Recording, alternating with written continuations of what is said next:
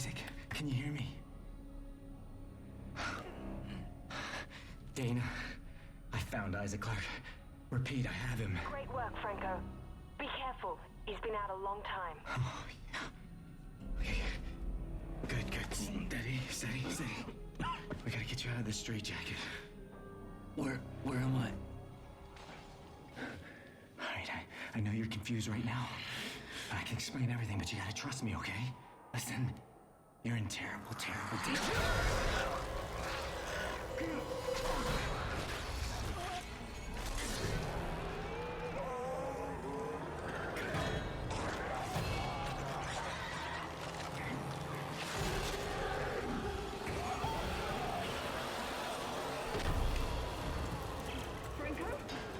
Franco, what happened?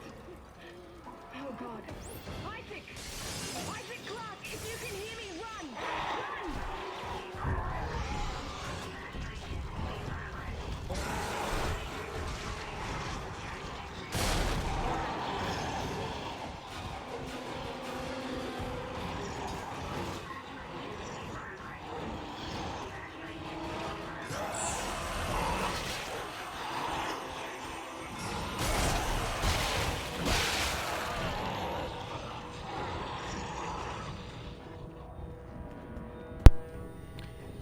Hello, this is Dean Phoenix, and I am just doing a Zealot playthrough of one of my favourite games, Dead Space 2. I haven't done a full playthrough. I was recently watching the playthrough from Nihility Joey, one of my good friends from the Dead Space Veterans Club, and I felt like doing a playthrough of Dead Space 2 myself. So this is going to be on Zealot.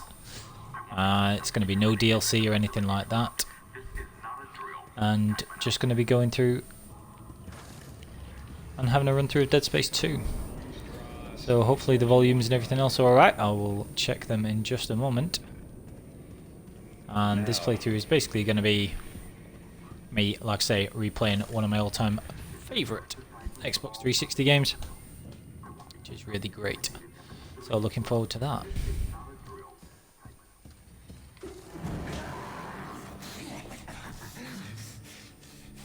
Come on, man. Patient 4. I remember you. Tideman said all the key subjects need to be eliminated. Listen, terminated. Which one more? Listen to me, man. What matter? Listen to me. Matter. We can both get out of here. Just cut me out of this straitjacket. No one's getting out of here alive. Don't do it.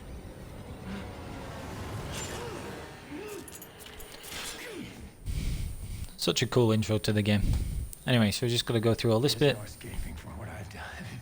and I'll probably be using my usual weapon set here, and the usual weapon set that I go for with Dead Space 2 is the plasma cutter first, obviously, because you start with that, but some upgrades into that. It makes Zealot or hardcore easier at the start of the game, especially for the first few chapters. I actually prefer the pulse rifle to the plasma cutter. I think it's a slightly better weapon, but because you get to upgrade the plasma cutter a lot earlier, I feel like that's a much more effective use of the early upgrades, because you can upgrade the plasma cutter for the early parts of the game, which is extremely useful before you can even get the pulse rifle. If you can get here, I can treat you and get you to safety. Why should I trust you? Because I'm not the one shooting at you. Fuck. Just follow the route I'm sending you. So we're just going to get through all this stuff first.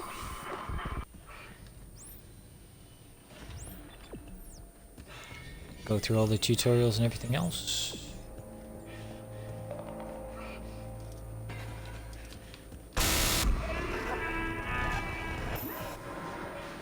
Not bothered about the text logs or anything else like that, because I already have those. This is just, you know, like a repeat playthrough. I'm just going to be doing this instead.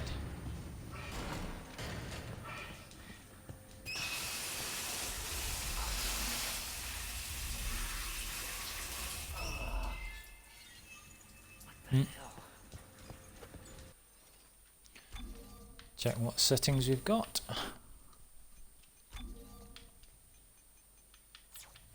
Everything pretty standard there. Controls, yeah, we'll go with default. Normally have them very slightly higher, but a little bit out of practice. Have them a little higher. And the difficulty obviously set to Zealot.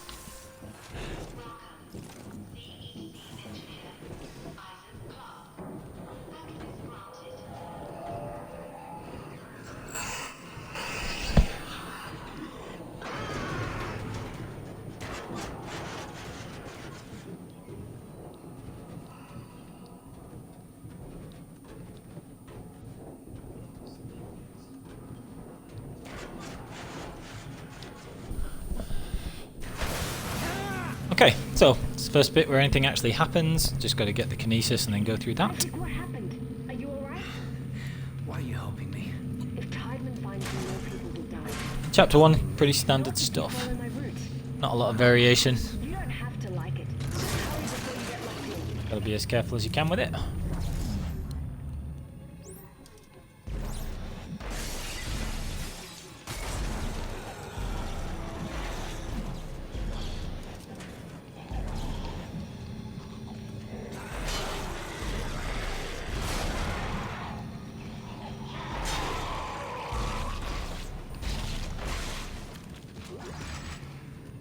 Alright. Alrighty.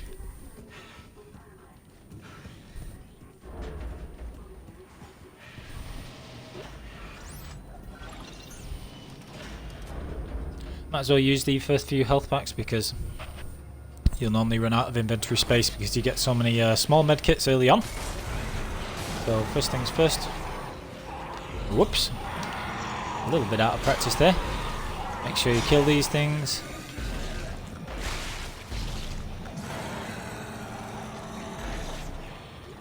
Whoops. Now these ones at the start will only ever walk towards you, so, and they die in one hit of kinesis before you have your plasma cutter available. Anything else to pick up there? No. This is all just the start of the game where it teaches you about, you know, kinesis and melees and everything else.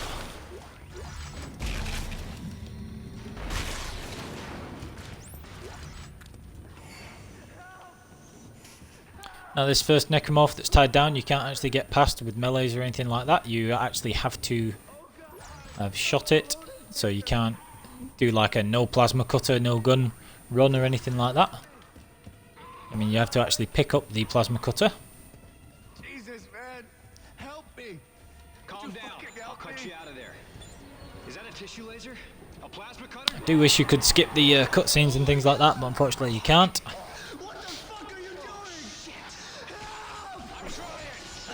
Ruh-roh. Well, shit. There are a shocking number of people in the Dead Space games who die right as Isaac gets there. Which is a bit unfortunate.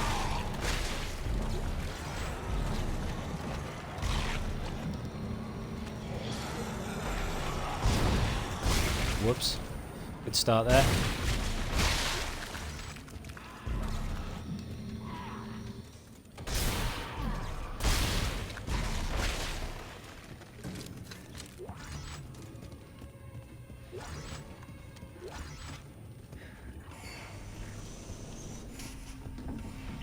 Isaac, it's Dana. You have to dismember the creatures to stop them. I know. I've had a lot of practice. Just try to stay in one piece. Thanks.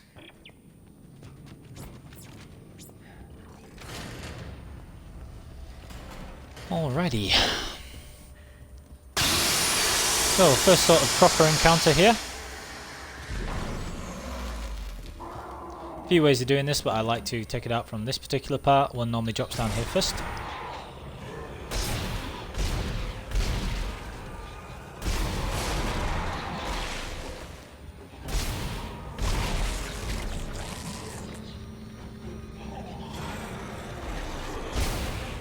That was a good shot.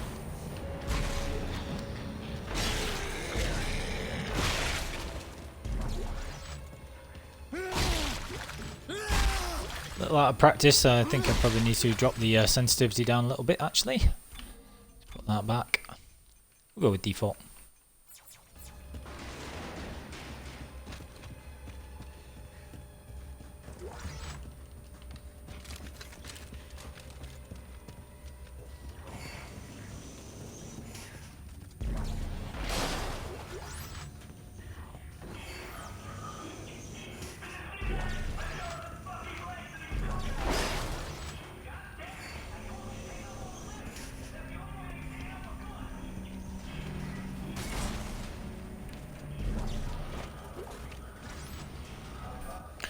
Alright, so a few things to grab here and then we get introduced to Stross for the first time.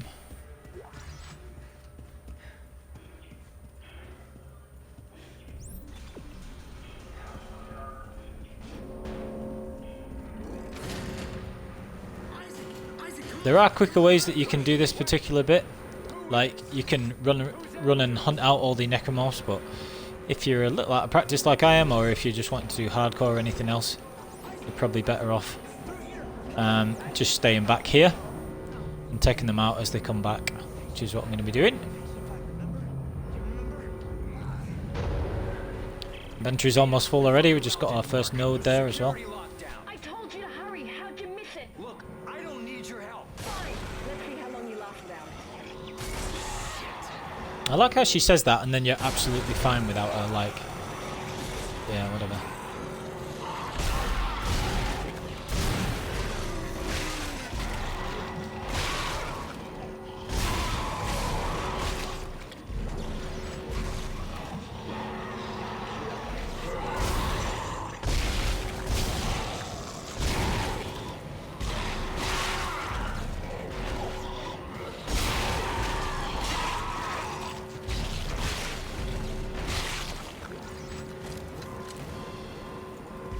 Okay, that's all those taken out.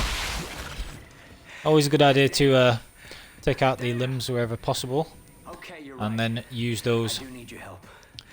to Talk to me. save yourself a bit of ammo. We don't have to be friends, but like it or not, we're stuck together. Tideman's your enemy.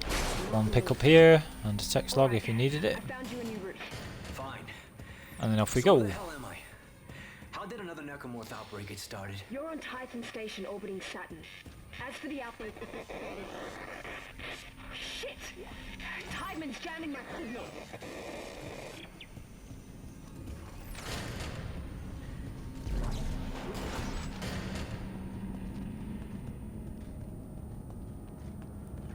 Alright, so here we get Stasis. The great thing about Dead Space 2 is that Stasis actually recharges slowly. So if you ever really need Stasis for a bit, you can always just hang about for a minute or two and get your Stasis recharge. This first necromorph you actually do have to Stasis. Like, he can't be hurt until you've actually Stasised him.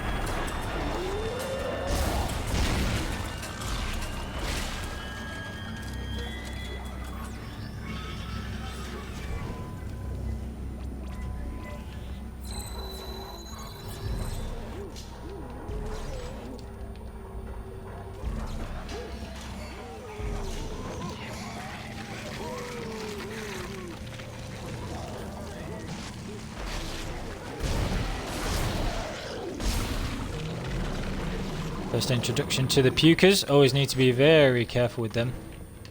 Is this one going to spit at us? No, probably not.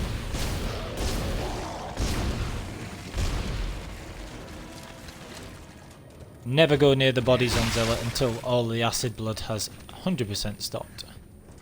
Just not worth it.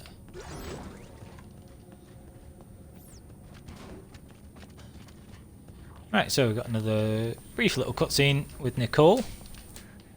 Then we're good to go.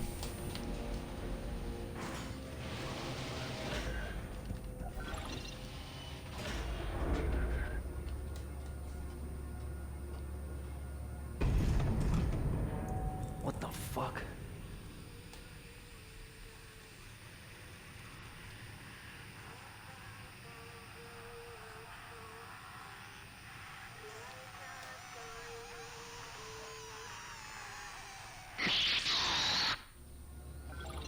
Yeah.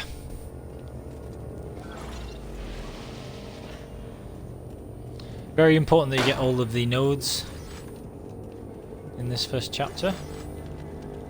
Make good use of those. That Conduit room will be open if you have played Dead Space Ignition, the puzzle game, but I've never actually played that, so I don't have it.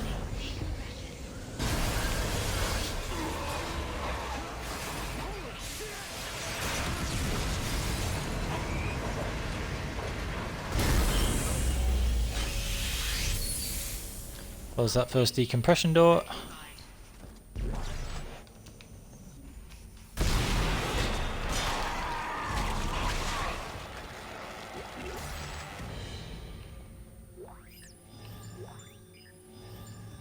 $195 kilos without.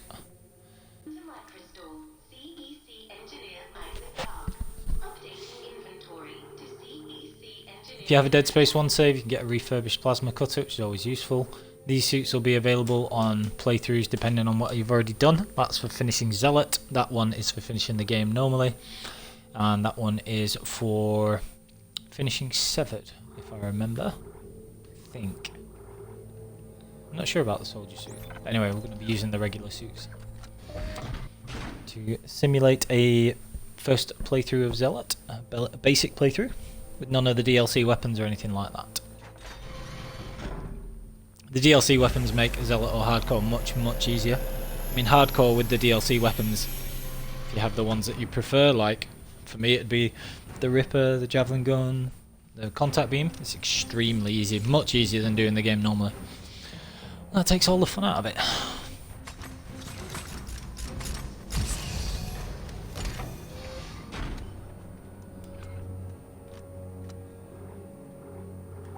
Okay, so that's that. We'll actually be selling a bunch of these in a minute, but for now we'll just get both of these. Keep a couple of health packs just in case.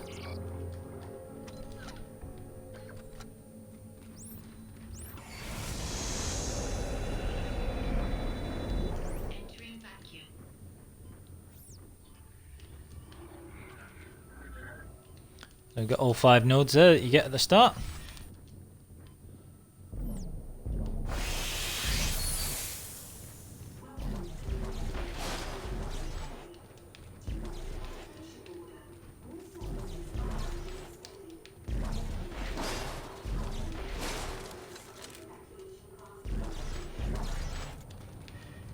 Right. There are a bunch of different tactics you can use for this tripod. My favourite one is just where you wuss out and use all of the stasis and the plasma cutters. So get it to come around here, and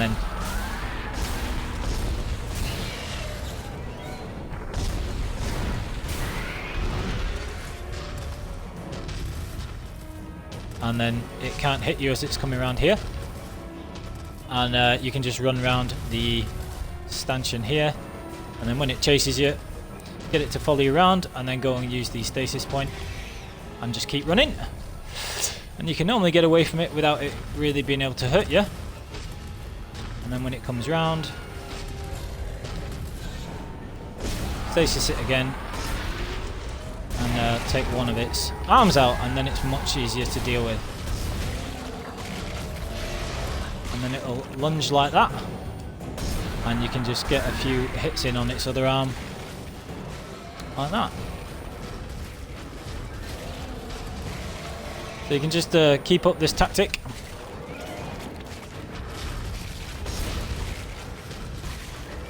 And take it out relatively easily. Unless you miss like that, which is always fun.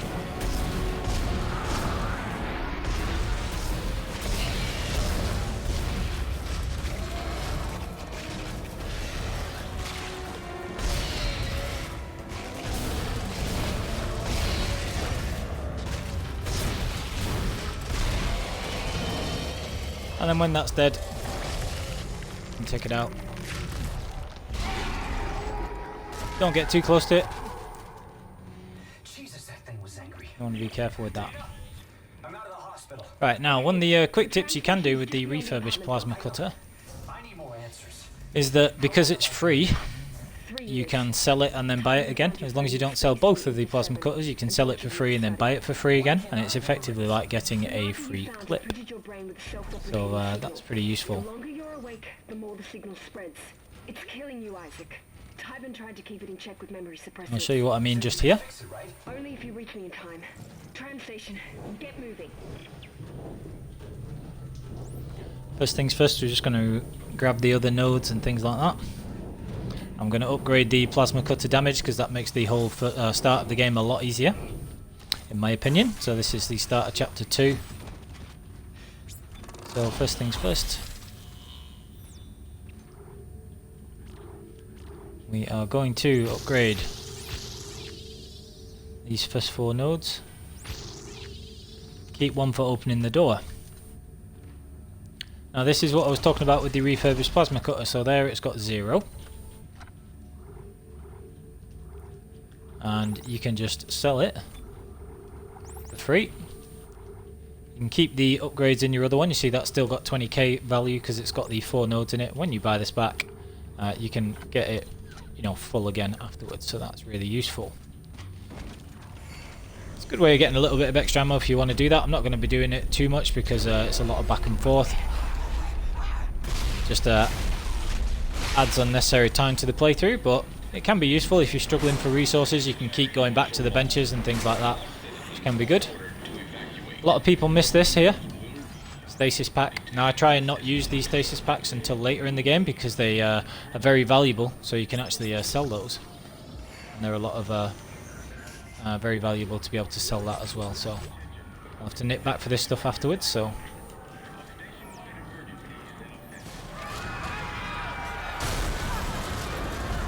another node there.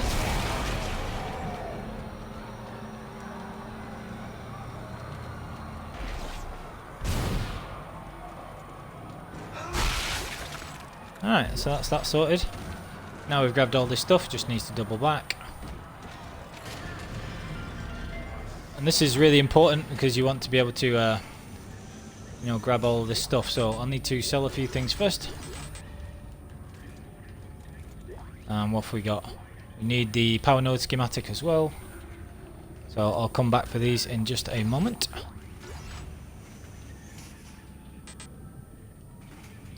Okay.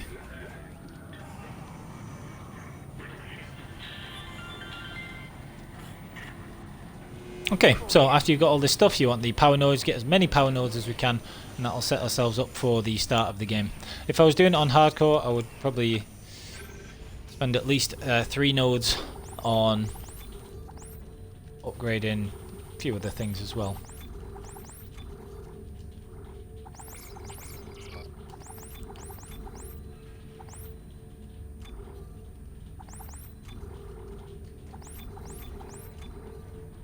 As many nodes as possible.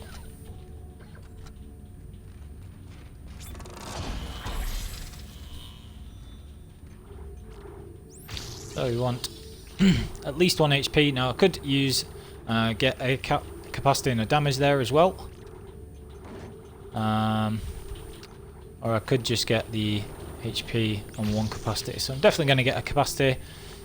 Stasis can wait for now.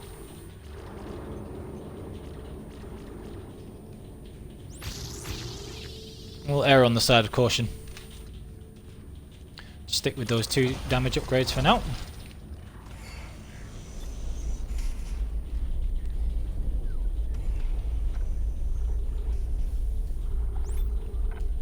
Just buy the refurb back again.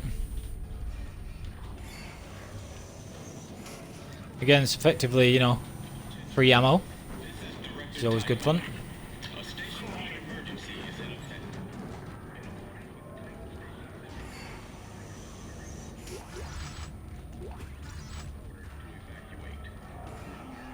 Then we're good to go.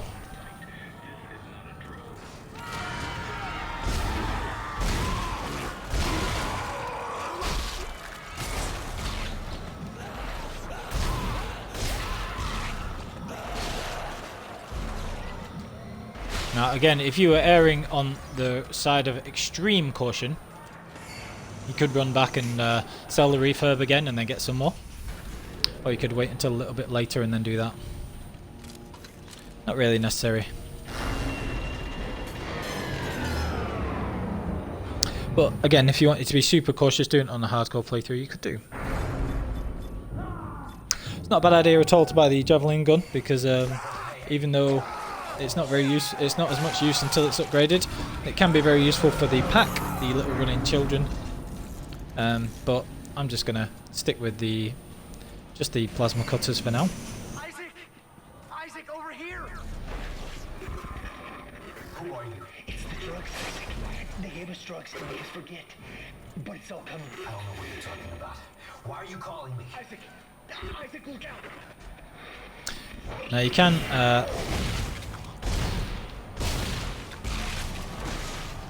can actually hit that thing as it comes over the top, which is useful, and just stop it. I was hoping that it would give me an ammo drop, but instead it gave me the Javelin gun, which is not much good. But never mind. Got the other blade anywhere? Nope. Oh well.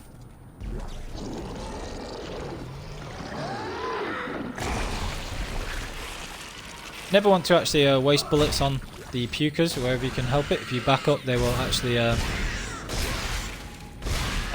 spit at you, and then you can catch that spit and kill them instead. Make sure both plasma cutters, or if you've only got the one, just make sure your one plasma cutter is reloaded. This is a quite annoyingly difficult bit early on, so you have to be very careful. Make sure your stasis is recharged, so if you've used any stasis shots, you can just wait a minute or two here for your stasis to recharge. It's very useful to have full stasis there, and then you can smash those bits so that you have these to be able to throw at the necros. Now, the necros can drop in slightly random points,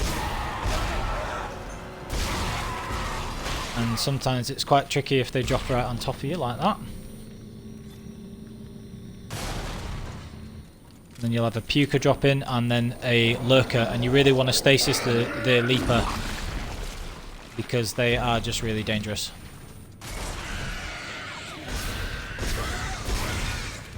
So take out that one first. And that's the leaper.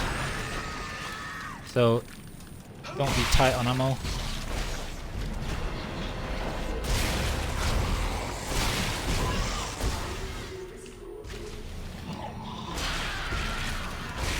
There'll be one more after this. It should be. Oh no, that's all of them. They drop down right in front of me. But yeah, you can still deal with it like that. Okay.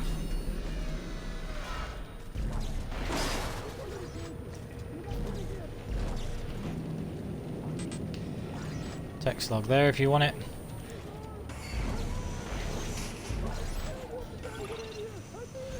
I have all the text logs already, so I'm not bothered about getting all of those. Is the entire sprawl infected? How this happened? The marker was destroyed. Okay, so got a good amount of health and a lot of ammo without having to buy any. That's always the goal. That's why the refurb can be a little bit useful as well. Get to the tram. It'll take you to the Cassini Tower's premises. Dana? Damn it. Got that little bit of health increase just to give me a little bit of leeway. This is the sort of upgrade path that I would follow on hardcore as well, with the 2 life upgrades. I mean, you may not need them on most of your playthroughs, but better safe than sorry.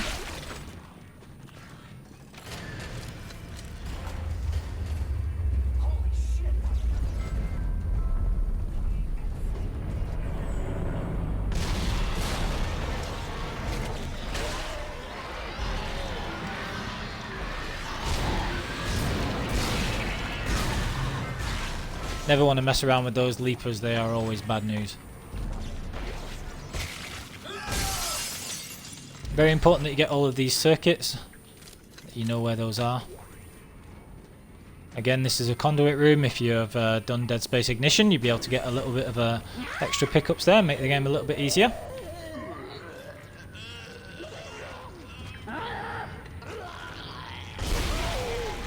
And exploders are dangerous on hardcore, but they are absolutely lethal on Zealot. You never want to be near an exploder. Always stasis them if there's a chance that they're going to get too close. Or anything like that. It's just not worth it.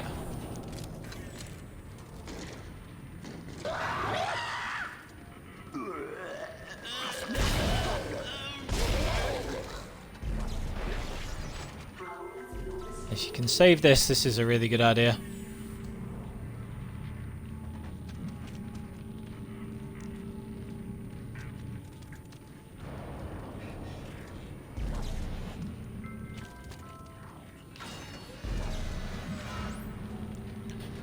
Because you can use this on the exploder. Not the exploder, the Infector. And the Necro that it transforms.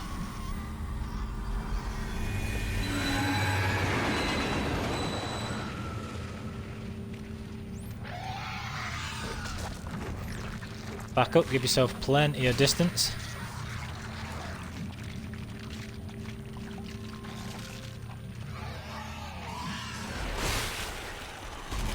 And then as the doors open, take those out.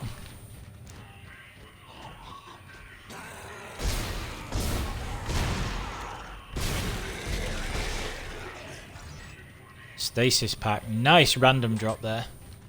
Like I say, those are extremely valuable. I'm going to drop the least valuable thing, you know, whenever we have to drop something, because we do have limited inventory space. I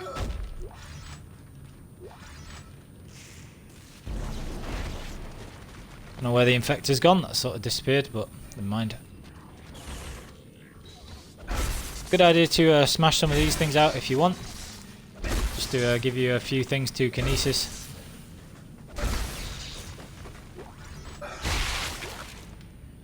Now what have I got here? I can choose one of these. Was very slightly short of health. Go from there.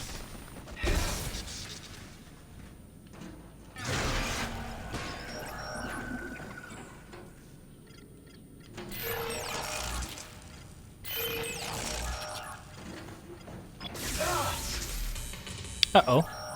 It's no good.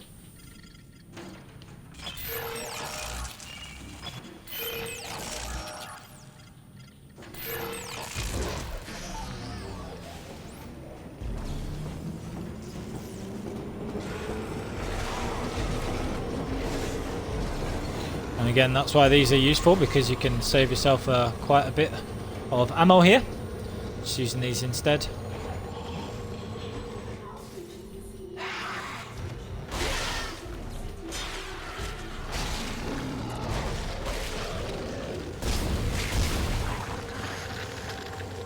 Keep your distance from that thing, because again, the poison blood from those is extremely dangerous.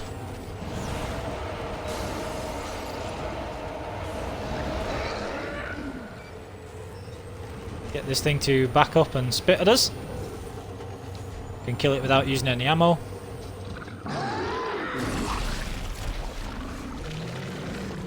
And again, that's pretty much a surefire tactic even against the enhanced versions of those that you find later. Save yourself a bit of ammo there.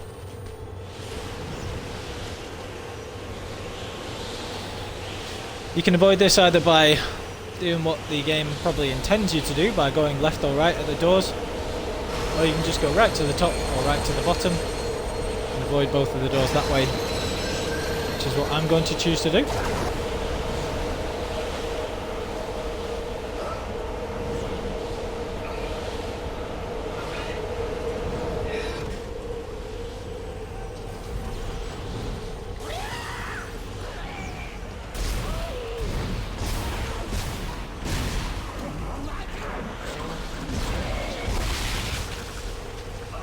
Take those things out.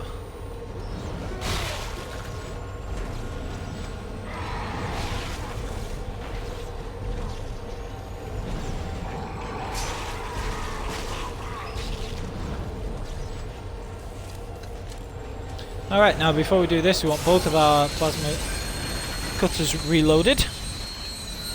And this is where it's a really useful section to have the refurb one for as well, because it saves you a reload.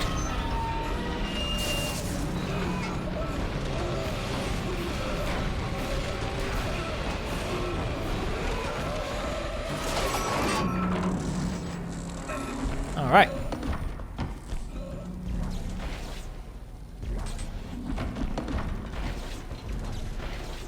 Get these things out of the way. This is one of the most the trickiest sections. Your aiming always seems a bit weird, I find, on this bit.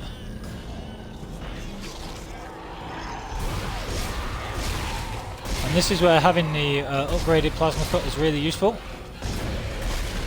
because it lets you take out these things.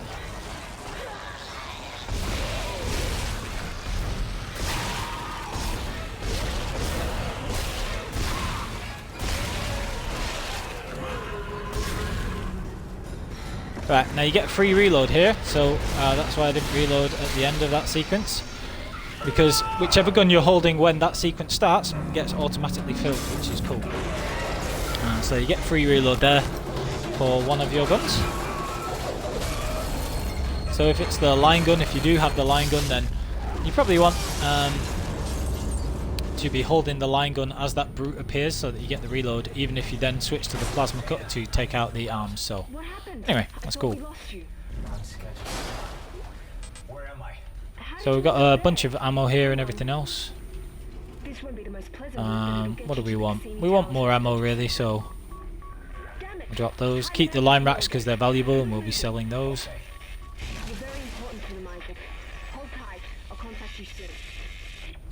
Alright, now if you were to use the plasma rifle, you'd need an inventory slot to pick up that schematic, but because I've been using the plasma cutter instead, I don't need the rifle. Make sure that you get this node here. There are 2 nodes in very quick succession here, which is great. I'm just going to reload there as well. Make sure we've got everything there. And that reload allowed us to pick up that extra health pack again, so that's good. Now, you could very easily have just waited and sold the refurb plasma cutter and then bought it back again to get us that free 12 ammo and save the ammo from having to reload it. But for this particular bit with the pack, I want to have as much plasma cutter ammo to hand as possible.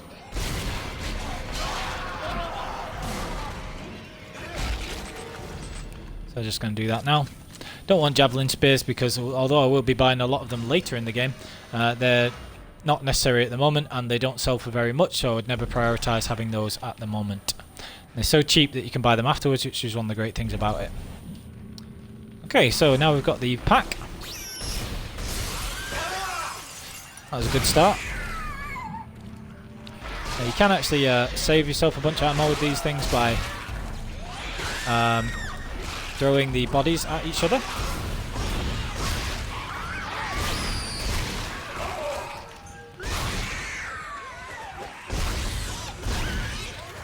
And this is why it's a really good idea to have the 2 plasma cutters, because you can save yourself a bit of time there and reloads. I've still got a bunch of ammo for it and a stasis shot as well. So I can take these things out. And the good thing about doing it that way with the 2 plasma cutters is that, well, that wasn't as smooth as you would normally hope, but it can be very effective for getting yourself a lot of ammo, because if you shoot the bodies or then throw the bodies afterwards, you get a bunch of different ammo drops from them. And so you can actually end up, you know, not having wasted much ammo at all there, which is really useful. A few pickups up here, I've already got that one. It's good. Alright. They keep seeing his face. Shit, family. Right, so again, want to sell these. Don't need all of that ammo, so just do this again. Very convenient for the store just to do that. We've got plenty of ammo and both of these cutters again, and we can buy another node.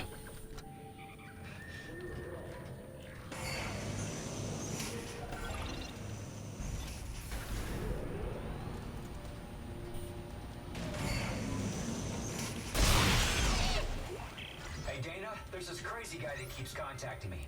I saw him back at the hospital. Right, so there's a few money credit pickups here, so we've got one just there.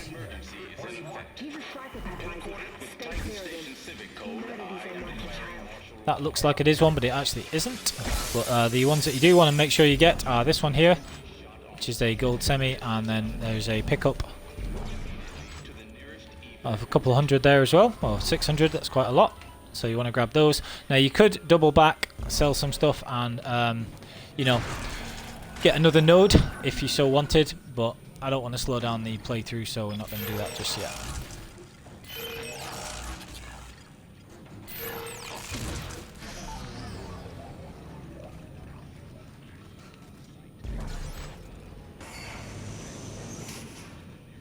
Now one thing, one mechanic that is important in Dead Space, you can make good use of, is if you increase a capacity upgrade on a weapon, one of the things that you can do is, if you upgrade that capacity upgrade, it will fill the gun. So when I upgrade this from 12 to 14 shots with the next capacity node, it will have 14 shots in the actual weapon.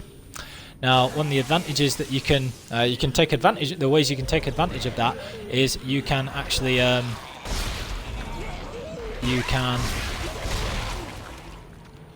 hold on one sec. Let me just take this thing out.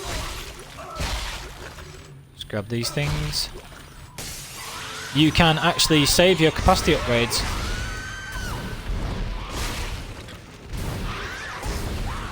How did I miss that? Ah, it's irritating. These things are really kicking my ass this playthrough. Being really lazy.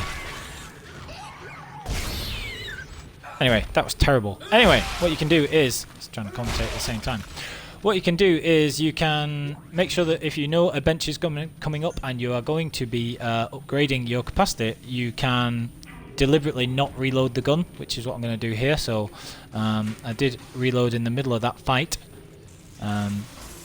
But I can use these bullets without reloading the gun for the next set of encounters, and then I can upgrade the capacity after that, which is what I'm going to do here. It's a bit sloppy against the pack because I missed a couple of shots there.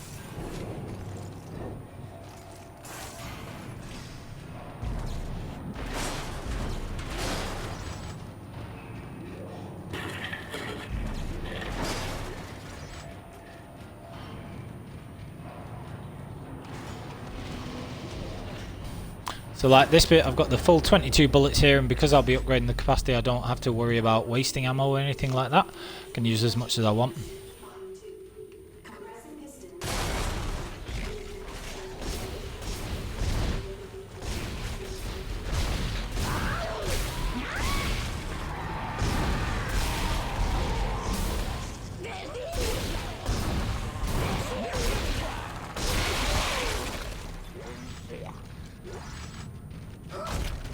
Okay, so take all these out, nice and easy. So as you can see there, I've got 3 in that plasma cutter and only 1 in that plasma cutter.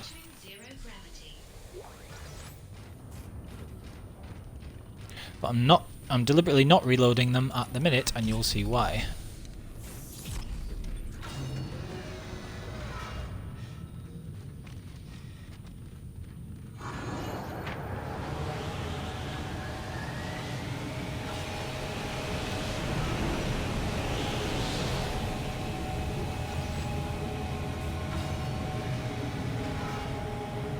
We're just going to grab these first.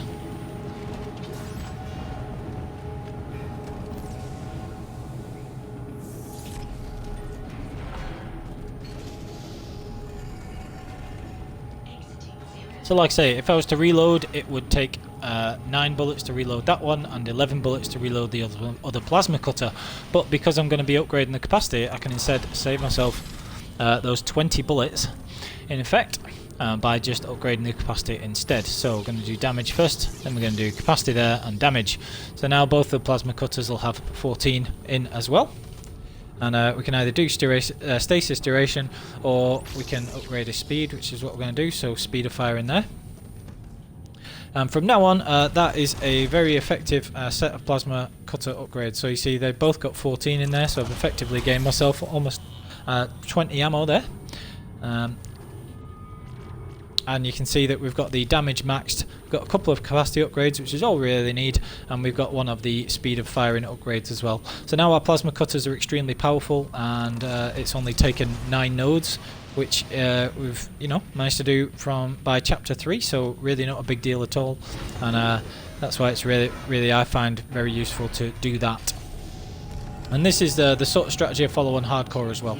So even though the pulse rifle is slightly better in my opinion long term, if you were going to keep one, the fact that the plasma cutter makes the game easier in the first chapter or two, because you can upgrade it earlier than the pulse rifle and use it for that train section, is a big plus.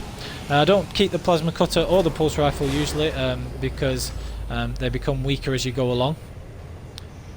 So instead I will respec all of the nodes out of the plasma cutter later on.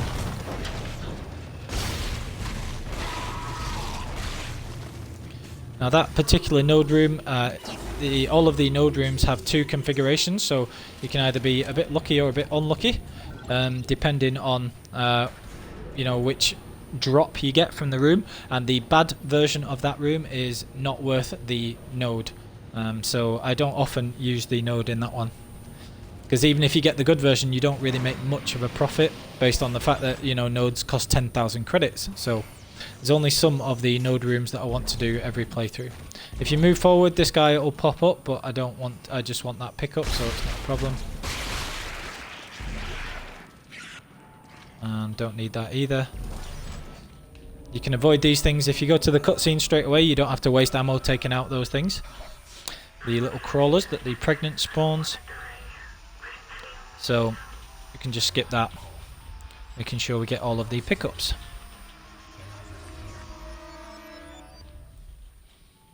Alright.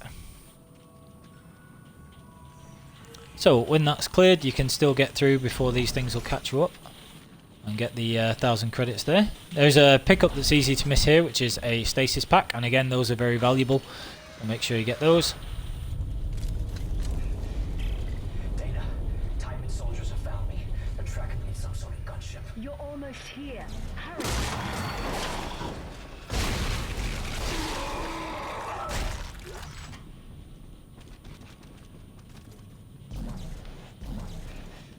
Ah, must have got that pickup. Never mind.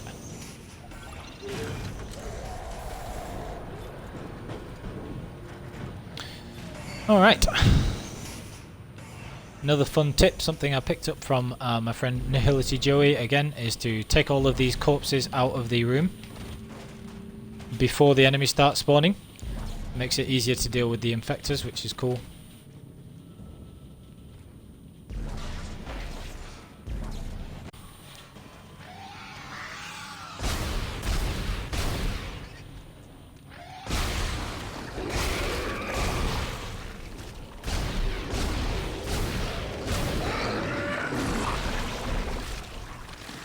Take both of these out.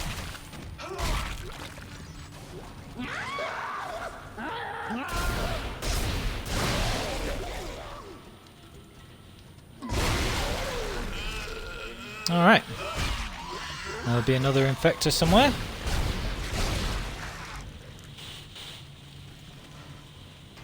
Alright, and that's everything sorted.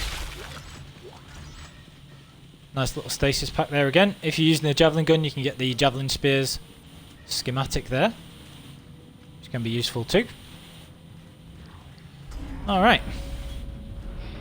So we're just going to carry on using these.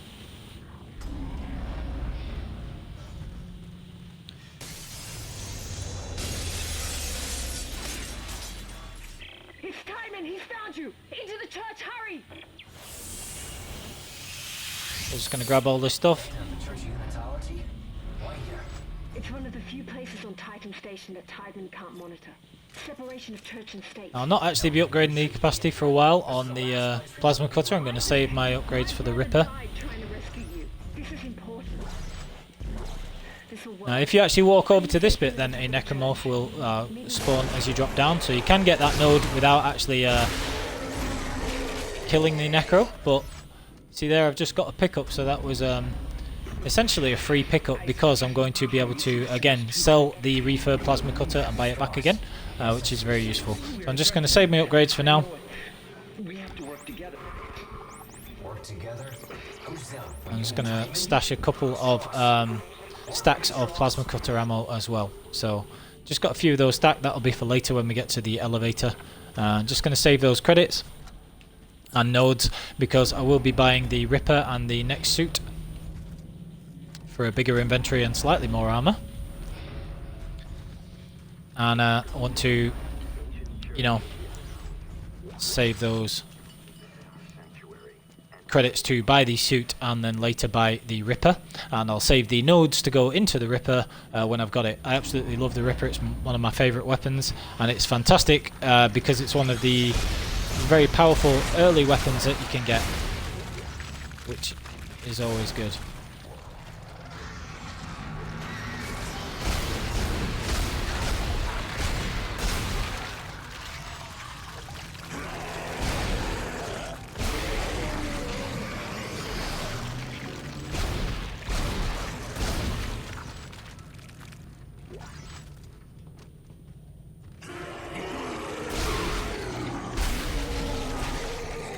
And that max damage on the plasma cutter really does make a huge difference. As you can see, the necromorphs go down a lot easier, and that in the long term, selling those early health upgrades and things like that will actually benefit you, because if you're able to make it through without much damage and get those extra nodes, the extra plasma cutter damage upgrades that you've got mean that really you're saving yourself damage that you might otherwise take. Because you're able to kill the necromorphs and give them less chance to actually be able to hurt you, so that's useful. Okay, couple of pickups there, and again, find yourself getting a lot of ammo if you're quite conservative with it.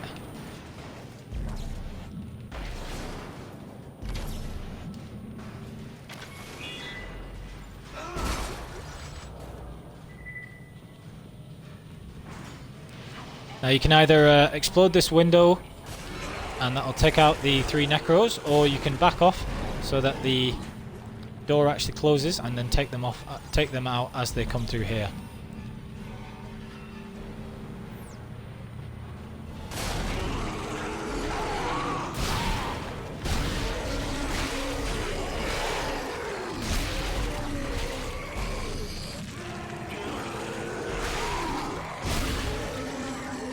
There you go.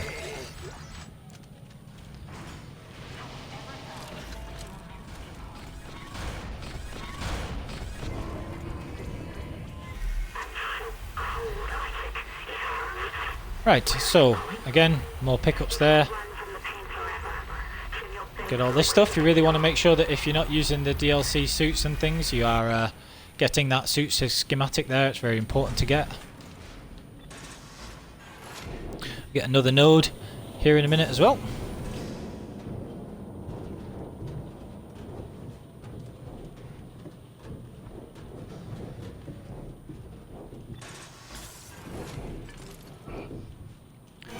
Just stop Isaac from stabbing himself in the eye here, obviously. And like I say, we get another node here and another credit pickup. And then we've got the first encounter with the Stalkers, and then we'll be able to get our upgraded suit and everything else.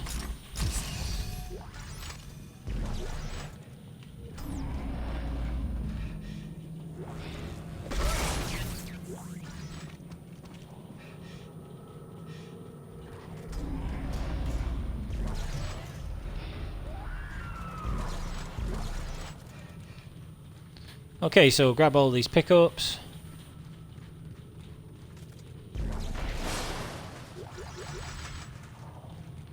And everything is pretty much plasma cutter ammo at the minute, because we've just got the 2 plasma cutters as our only weapons. Might as well reload that one. Got tons of ammo anyway. And always useful to be able to save yourself a reload here, just in case.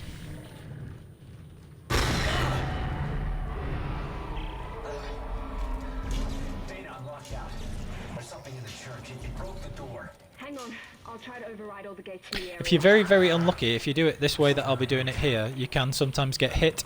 It just depends where the where these things spawn. But basically when the barriers lift,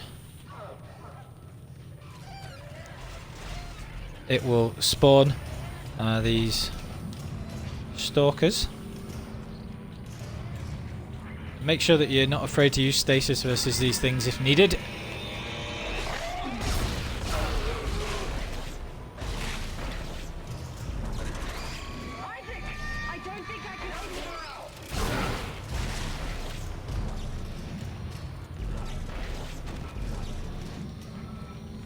That's 2 down. I've still got my 2 shots of Stasis, so that's absolutely fine.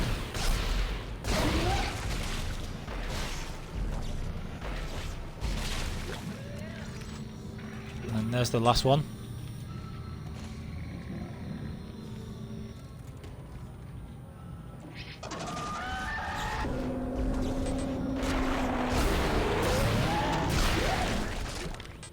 Okay. These Javelin spears, like I say, are virtually worthless, especially compared to the what's the name? Line gun rounds. So the line gun rounds are worth more. So you know, if possible, you want to know what's worth more and keep those types of ammo, so you can sell them even if you're not using that gun. Okay.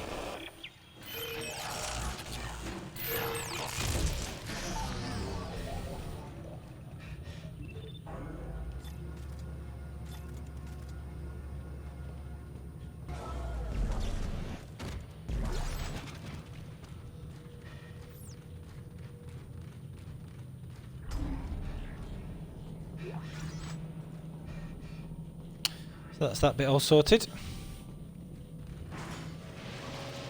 Take out these things as well. Now this room can be a pain in the neck. I could wait for that stasis shot to recharge, but I'm not overly fussed at the minute. I'll just see how we manage. This is one of the advantages of having the pulse rifle, if you do have it, is you can take out these things a lot easier. And if you want to try and save yourself some ammo, you can try and throw things at them like this, or you can just use the actual ammo if you want as well. So it depends how conservative you want to be.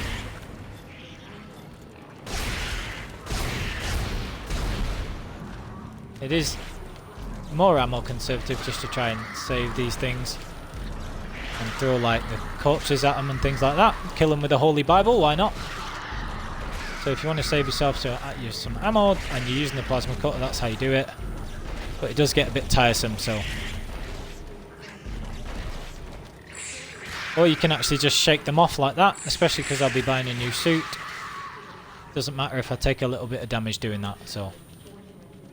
Anyway, that's that all sorted. Couple of pickups to get there as well.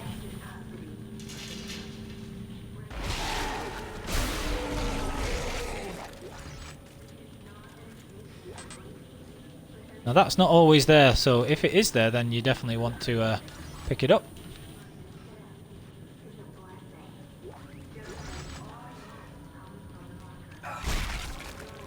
And now we're all sorted there. So just going to double back just before I go to this next door. Want the higher capacity from the next suit, and the little bit of armour for what it's worth as well.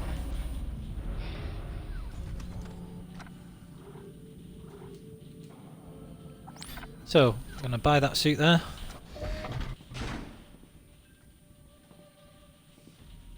Let's get that upgrade, and that increases my capacity as well.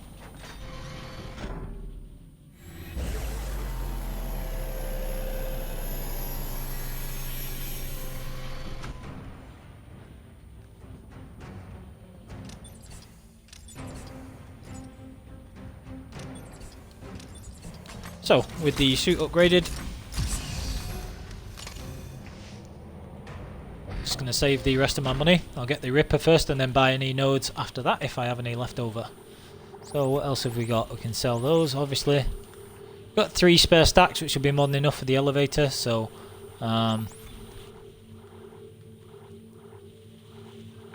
yeah, that should be fine.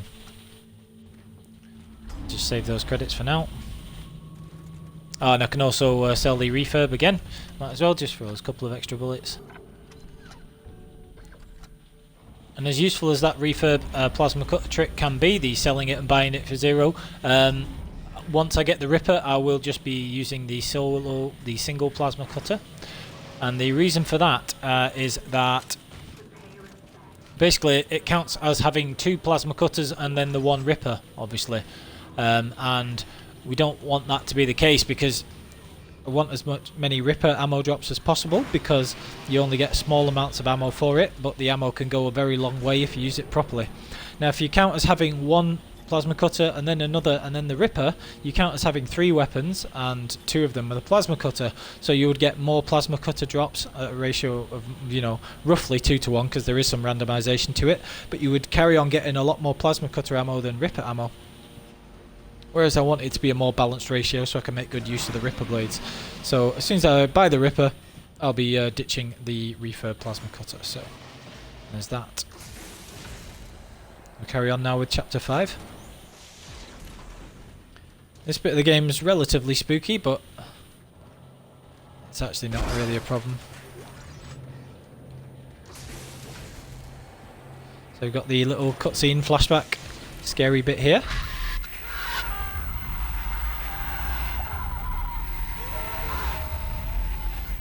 Grim. But there aren't actually any enemies until the fourth room.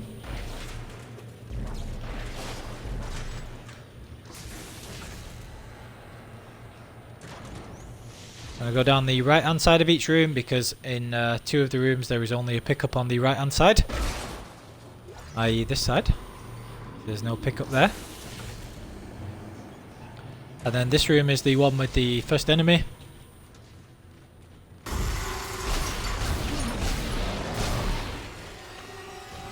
And again, just make sure all of the acid has stopped draining before you go down there.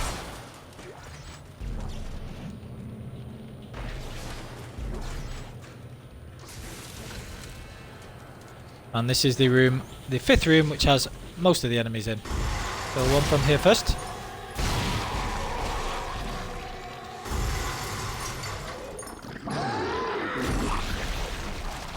Okay, so those 2 first of all.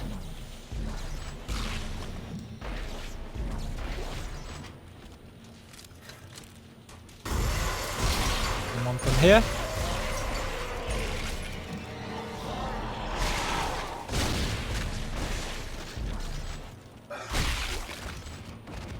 And one jumps out here. It's a puker, so if you know it's there and you back up, you can kill it again with no ammo used.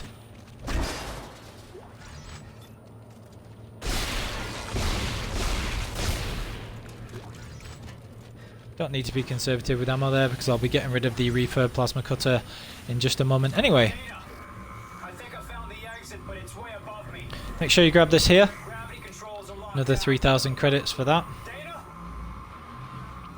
And on my playthrough, because I'm going to be using the Ripper, this is extremely important. So I'll make sure that I grab this, which is the Ripper schematic. I don't know if you can. And then there's another node here as well. Do you hear me? You need to go up. Now ideally I want to be able to afford the Ripper and 6 nodes, if at all possible. But 4 is okay, and the reason you want that is, well, for myself, the Ripper blades go a lot longer, a lot further, and the ammo is even more useful if you have the duration upgrades for the Ripper, so that is something I always want to try and make sure I have. So we're just going to get all these down, and then stasis that, get round this side.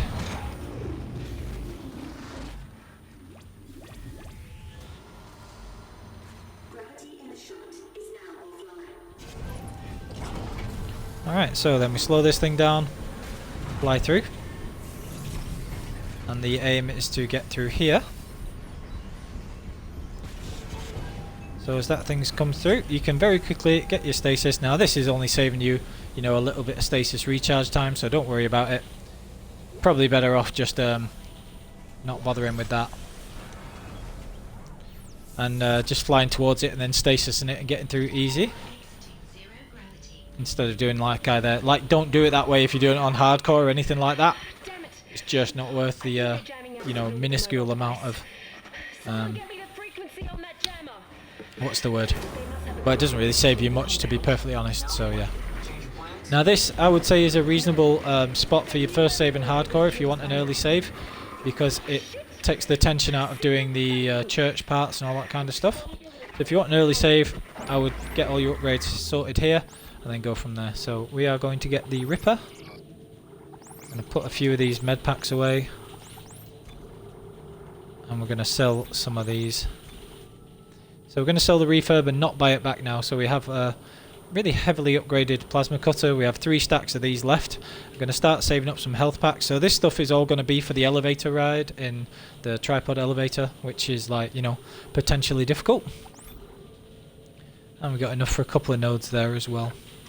So for now, I'm just going to get 6 nodes. That's all I need for the Ripper right now.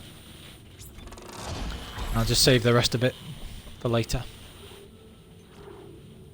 So with the Ripper, what I want to do is get 1, 2, 3, 4 at the least, and then if possible get these extra 2. So now we've got the duration fully upgraded and the Ripper blades last for a lot longer, and you just get a lot more use out of it doing that. I use the Ripper relatively sparingly because, like I say, 1 blade, especially with that 1 damage upgrade and the 2 duration upgrades, goes a really long way. And as you'll see, for using it against the pack, you can take out multiple enemies really quite easily and get yourself a lot of ammo, a lot of net ammo that way using the Ripper, which is one of the reasons I love it. It's fantastic in Dead Space 2. In Dead Space 1 it was incredibly ammo efficient, but it didn't have much stopping power. So it was useful, but sometimes it was a bit frustrating to use, and it had sort of like medium to long range. And in Dead Space 2 they've made it a purely short range weapon, but it is extremely good because it has a ton of stopping power and it will rip through even enhanced necros really easily. So just going to do that. Right, and just going to move where the Ripper is positioned as well. I'm used to having it in my up slot there.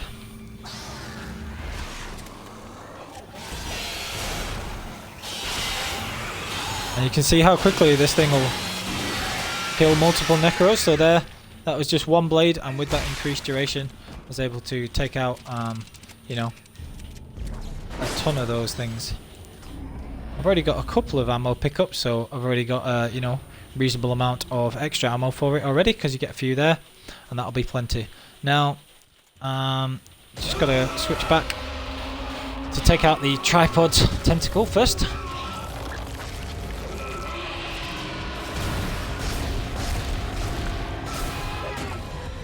If you have it on classic, you probably need to change it back to center aiming for this bit.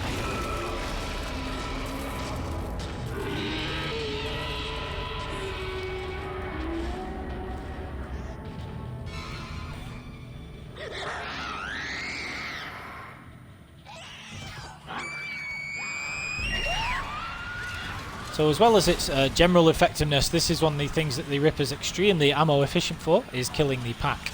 Now you can do this sort of thing with the Javelin gun and its lightning as well, but you see how, because the pack always have to run towards you, because that's all they can do,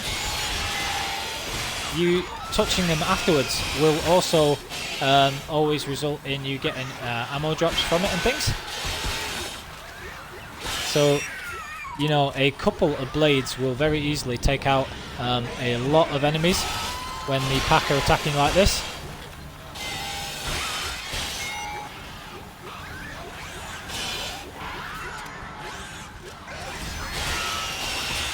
And this is just a good way of getting yourself a ton of ammo, as well as very easily taking these things out. So, getting an absolute ton of stuff there, and that is why I absolutely love the Ripper versus the pack, as well as it being extremely effective anyway. Alright.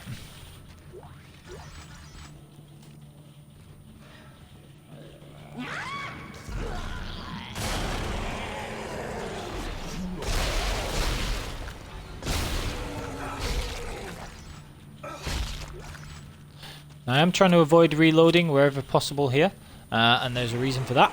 Is the section with the Tormentor is coming up, and the section with the Tormentor, you get free reloads at each stage of that, so you can actually get both of your guns quite easily reloaded for free. Get yourself some extra sort of free ammo that way. So take this thing out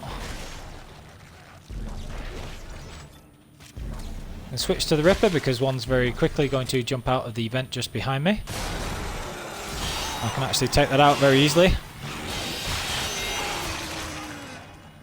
Nice juicy stasis pack there.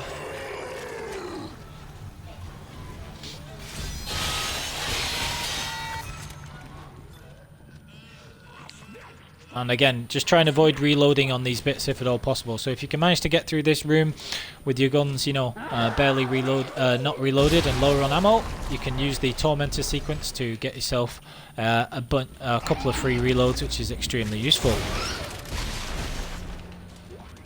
Right, so that's mission accomplished. So, as you can see, I've got 7 bullets left in that, and 2 Ripper blades, and I'll be able to get both of those reloaded for absolutely free, which is great.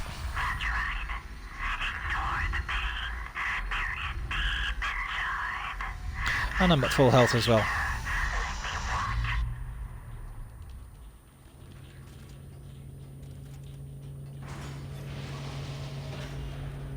Now, an enemy drops down in this lift, and you can actually stop it from dropping down by just looking at the grate. Like, the enemy won't drop down if you do that, but there's no need because I've got my stasis, which will recharge during the cutscene anyway, and I've got these essentially free Ripper blades, so I might as well kill it and get the ammo drop or the stasis or credits or whatever it drops. I'm just going to do that as well. It'll drop down very shortly. But do be ready for it, because if you're not looking at the grate above, it will cause you problems. So just got myself 12 pulse rifle ammo, and even though I don't need those will be an easy, you know, easy sell and something free there. Now if you want the detonator, you'll have to clear a spot, clear, you know, a bit of space to be able to do that. But fortunately I don't, so I'm alright. Look at how this guy, by the way, this guy who grabs you on the left is like the exact same sort of sprite. Or the guy who gets sucked out the window anyway is like the exact same sprite as the guy who sort of rescues you from the straitjacket at the beginning. Why are you doing this? Why can't everyone just leave me alone, huh? Why can't people just leave him alone? EarthGov won't leave you alone because they're afraid you'll destroy their marker. After all, Alright. you did build it. What are you talking about? Well, that's why we brought you here. Right, so after we get rid of this traitorous bitch, oh we don't, but somebody else does. You people are unbelievable. Give me the cure and let me go. Oh, we don't want to cure you, Isaac. We need that precious little head of yours just the way it is. What a stupid bint. Anyway, so yeah, I swear this guy on the left is an exact palette swap of the guy who rescues you. I always think that. The last thing we want is for him to die. Uh-oh. Ah, destroyed. It's a good job that they can't hit the one guy that they're supposed to be hitting. Like, uh-oh. Don't die on hardcore here by forgetting to mash A in the cutscene. Alright. So next we got the Tormentor bit. And the Tormentor bit's no fun at all. Well, actually no, that's not cool. That's not true at all. It is a really cool sequence. So we're just going to do this. Now, I mentioned these free uploads, reloads, sorry. So you'll see that when I attacked the Tormentor, I had like 7 plasma cutter ammo in my plasma cutter, but when I aim and shoot this arm, it will have be full again with 14 because the game automatically reloads it for you. So here, I had 14 if you notice there, and it reloads it at each section here. So again, I had 14 because it reloaded it again, and I'll have 14 shots again because again, get an auto reload, and then one more. Right, so that's the Tormentor's arm gone, but you actually get a free reload in this bit as well, which is extremely cool. So So stasis this thing to give me time to change back to my Ripper. And the reason I changed back to the Ripper is because I had only 1 ammo in that.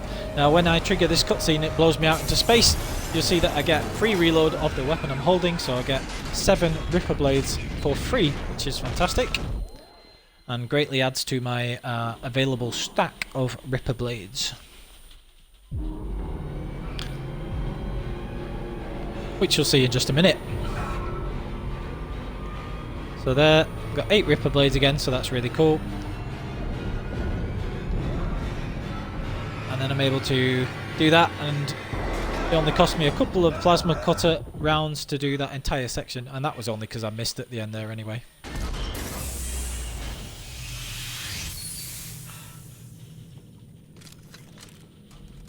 Easy. So as you see, my Ripper is now full, and that's got me effectively 7 free ammo. So there are 2 pickups in the 1 bedroom, and then there are 3 including a node in the other. So there's 1. There's the node, that's the important one. And there'll be 1 more pickup in the bathroom area. So 5 pickups in total. You might as well get them all because there's nothing else you can do at this section. Because the door won't open yet. So I've still got a ton of ammo there. And now I've already got a ton of Ripper blades as well, which is great. You never need to have a lot of Ripper blades with you. So, you know, you can keep a stack or 2, or you can, just in case, if you want, or you can sell the excess ones as well.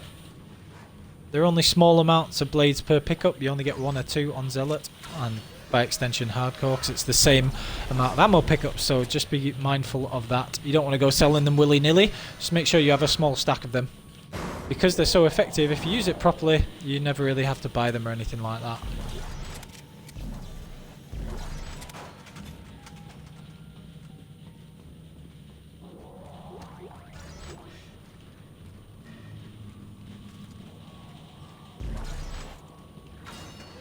Okay. Now this I would very seriously recommend as being your first save on Hardcore. If you want, again, an early-ish save.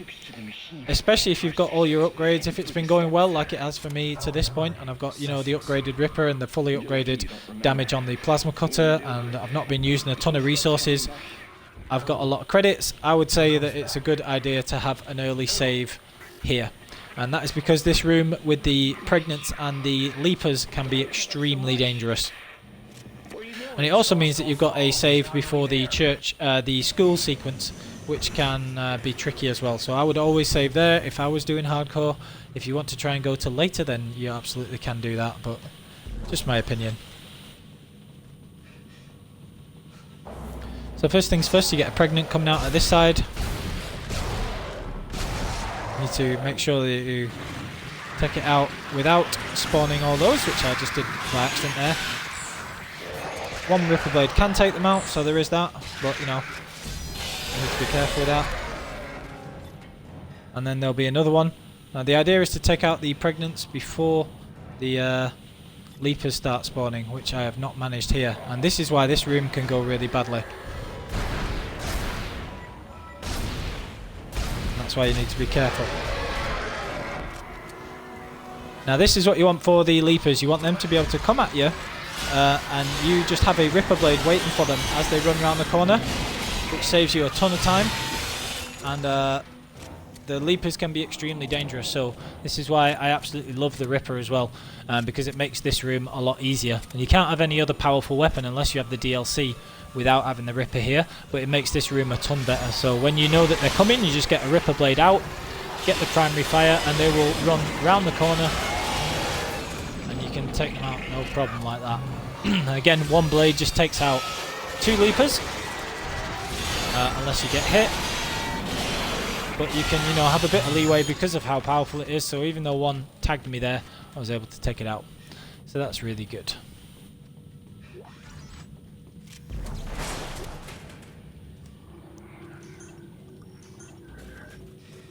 Okay, so we're going to heal up. And there's another pregnant come out here as well.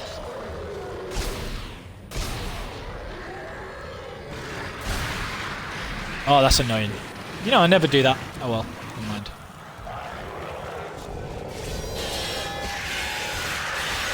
rip all these things out. Oh well. Never mind. Now this bit you can actually get through this entire room using not very much ammo at all. But first things first, I'm just going to sell a couple of things just to give myself a little bit of space.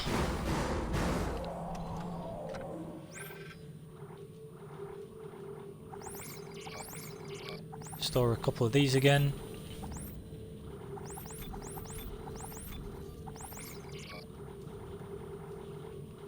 Okay. I will be doubling back to this store in just a minute. But I'm going to get a couple of nodes and do the next bit first.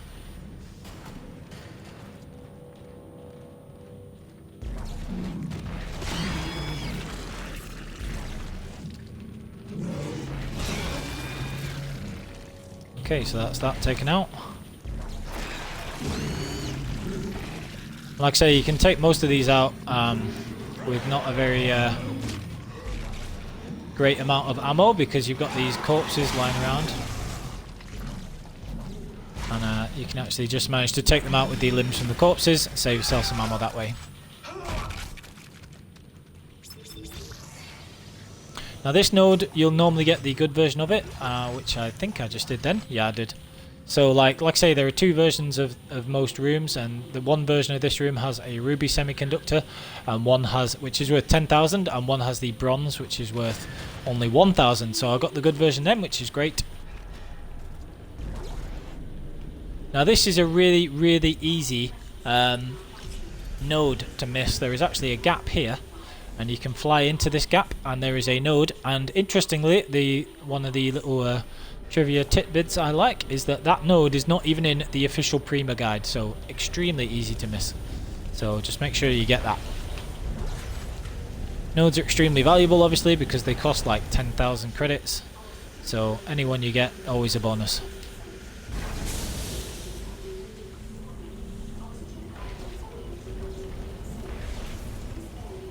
Throw those batteries through there because you'll need those a little later.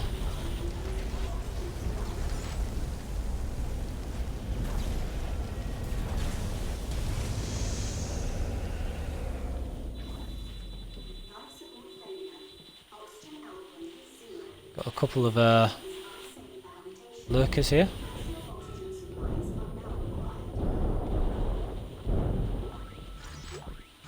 Take those out. Then we need one of the batteries, which is why we threw them down there in the first place.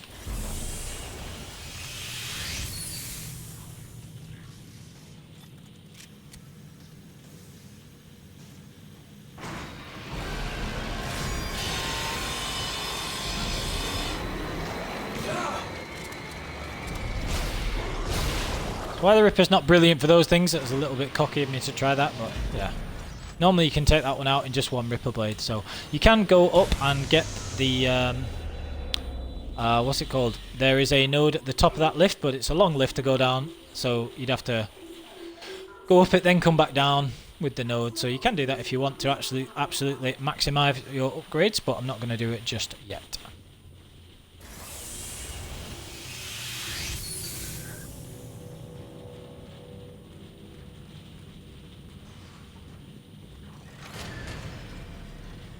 So I'm just going to double back, sell these conductors, get some nodes, upgrade everything, and then we've got a nice straight run through chapter 6 and 7 before we get to any other benches for upgrades or things like that. Right.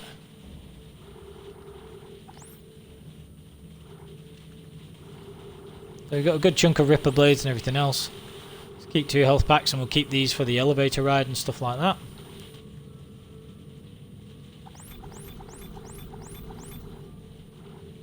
Okay, so 8 nodes, pretty good going. Let's see what upgrades we want to get there. So if I can upgrade the Ripper capacity, it'll get me 10 blades, which is great. So I'll probably do that.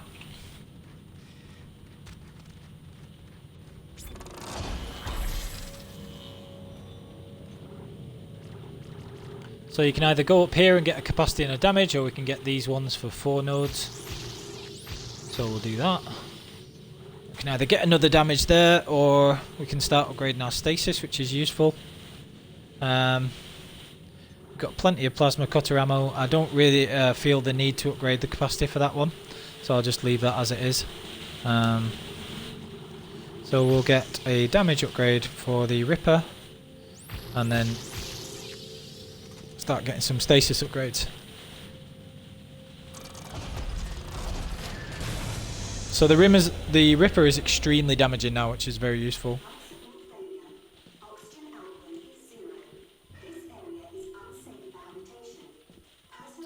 So we're just going to stick with these two weapons until we get a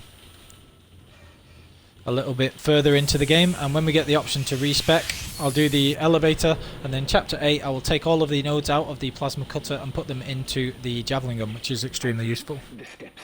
He wants me to follow the steps. So the Ripper really doesn't need any other upgrades for like quite some time now. Boss, calm down. He can't hurt you. He wants me to go into the dark machine. And then we're going to end up with the Javelin gun, the Ripper, and the contact beam. Stross. Oh god, oh god, oh god. Stross, listen to me. We need to keep moving. Still got plenty of ammo for both weapons, so... He's coming. Can't talk.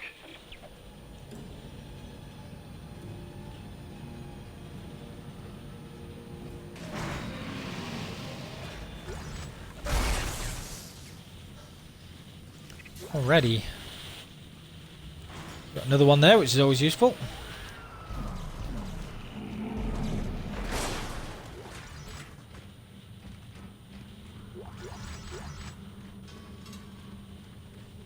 This is another room where you got to be extremely careful, but there is a stasis recharge there, so always a bonus.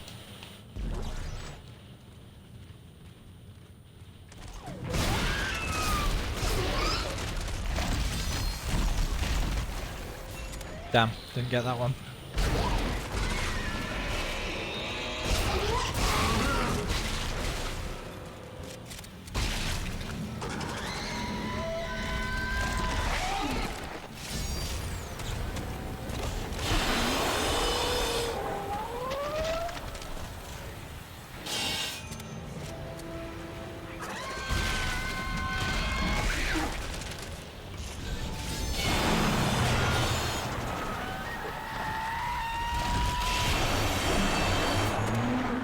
So this is the really good thing about the Ripper, you can take him out pretty easily with that.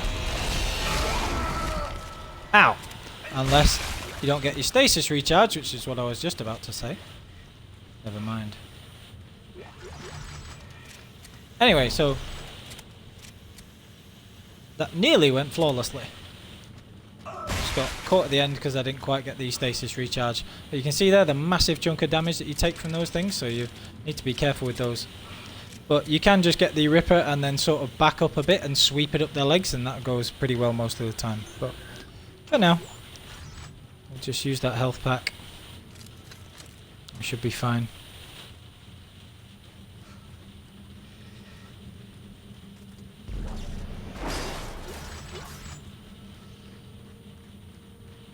Grab everything from here.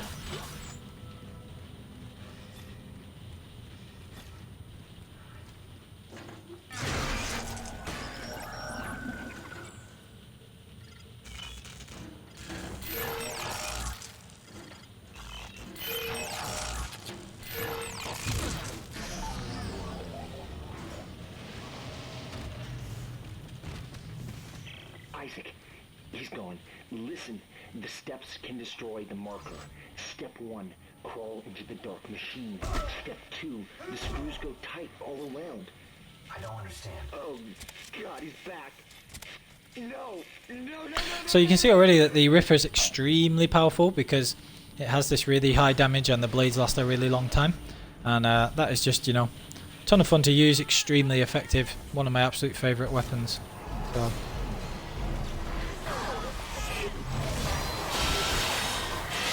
Turns these things into mulch.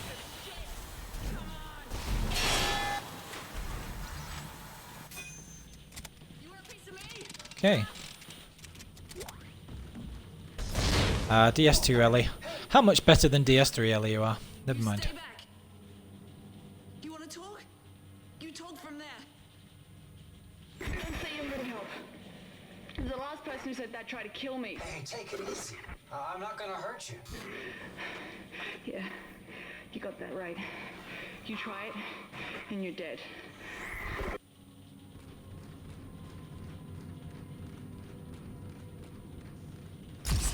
Look, I think we got off to a bad start here. I'm Isaac. Ellie. What do you want, Isaac? I'm trying to get to the transport hub. I need to get to the government sector. What do you think we were trying to do? Hey, I can help you. Besides, we got a better chance if we stick together. Her plasma cut is massive. Look at the size of it. It's huge. It's our chance, Isaac. Other people are just a liability. I'll release the door lock. But after that, you're on your own. And her rig's damaged. I've got a health pack. I could give it you. Don't be stupid. And she's not even got any armor or anything. What is she doing? Seriously. You know, it's amazing that she survives as long as she does. Don't need that because that's pulse rifle.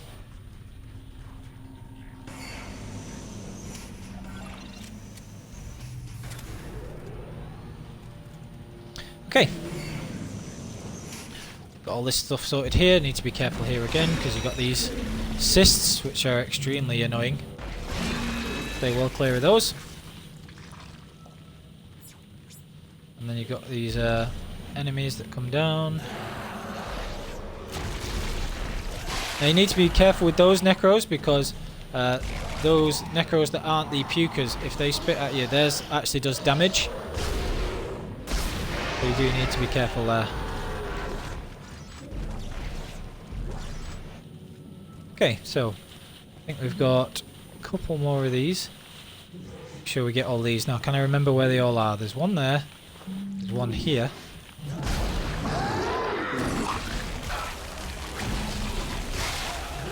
See, that spit from those ones doesn't actually hurt you, so if you don't catch that, it's not a big deal.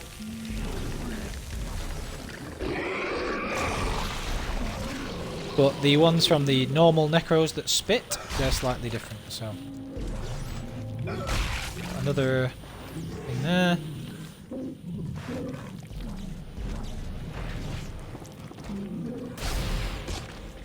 Take out these things.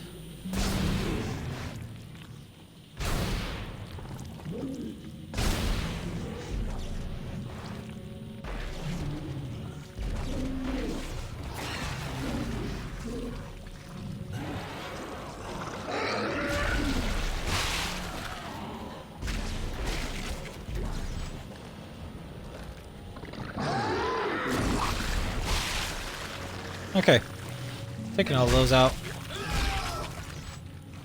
That's everything sorted. Whoa! Now that was the one that I thought I'd taken out. Just be careful with that.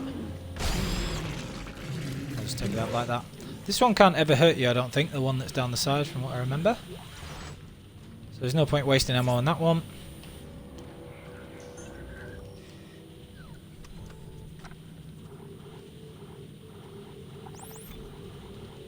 Sell some detonator mines there. Take one of these just in case. About to get another small one anyway.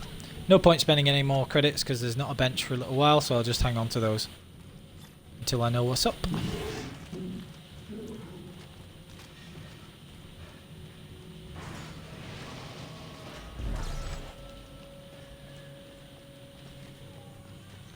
Could watch this insane person getting destroyed, but doesn't really matter.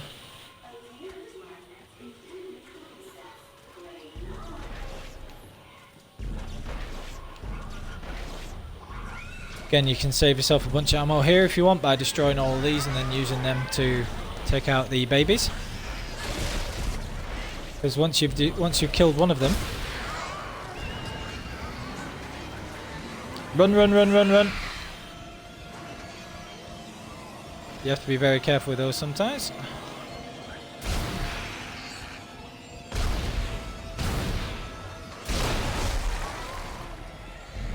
That's the slightly riskier way of doing it. It's a lot easier to just do it the normal way, but trigger these ones coming through.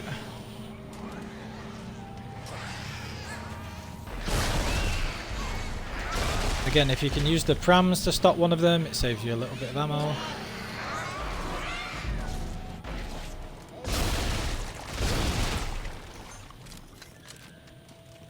Ah, damn, I just used that medkit. And it was a medium, what a waste. Oh well, never mind. Wrong button. Oh well, at least I'm full health now. A little bit of a waste, but you can't be perfect all the time.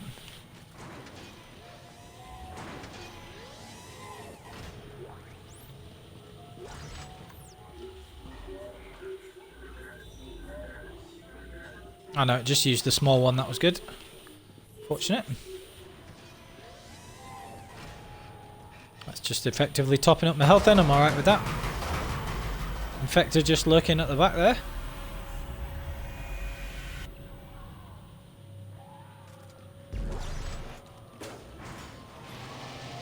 And take out all three of these pack with one Ripper Blade if you do it correctly.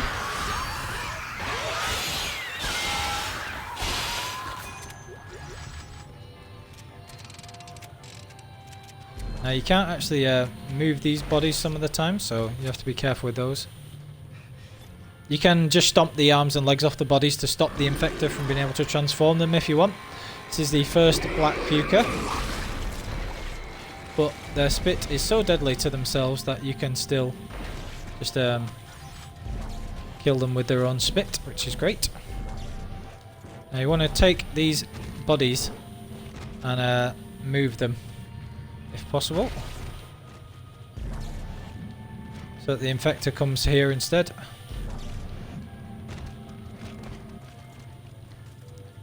And if you want, you can then, you know, control where the Infector is, control the Black Necros if it transforms them. So you can do that if you want. I don't normally do it this way, to be perfectly honest. It's just easier to kill the Infector most of the time.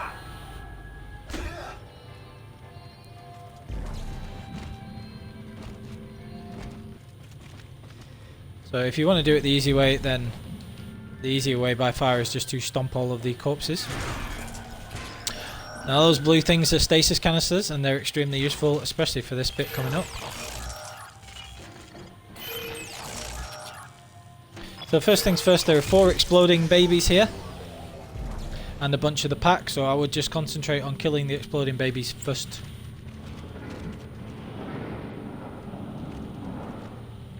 And then take out the rest of the pack with the Ripper after the babies are taken care of.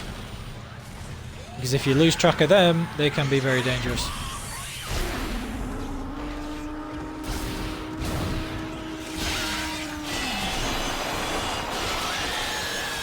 So take out some of these. And then take out the rest with the Ripper.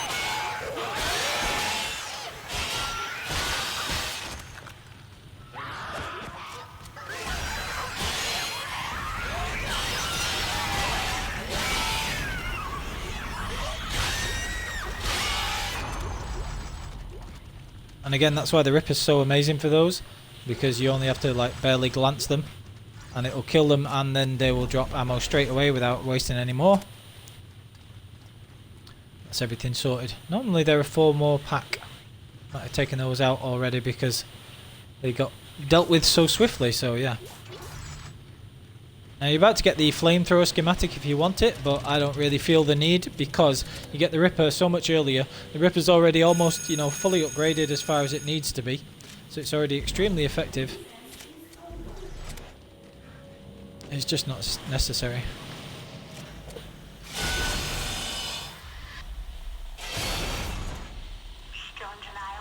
Couple of ammo pickups there, and then another node.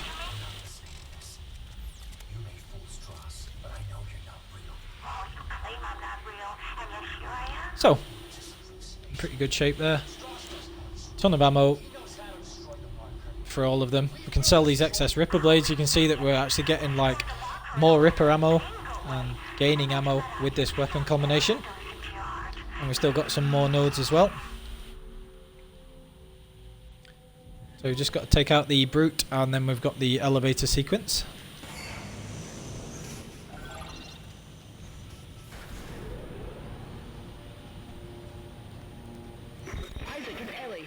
I found someone.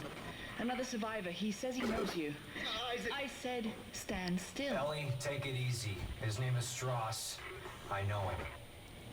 He looks twitchy. I don't trust him. Don't move. Ellie, I need him to be not dead. I need him. Shit. Okay, Isaac. I'll march him to the hub, but if he does anything stupid, anything, I will shoot him. She's so friendly. Right, so we can either just safely take out the brute with the plasma cutter, which I think I probably will do because I've got so much ammo for the elevator already. We should be fine with that. You can take it out with the Ripper, but it means getting a little bit close quarters with it, so it's not really worth it unless you know exactly what you're doing.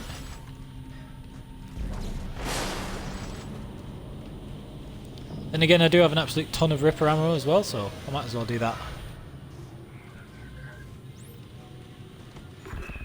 Isaac! We're up here! Come on, move. Hello, Isaac. Well, this brings up bad memories. I barely managed to escape. Okay, so I'm just going to set everything up and then I'll just have to nip away. Heavy equipment pilot, class 4. You? Engineer. Nerd. Figures. Okay, so I'm just going to take this out.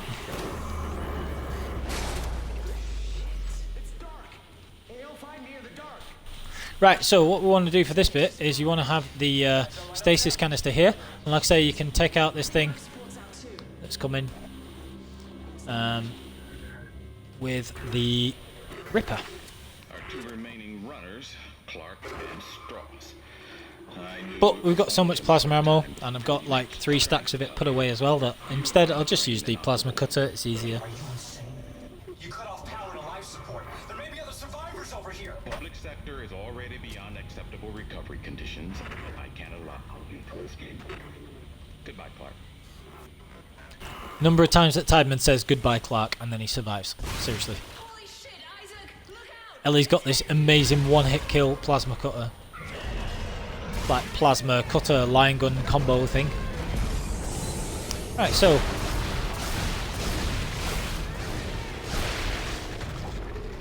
as long as you can take out one of its arms fairly easily like that, it should be alright. And then it'll start spitting things at you. So if you want, you can spit those back. Or you can just shoot them. And take that thing out. Isaac, are you alright? Okay, I've got to nip away. I'll just be back after this cutscene. Why did Tideman turn off the power? What did you do to piss him off so much? Ellie, do you know what a marker is? Yeah. The unitologist on my crew wouldn't shut up about it. Why? Is it real? Yeah, it's real. Tideman made one using codes, patterns stored in our heads, mine and Stross. Everything that's happening on this station is happening because of that marker. I have to get to it and destroy it, and I need Stross to tell me how. You're a strange man, Isaac. Will you help me? We're about to suffocate, so I think I'm better. Okay, good. Listen, we need power. Without it, we have no air and no train. The Sprawl's gotta have backup batteries somewhere. Yes. The solar array's up there. But they've been mothballed for years. Okay, alright, good. I'm heading there now. If I can start them up and get some power to the train. You'll need someone to open the collector panels. I can do that. Take Stross and keep him safe.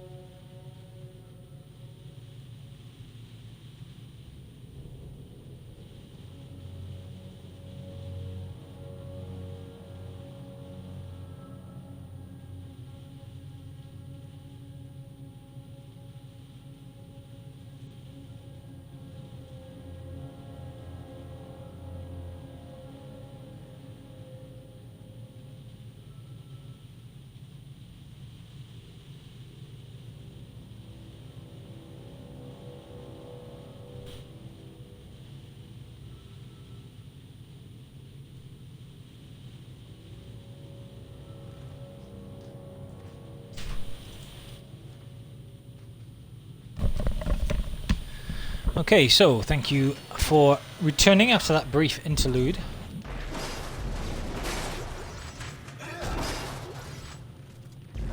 Right, so we've got a load of plasma gun ammo here. More than we're ever going to use because we're going to be respecking out of it quite soon, but that doesn't really matter.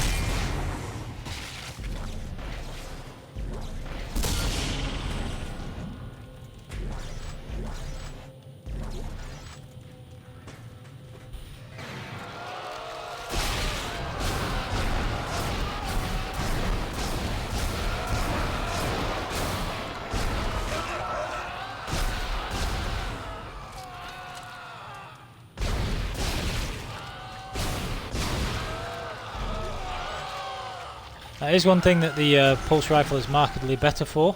It's taking out those guardians because you can just use the secondary fire. But you can make do with the plasma cutter. Once we've got the Javelin, it's very, very easy anyway. That would be where you get a free save on the Xbox 360 version. We've got a ton of stuff to actually, you know, deal with again there as well. Give away my position. Ellie, try to keep him focused. I need to know what he's trying to tell me.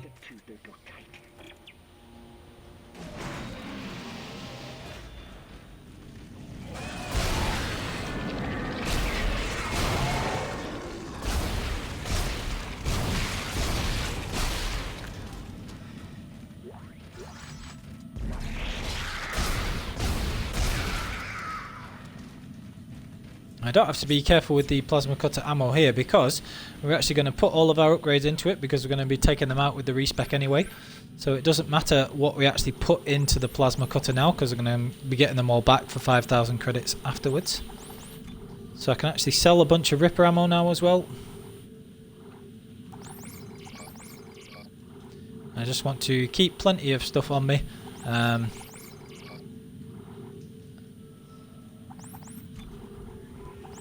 Because we're going to be having the elevator sequence, so need a lot of health and ammo for that.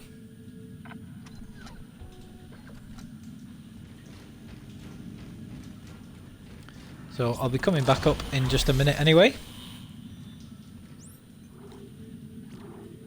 Now we've just got the respec ability, and we want to be able to be a bit faster firing with that, and also upgrade the capacity.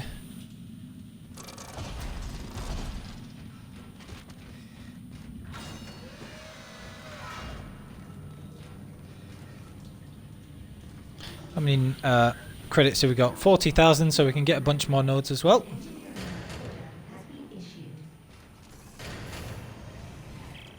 So basically anything we've got here is like free money with the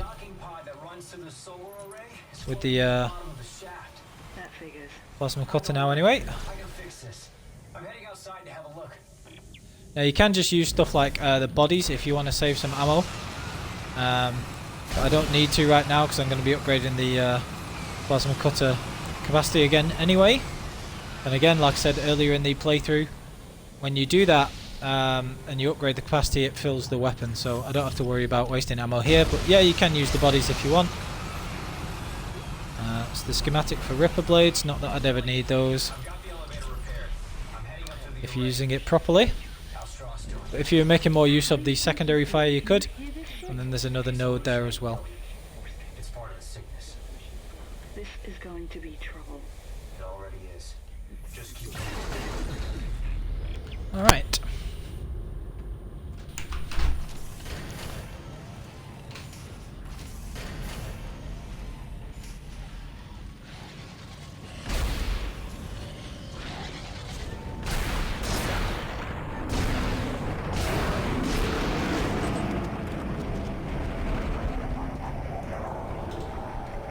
So I'll drop one of these and grab it on the way back.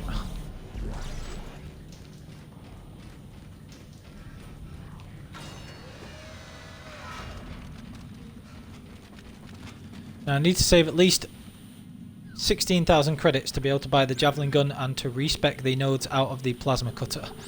So I'm just going to buy a couple of nodes at the minute, and then we should be okay. Just going to sell that.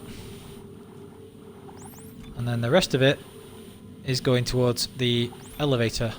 I'm just going to buy the refurb cutter back again. Then upgrade what I can on the plasma cutter. If I can get another capacity, that'd be great. I'll get the other reload as well. And again, we're just going to be taking everything out of that plasma cutter anyway. And putting it into the Javelin soon. But first things first, we'll just pile up on loads of ammo like that. And try and get through this elevator sequence, because it is pretty random and it's very difficult to consistently do it without taking damage. So we're just going to increase the control sensitivity a little bit, just so I can give myself a bit more leeway. I've got 3 medium packs, 2 small ones, so it should be enough to get through, and obviously tons of ammo. And then we'll respec after this. First one always comes from this second window. Beautiful scenery. Really smart looking game for like 2010 or whatever it was. So good. I actually think it looks better than Dead Space 3 a lot of the time. Anyway, we're going to take these out first. Should hopefully get that stasis back soon as well.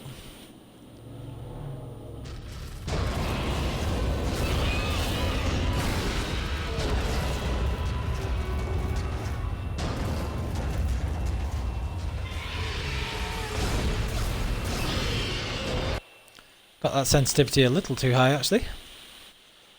My skills are a bit too rusty for that. Let's get it up a little bit just so I can, you know.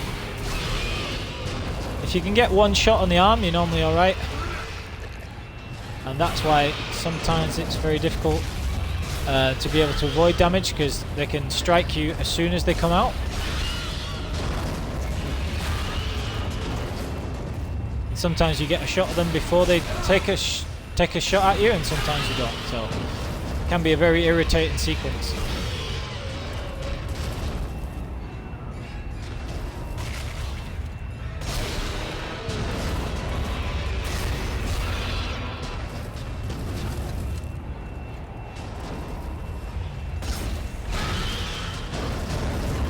You're not trying to kill them, it's actually easier if you just hit them on the weak spot so they go away.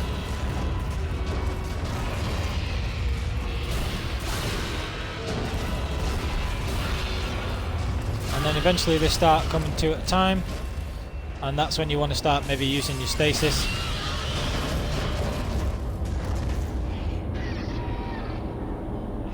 Okay, so we survived that well enough.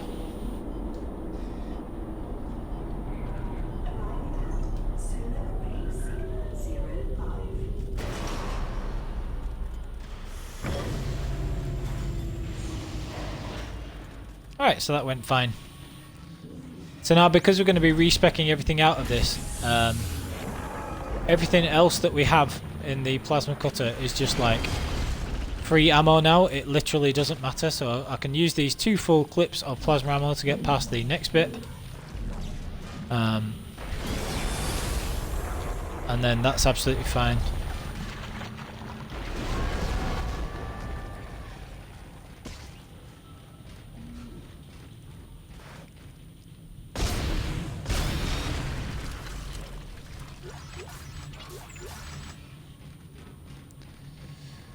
Get all of this stuff, and we can sell all the extra plasma cutter ammo as well.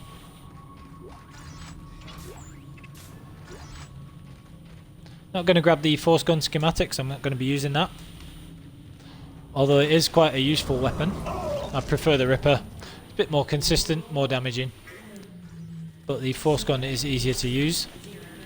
It's just you get it so much later as well, so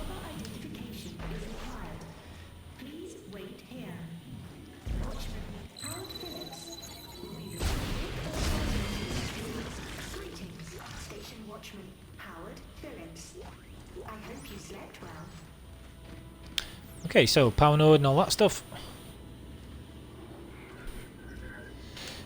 We'll double back to this store afterwards.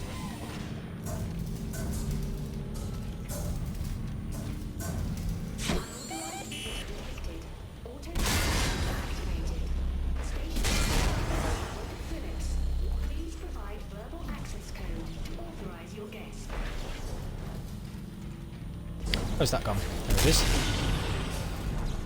Make sure you come around this way because there's another power node sort of hidden.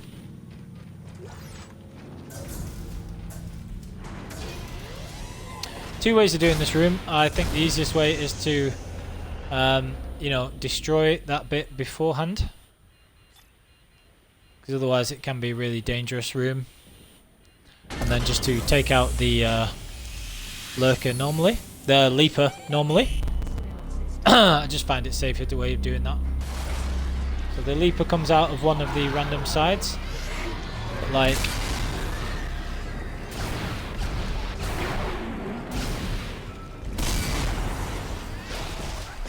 it's not so bad to take out, especially because, like I say, this is all pretty much free ammo on the plasma cutter at the minute. I don't need it anymore because I'll be specking out of it. So just going to take these out.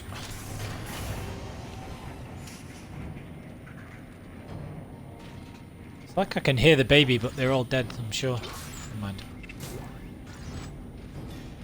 It's on a Ripper blade, so I can afford to use that judiciously.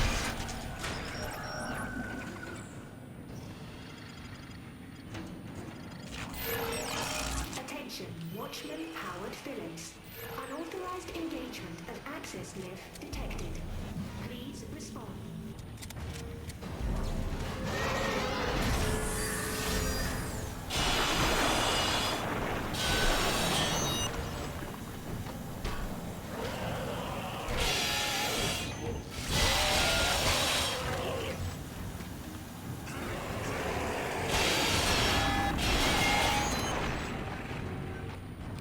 There's also a stasis recharge over here. And we still got this pod, so we can use this.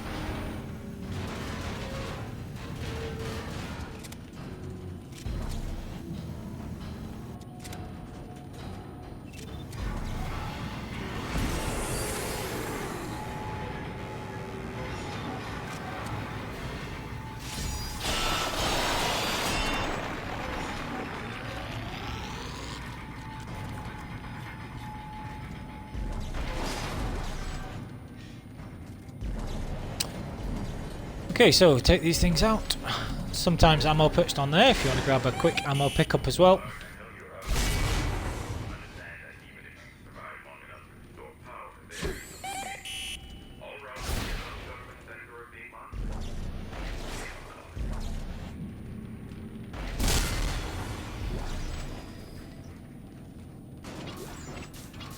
Grab this power node.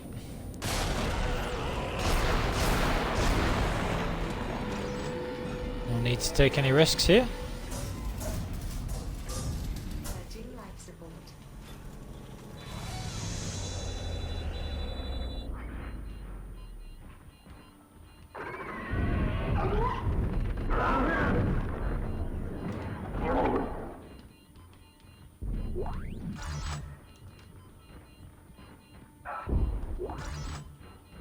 Right, so this is like a point of no return, so you have to be very careful here that you don't go through this room before you want to.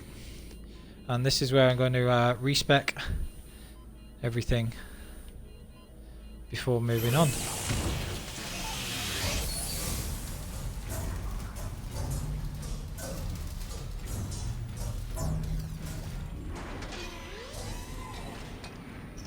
This is why it's important not to spend all of my money on the upgrades nodes to this point. Need to save that 16,000 or so. So first things first, I'm going to respec 5,000 credits, remove all the nodes from there, and now I have 19 nodes. Now I need to go back to the bench and sort everything out for the long haul for the rest of the game.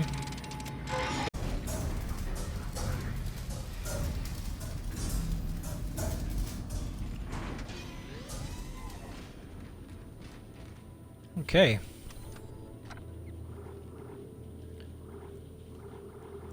So I want the Javelin gun. I'm going to sell the plasma cutter. If you sell your regular plasma cutter, you get 0 for it. If you put it in the say first you get 1,000 for some bizarre reason, so get an extra 1,000 there.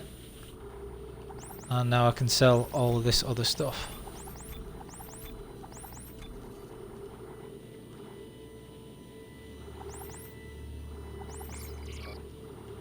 Keep a couple of extra med packs in case I take damage or anything else.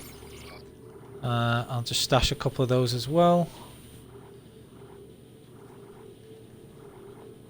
So I have the Javelin gun and now I need some ammo for it, so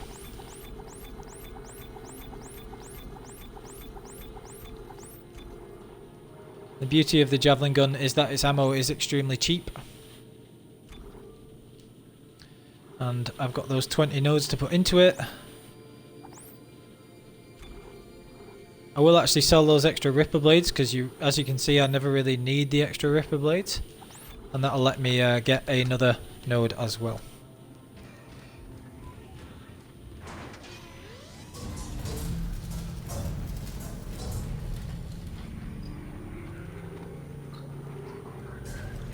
So whilst you have to buy a lot of ammo for the Javelin gun, it's so incredibly lethal when it's upgraded that now that the black necromorphs become more and more common, it's a good idea to have, you know, as powerful weapons as possible. And I find that the Javelin gun is extremely effective.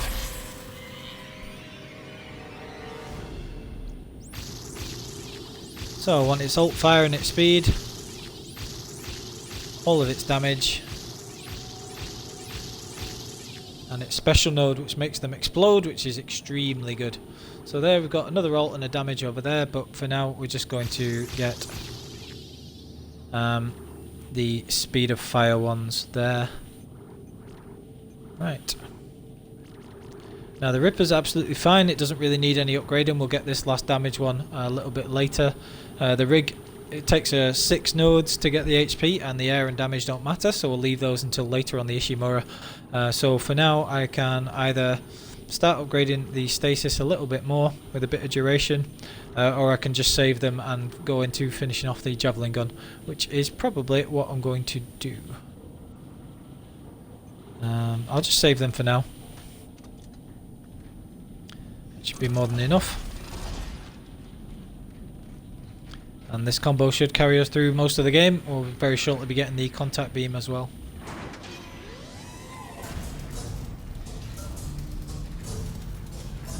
Very important that you get peng on any playthrough because that gives you a ton more resources to put towards nodes and everything else. I'll be doing that shortly as well.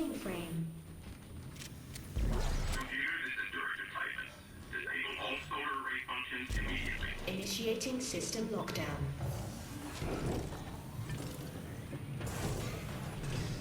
System lockdown complete.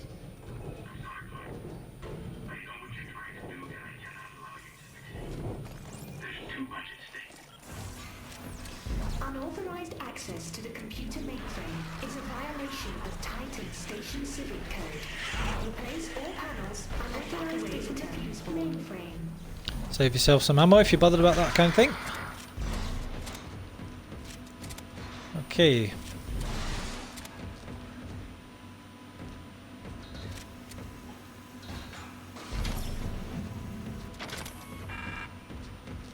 Where are we at?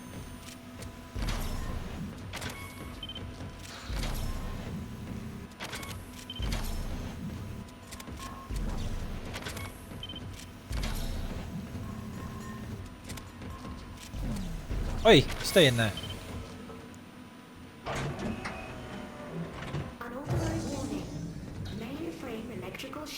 Okay, so first run taken care of, very easy.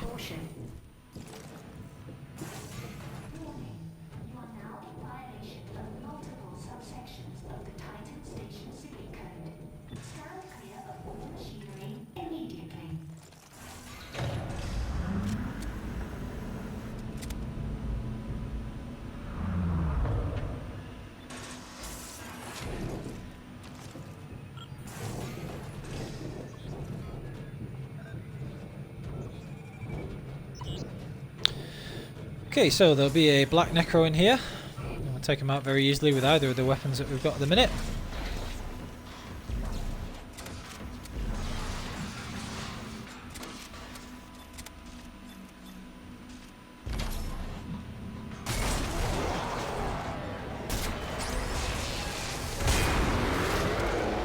And that's why the Javelin is one of my preferred weapons of choice for the late game, because it deals with any black necro just like that.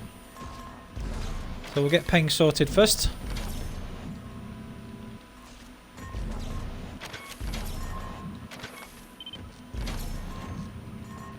Unauthorized visitor. Mainframe.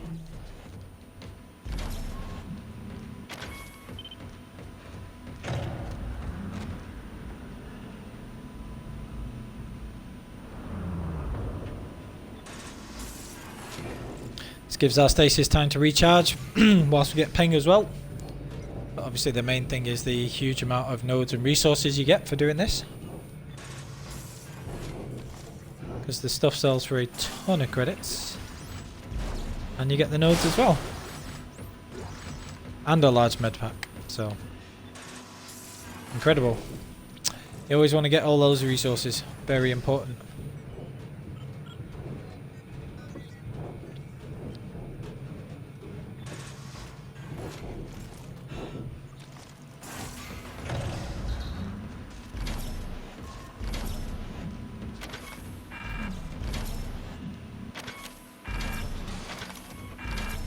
Where do these go? I can never remember the order.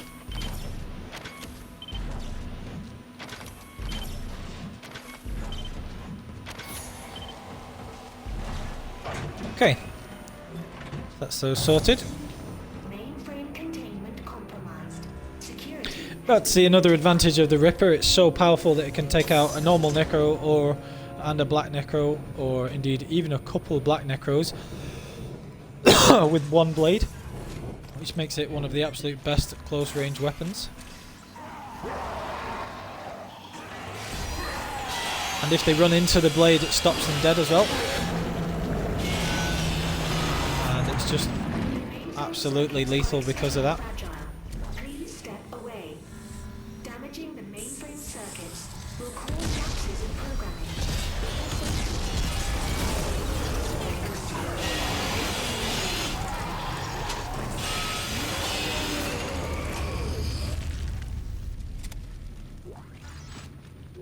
Automated functions. So that took out both of the enemies that dropped down, and all 5 of those in just one quick Ripper blade. Tons of fun. Manual operation only.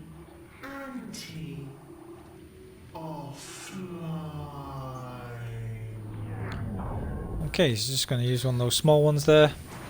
Jump scare coming up as soon as we go through here. Always gets me, that one, if I don't remember about it. Ellie, I'm on my way to the mirrors now. I have to realign them manually. How's Stross? See for yourself. No, I'm not ready for the needle again. You have to let me go. I can't. Stross, what's wrong? Ellie! He's waiting for me.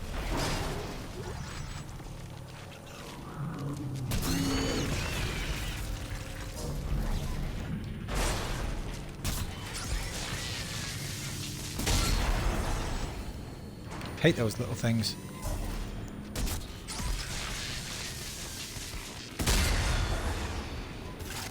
Make short work of them though, mercifully. Right, so we've got a couple of lurkers here. Usually. Where are they? I know they're here somewhere. There's normally a couple of lurkers and they make their way this way. Well, I don't know why they're not doing this time. It's kind of annoying.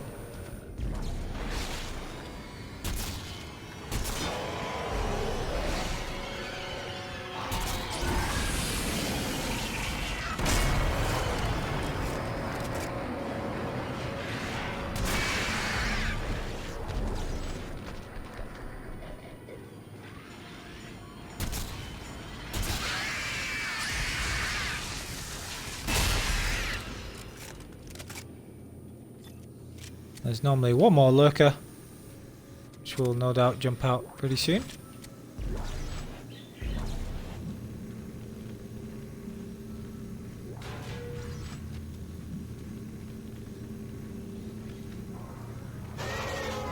Yeah, there he is.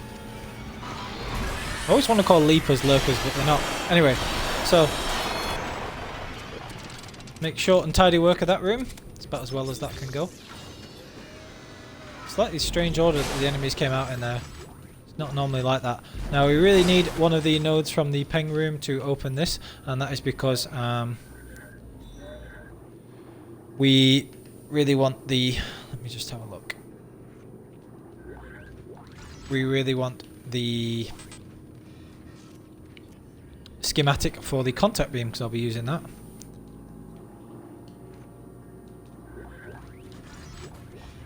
Now the stasis pack is worth more than the 2 spears, so that's why even though I'm using the javelin gun, I'm going to drop those spears there. I will need a bit more space anyway, so I'll have to drop something else along the way as well. Probably those 2 ripper blades.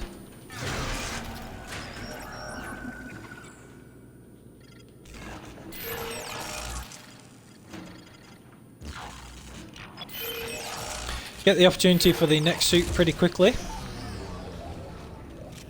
which is the vintage suit, and I know that a lot of people skip the vintage suit. It's not really necessary, but for myself, even though it's 40,000 credits, I will do that just because I like having the higher inventory space. So especially on hardcore, you don't want to be short of med packs or ammo. So if you're on hardcore, I always make sure I have it.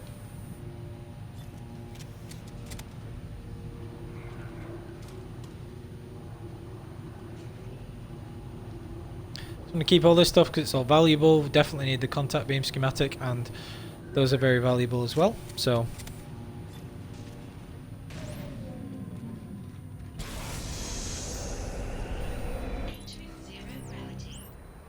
now there's a nest out here.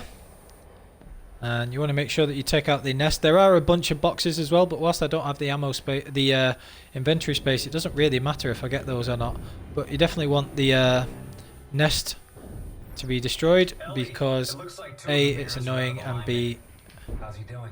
He's stopped hyperventilating, but I it gives you that, which is a ruby semiconductor. If Stross dies, so do my chances of destroying the marker. Keep him alive and get to that panel.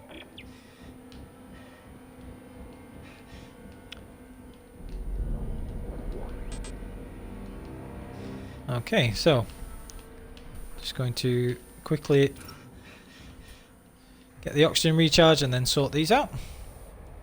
Now, like I say, you can go around and collect all the you know, credits and other stuff that's around here, but I'll just get the ones that are on my way to the other realignment panel.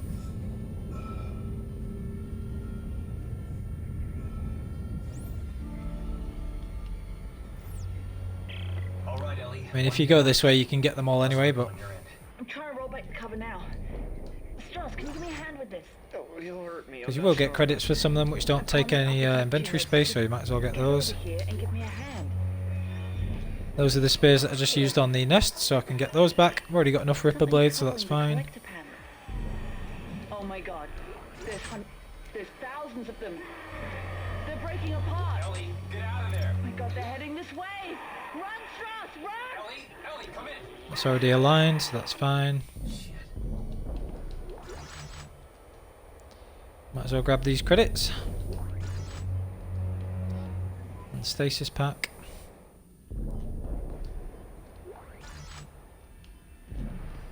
I just hate being wasteful and leaving things, so. Okay.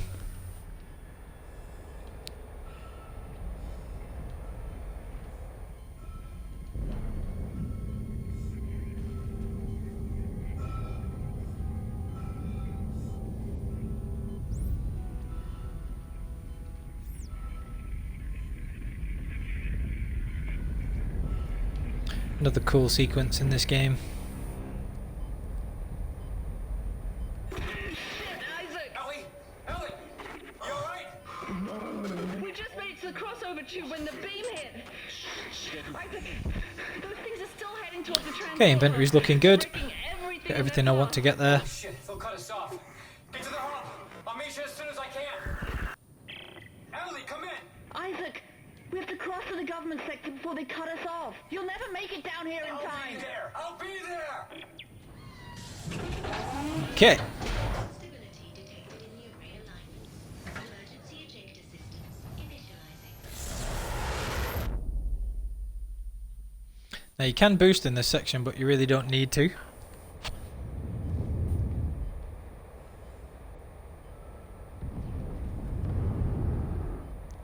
can boost like a little bit if you want. It actually makes it trickier if you do boost a lot, I find, because you come up on these a little bit quicker. It's actually more difficult to you know, avoid them.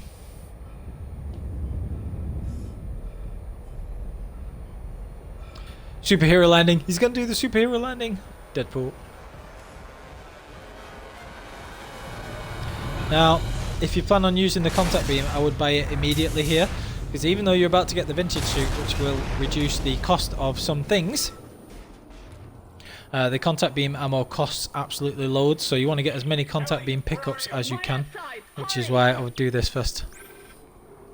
So contact beam, buy that first. I'm going to hold off buying everything else though, for now. Sell all this stuff. Sell extra stasis pack. And that's all fine. So now I have the contact beam as well, which is awesome. I'm going to pick up the rest of the stuff.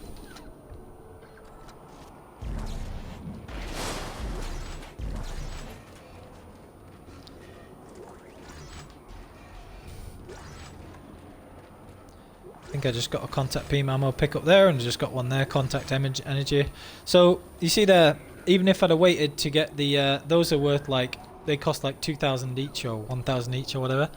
So I've already, there's no point waiting for the vintage suit because I've already made that amount back. Just going to keep saving my contact energy for ammo for now.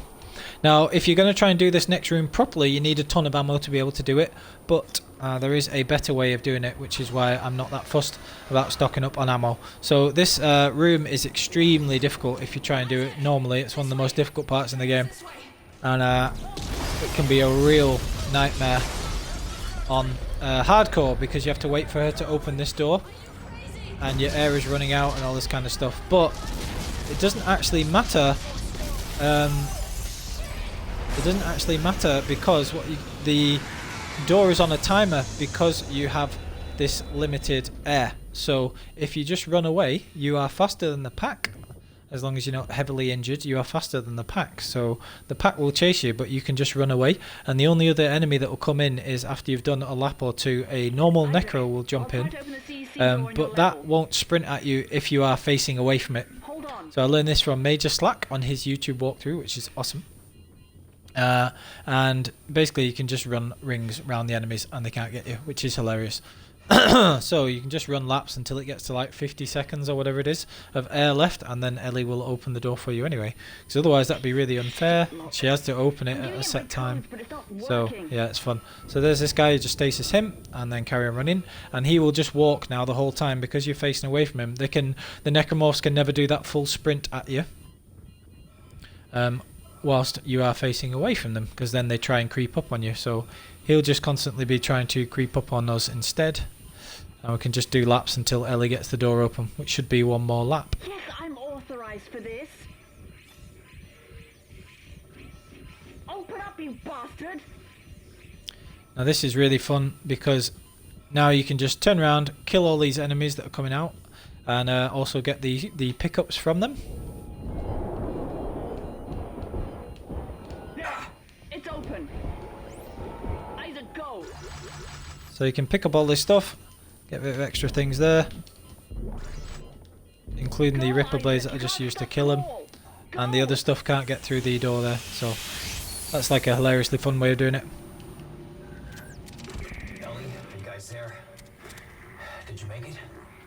Shit, Isaac. So yeah, just got a few more ammo pickups. Shit. Hey, take it easy. Actually ended up with one more Ripper Blade than he even started with, and only took a tiny bit of damage, which will be fine because when we upgrade to the vintage suit we'll get our health back anyway, so We were overrun. pretty cool. And before I knew it, they transformed. had to cut the arms and legs off my friends just to escape. I'm sure there's pieces of them still lying around here somewhere. Ellie, I know. I'm sorry. And here I am again. I've just walked one big fucking circle today. Hey, me too. Do this. Let's One figure big out how to circle meet up. running round. Right. Okay. There's a central hub in the main facility. Here are the coordinates. Doing the dance, doing the change weapon dance.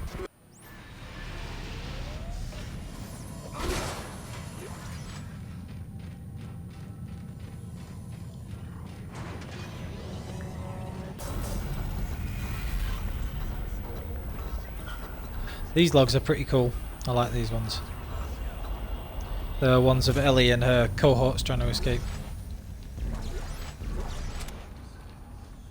We're going to double back here soon. Not just yet.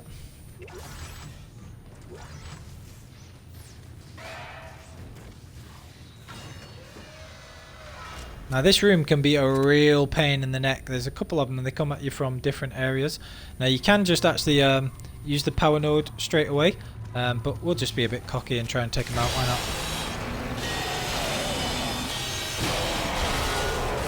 This is why the Ripper's so amazing though. Because you can just take everything out before they even get close to you. And the stopping power of it is so much higher on Dead Space 2 that you can take them out like that before they can really get close enough to do it. Which is why I love the Ripper.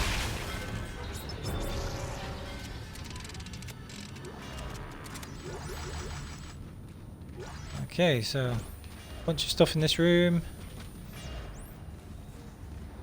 I just got the vintage node, vintage suit schematic, so double back for that soon enough.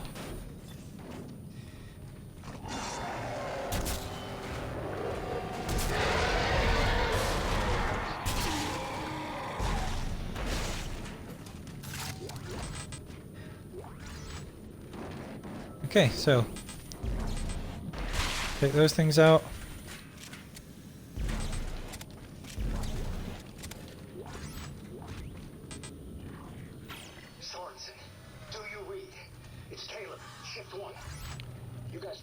Another one to grab there. Nicole's sitting up here for no reason.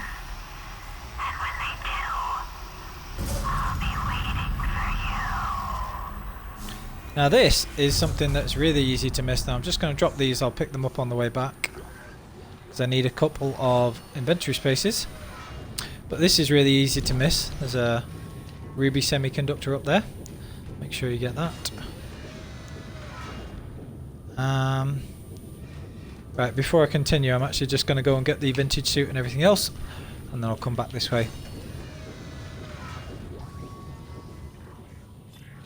I don't want to be doubling back all this way again afterwards, so got everything that we need to there, really. Everything major.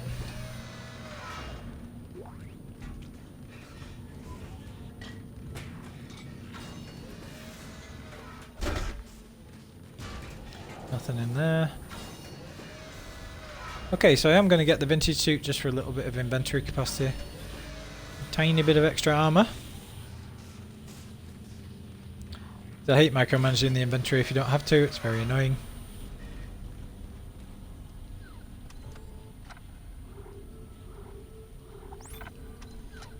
Okay, so vintage suit first.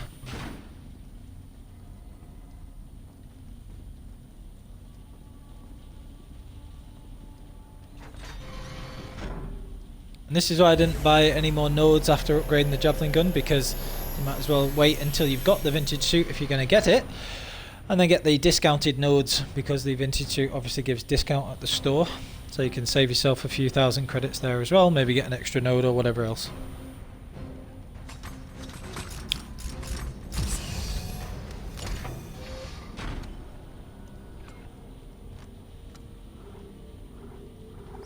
Right, so sell a few of those.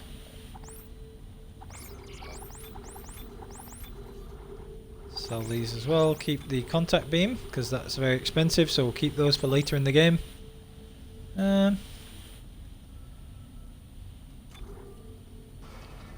fair few of those already.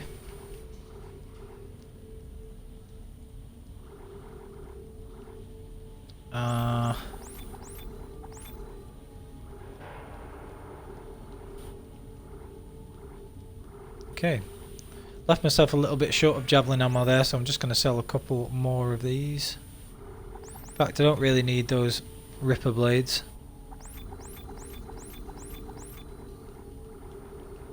Always like to carry 30 spears if at all possible. Okay.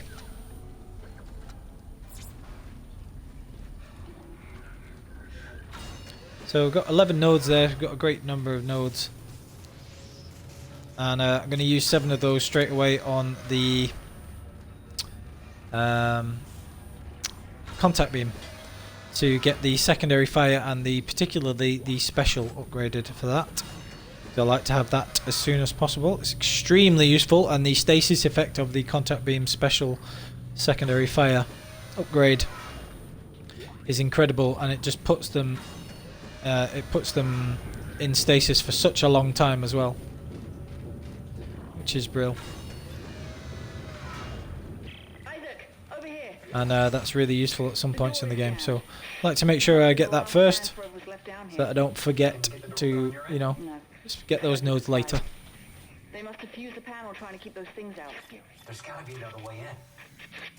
So I've got most of the upgrades that I want. Just got a couple of the Javelin ones that I still want to get, and then start upgrading the contact beam. They're in pretty good shape.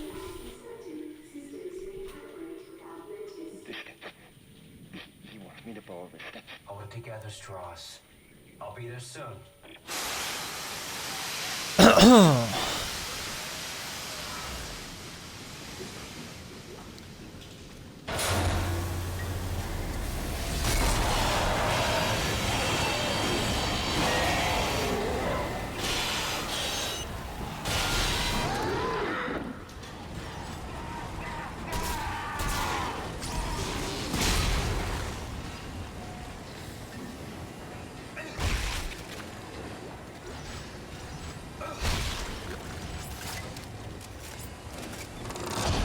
Okay. Just going to get these upgrades first. Contact beam first of all.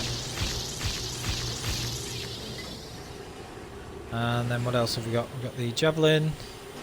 Ripper's good for now.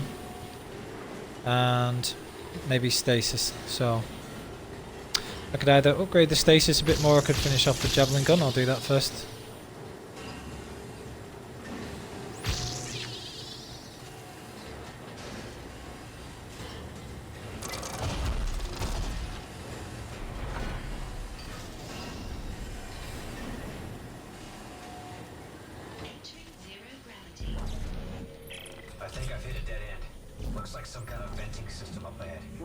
Okay. Manually shutting down the plant froze all the pressure valves in place. You'll need to find a way to force it open. You always save yourself a bit of ammo here by just firing the bodies against these things as well.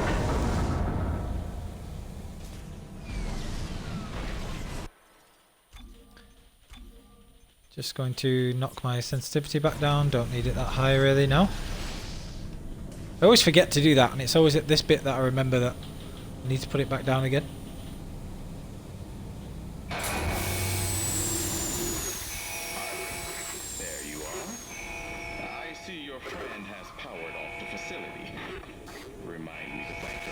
I really hate that bit on hardcore.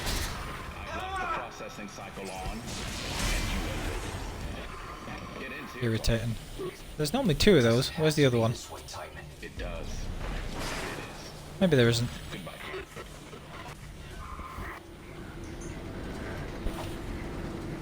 Alright.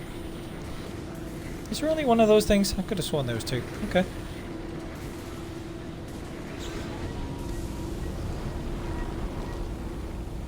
I know there's 2 in this next bit.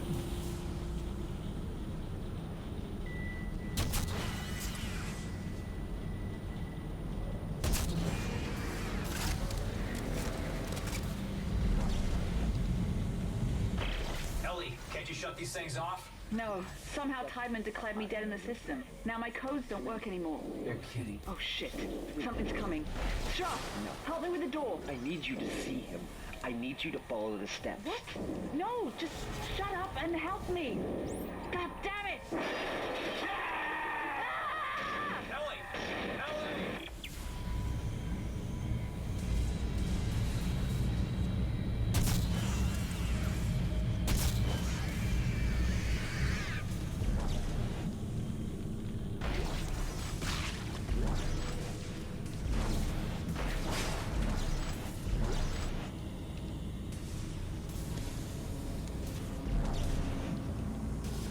Alright, just gonna make our way through this bit now.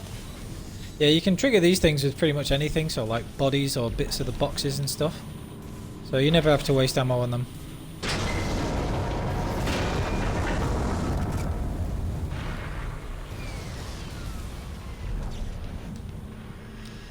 Do this little ring of fire bit.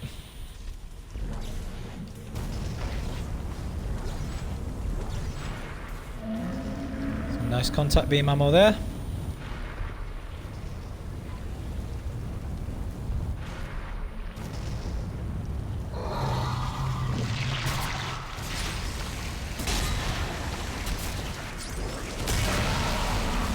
Whoops. That wasn't very good.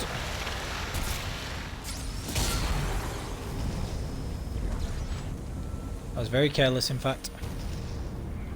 Oh well. Get healed. So I always do keep some of those med packs instead of selling absolutely all of them.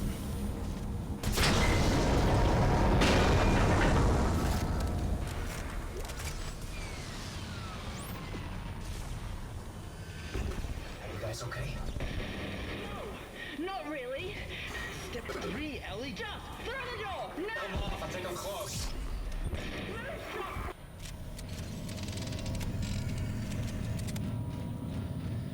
Okie dokie.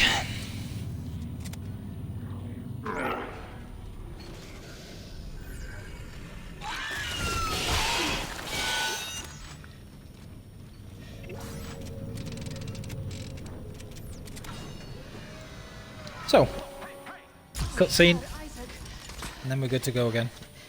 Lost a little bit of health there. You alright? Yeah. There are 4 steps. No thanks to Twitchy here. 1, 2, 3, 4. Step 4. Show me waiting. Jesus, Stross. You okay? It's getting worse. What is step 4? Who will be waiting? If the screws. If the needle. She'll be waiting. He's not gonna make it. We gotta keep moving. There's an industrial transport upstairs. Runs on the same spoke as the commuter train. It should get us to government sector. One of us will have to deploy it from the gear house. One of us, gee, I wonder who that's going to be. Maybe the dude with armor and a massive chainsaw attached to his arm. Yeah, we'll do that. This game's so good. It's the large med pack, don't need that.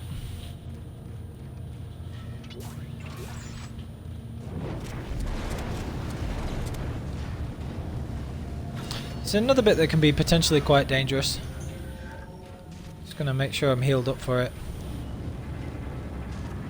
So we've got a couple of lurkers and things. And normally the necro should have been triggered by now, so I might need to run forward a little bit more. There we go. Again, great thing about having the Ripper is that you can take out multiple necros with one, and particularly with the leapers you can get them to run around the corner into the saw blades, which is one of the safest ways of taking them out, short of like the contact beam.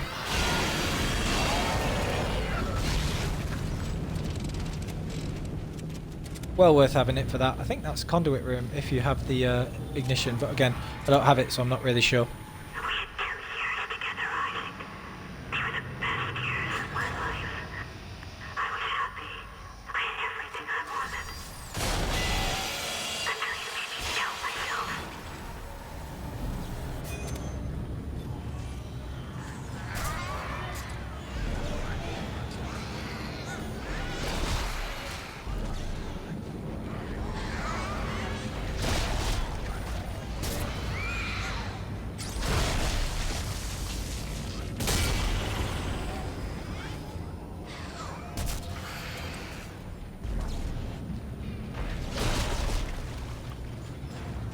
all of them?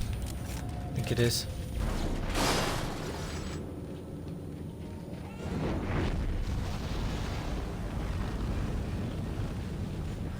What's this last one then?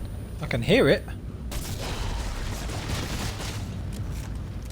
Okay.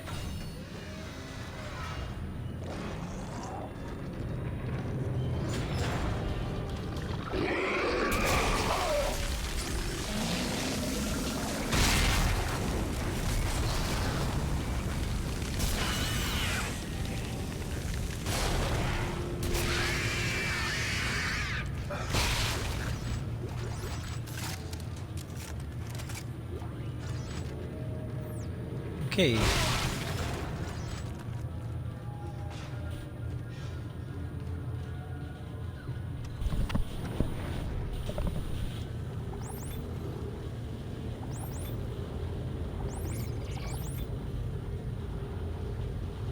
Okay, so we've got a good amount of contact beam ammo stocked up. Use some of these medium med packs. No benches coming soon, so no point buying those just yet. Get back up to 30 spears, which sort of have a standard now. Now this is the first time I make use of the contact beam, and a useful part of having its secondary fire upgraded is for this divider. Because the slowdown is so immense on that you can put this thing in like immense amounts of slowdown and then be able to take out everything like that. And once all the parts are out, you can beat them like that, so that's really cool. Now this is also an extremely difficult room, and you need to make sure you have stasis and a powerful weapon, and I really prefer this loadout that I've got for this, and I'll show you why. You can take out the Black Necro, and this is going to kill me now, which is a problem.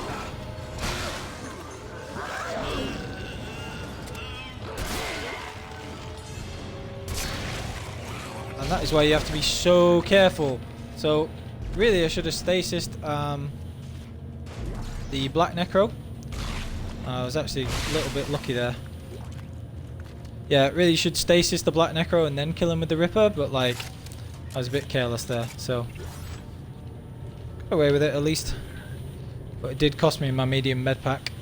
Could go back and grab one from the store, but I'll just be a little less careless in the future. But anyway, that's how you would sort of do that.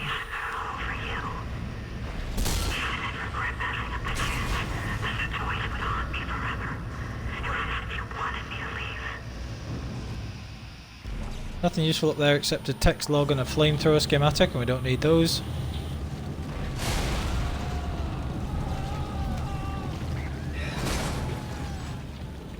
That was easy enough to take out, obviously.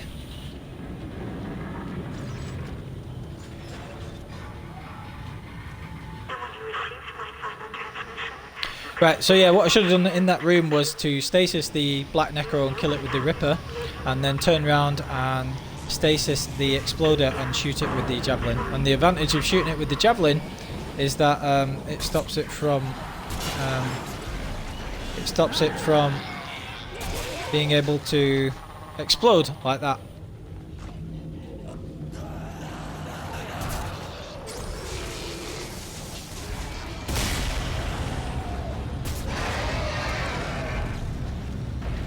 And if you can hit the leg of those types of enemies, the pregnants, damn, no, I just dropped that spear. Oh well, never mind.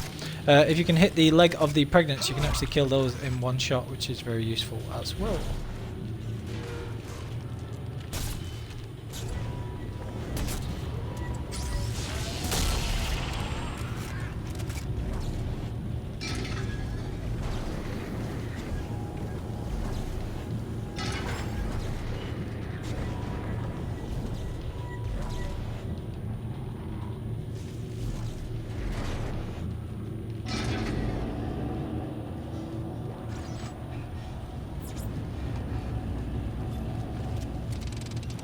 Don't have any upgrades I particularly need at the moment.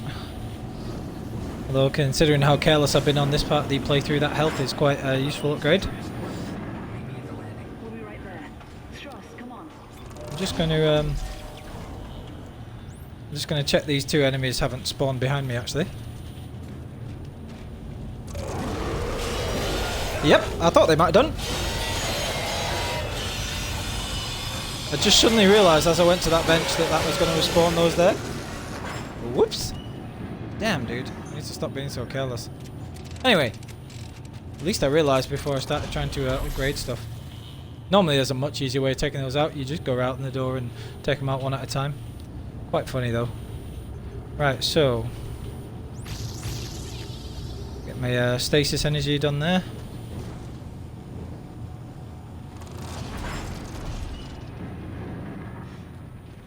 So now we've got 4 shots of stasis as well.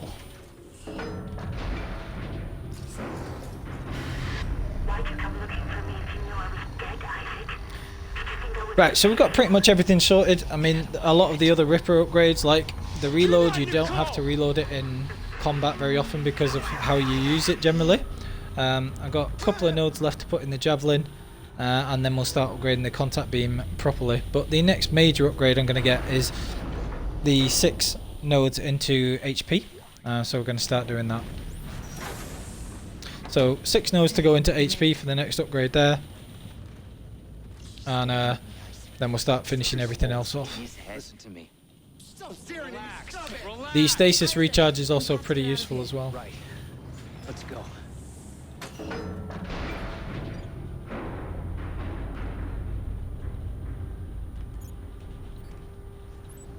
It's the Ishimura. This game's so good. Oh my god. It can't be. That's the Ishimura. Yeah. Used to be the pride of the CEC.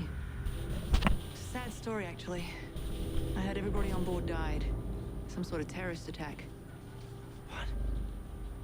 Terrorist attack? Was most definitely not a terrorist attack. It was no terrorist attack. What do you mean? That's where all this started, Ellie. Everything that's happening here happened on that ship. I saw it. I was on board when it happened. What's happening? Okay. Something must be blocking the track. Just gotta go through this bit now. Stay here. I'll take a look. Now this was actually my second save on hardcore, because there are some quite tricky little bits coming up. So I actually saved here because this room can be a pain in the neck.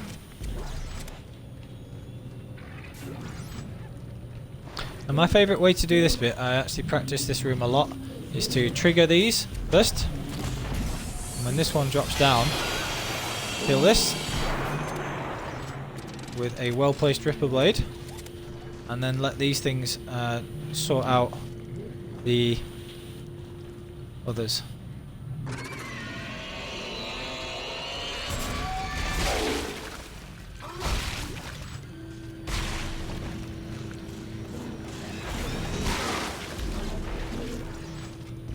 Normally works pretty well.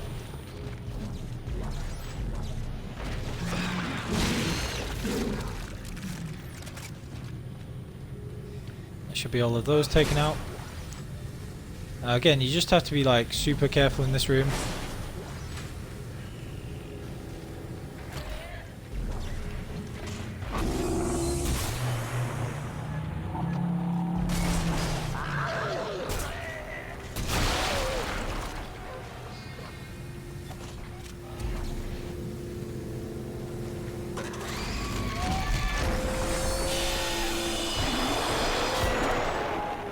But with all these slowdown stuff you've got as well, you're generally alright.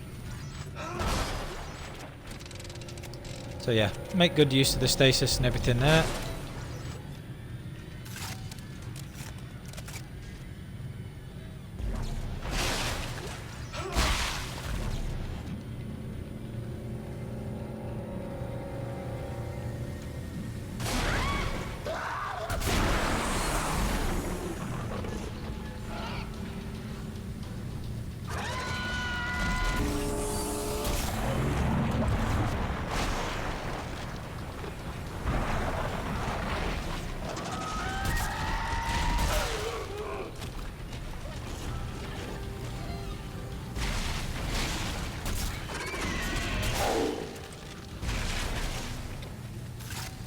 And the fully powered Javelin gun makes short work of those.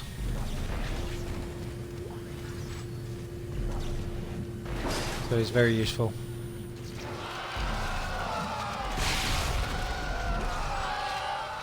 And that very cunningly hidden little thing there is very useful there.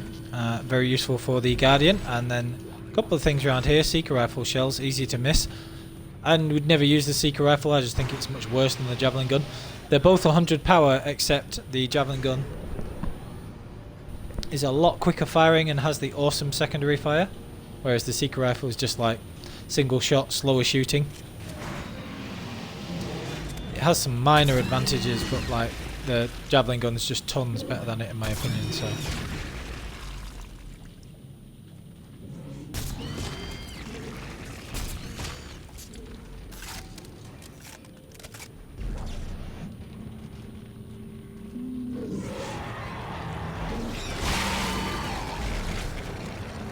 Always a fun way of dealing with those ones. Yeah. Right. So, bunch of stuff we want to do there. Really don't feel the need to carry many stasis packs, so as long as I've got a couple in reserve, I just see them as like extra money for the most part. And 3 stacks of contact beam is plenty, so now I can actually start using some of that as extra. Actually using that ammo as well, which is helpful. So we've got 77k there, so back up to 30 spheres first, and then just go wild on the nodes, which will prove very useful in the Ishimura shortly.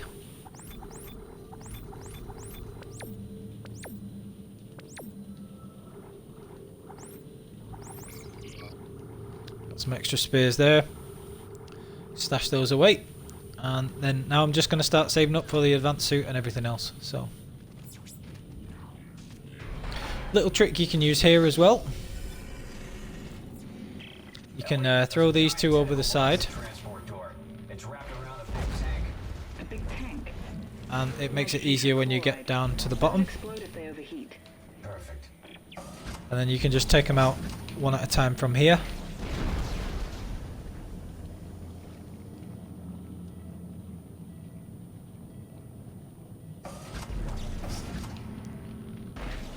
Now this bit takes a bit longer doing it this way, but when you get down there, it's actually quicker for doing the other parts.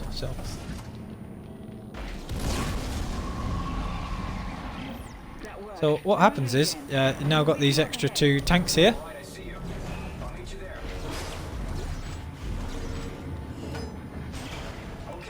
Wherever the other one's gone.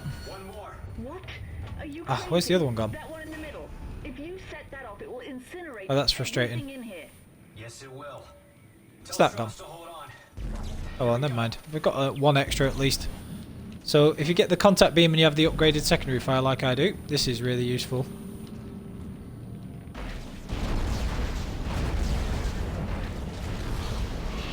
So this thing can't hit you here, so you can take out one of its arms, and then whilst it's really heavily stasised from the contact beam, you can chuck these things at it as well, and then kill it, and then whilst you wait for the other one to drop down, finish this thing off, and then quickly get up. Make sure you grab the ruby semiconductor that comes out of that tank as you destroy it.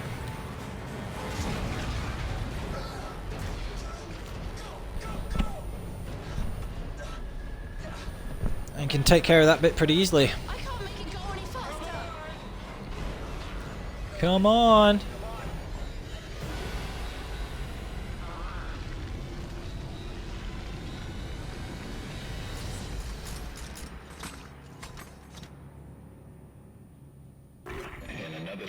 I might admire your persistence, Mr. Clark. But this is bigger than you and bigger than the lives of everyone on this station. Sir, final preparations for tonight are wrapping up. Looks like it is here. At this point, it's all just dead weight. Isaac, what did he mean? What did he mean when he said dead weight? He's using the solar beam. We gotta stop the transport now. Oh, shit.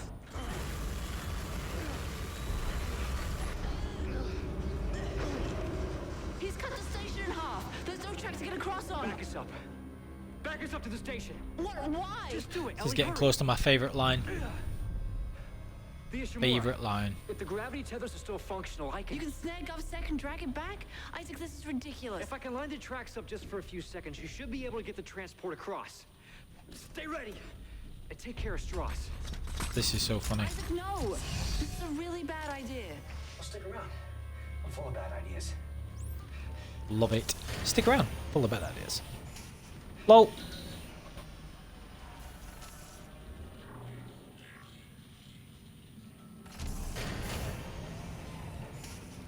Alrighty.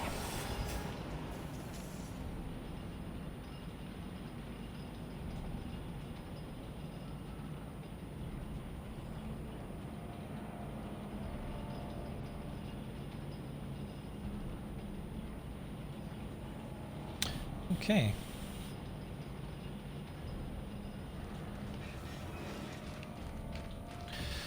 So this first part is obviously just running through stuff. You know, it's very atmospheric. This is actually probably my favourite chapter of the game, in terms of, you know, because of the tribute to Dead Space 1 and everything. I just thought it was so well done.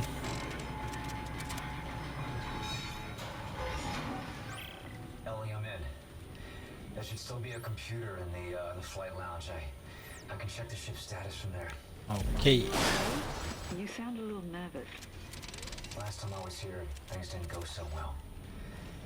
Look, I'll contact you soon. Where are we at? Oh yeah, there it is.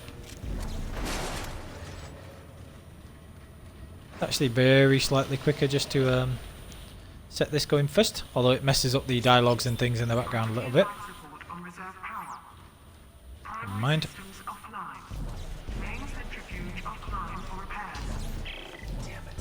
That's what I thought. What? The gravity centrifuge is under repair. I'm gonna have to go down to engineering. This should be interesting. Is it safe?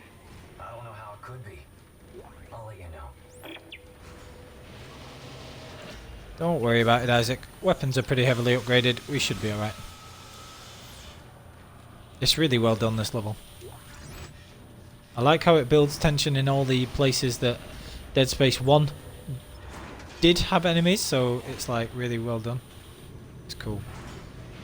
Anyway, so we've got to go through this. Another Nicole hallucination. It's got another node there.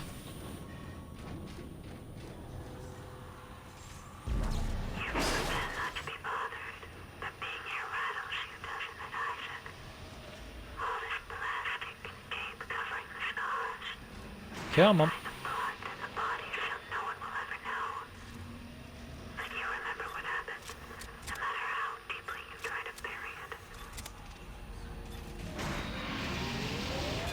Okay. So by design I have 2 shots left on my contact beam. It's one of the things I'm weirdly specific about, how I use those contact beam shots, but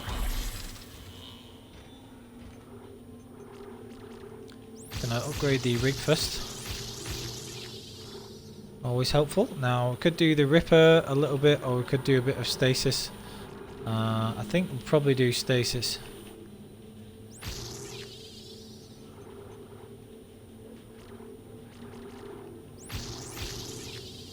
It is useful to have the charge available on that. And the Javelin gun is almost done itself as well. Then we can finish off the Ripper and everything else. So health back to full and slightly increased.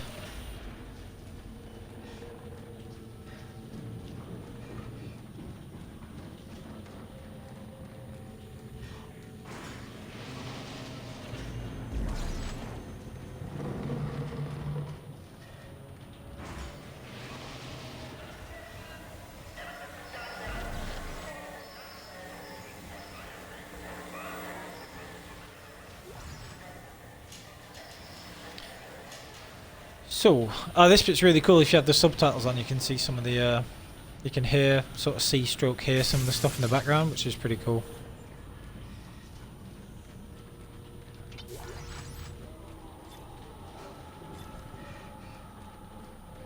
Right, now again, this is part of the reason that it's really good to have the contact beam upgrades for the secondary and the stasis, because it makes the brutes a lot easier to deal with, a lot less dangerous, because the stasis from those lasts so long that you can just use it without having all of the nodes in your stasis upgrades, which is great.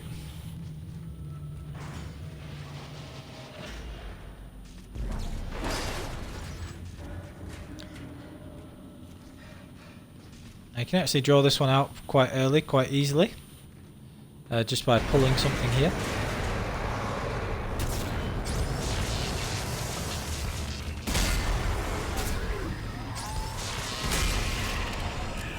So you can take that one out with spears, that's pretty easy.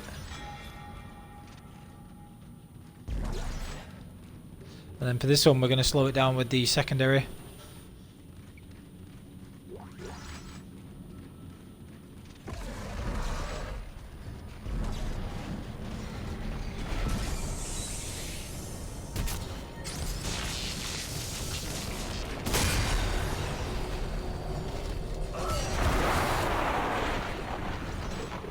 Wrecked. Always fun.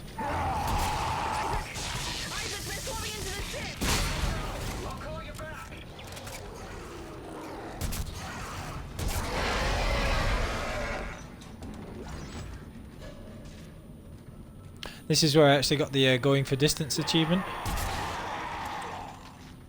Like that.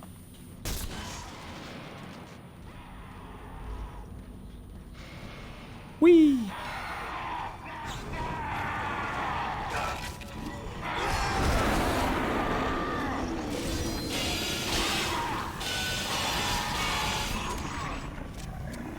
Slightly misjudged that, but only just.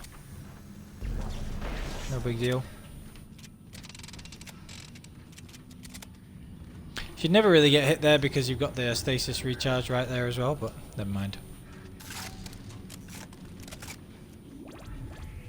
Pretty happy with where we're at for resources right now. Grab yet another node down here. No, Ellie, it isn't safe. Just in case you were wondering.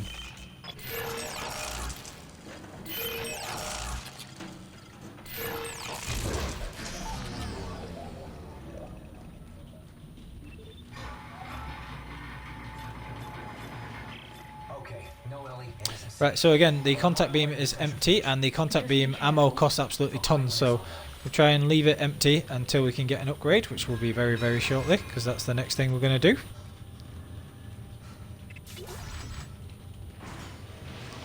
Especially because you get the diamond semiconductor from one of those enhanced brutes. Alright.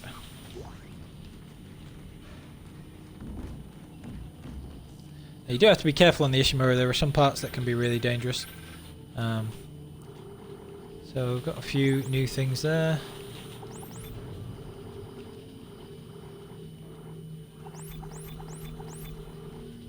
Just gonna buy some spears.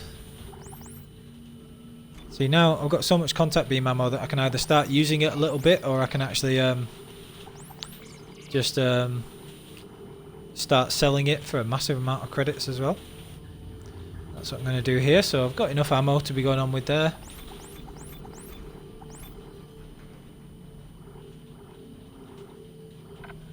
Another 7 nodes too.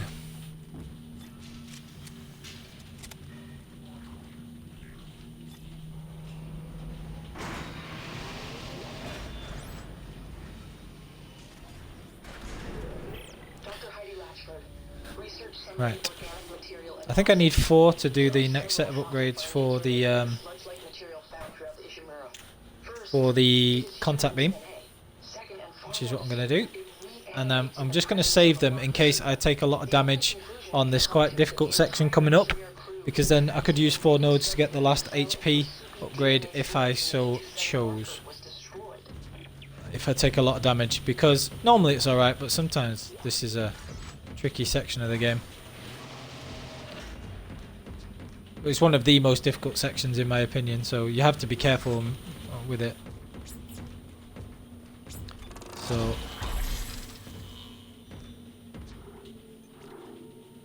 contact beam first, and that'll give me another 4 bullets.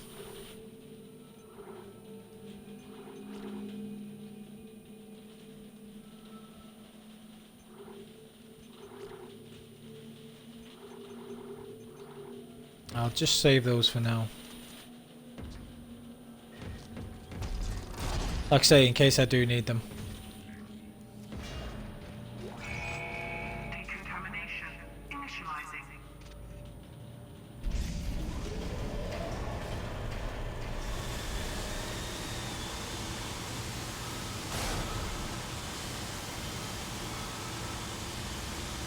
Yeah, come on, you great ugly galoots. I'll have you.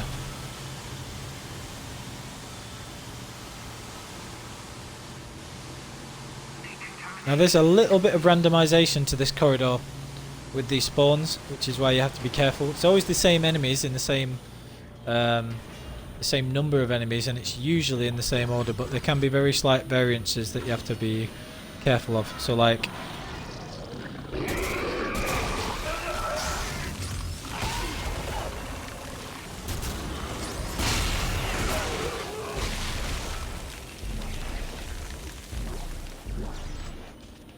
sometimes you have to be a little careful.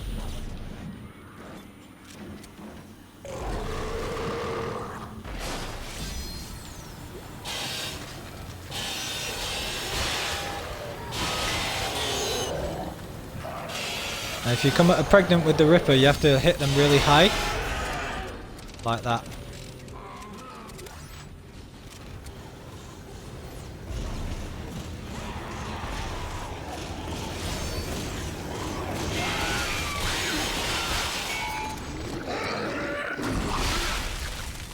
Ah, damn.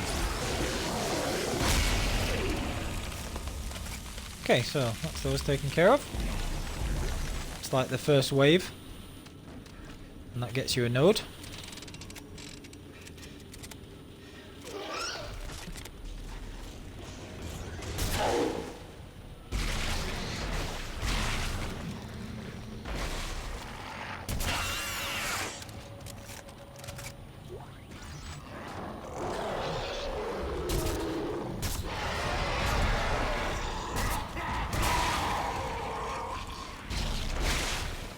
Now that is one of the parts of small randomization, whether they come, the pregnant comes before or behind you.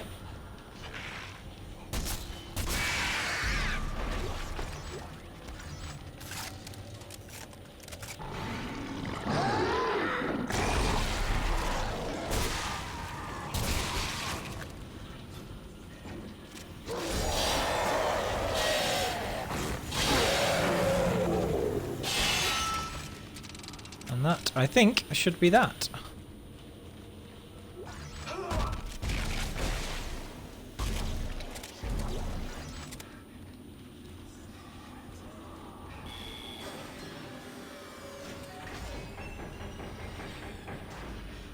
All sorted.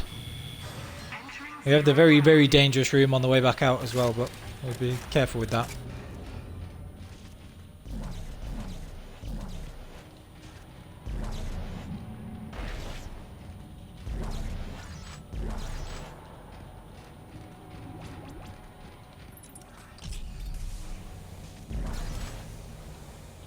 The contact beam ammo, never going to say no to that.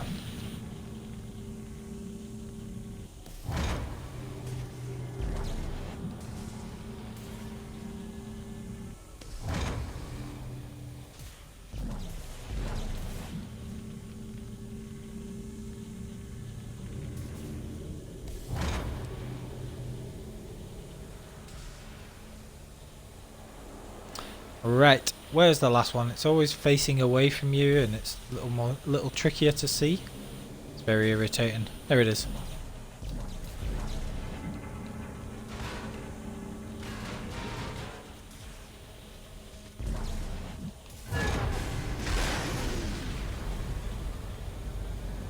Alright. Now there shouldn't be anything left apart from the hallucination in the tunnel that we're going back into, because they're taking out everything there. And then we've just got the pack and the black necros to contend with on the decontamination chamber on the way back through.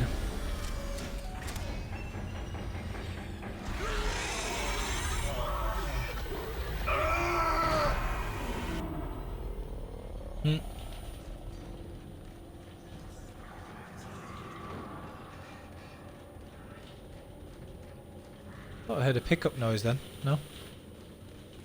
Must be hearing things. Ellie, I've got the centrifuge online. I'm heading back towards the tram station. Okay. I've almost got us disconnected from the mag rail. Keep me posted. Alright. So this bit's kind of fun. Just have to be a bit careful with it.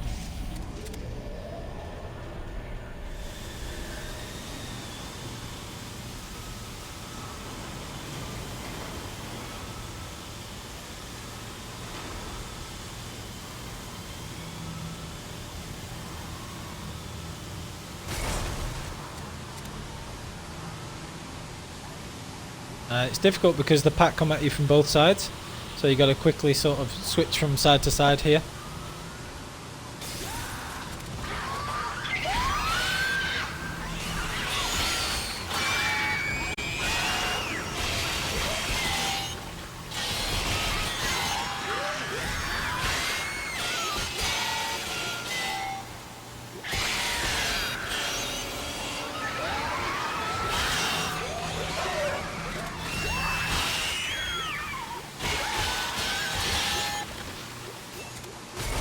Okay.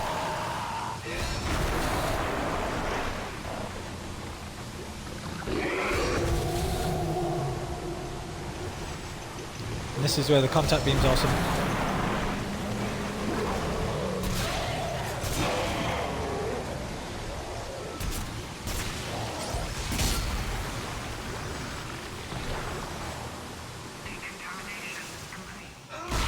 Shouldn't have healed myself there. I should have just trusted that I could finish that room and then upgraded my health afterwards, but it's okay.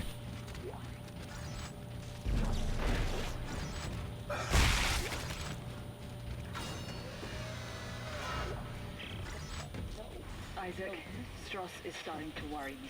Listen. I would never. But son, Daddy's not a murderer. Yes, he is. You can't see him because you haven't taken the steps, Strauss. You want me put down? The screwdriver. Step 3. Okay, so got a lot of med packs there. Let me have a look.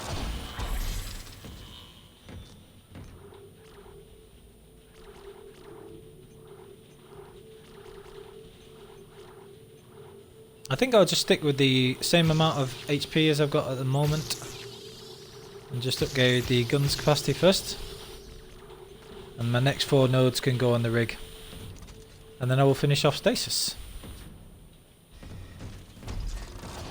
So I mean, that's the Javelin gun fully maxed. The contact beam is a lot higher now as well, obviously.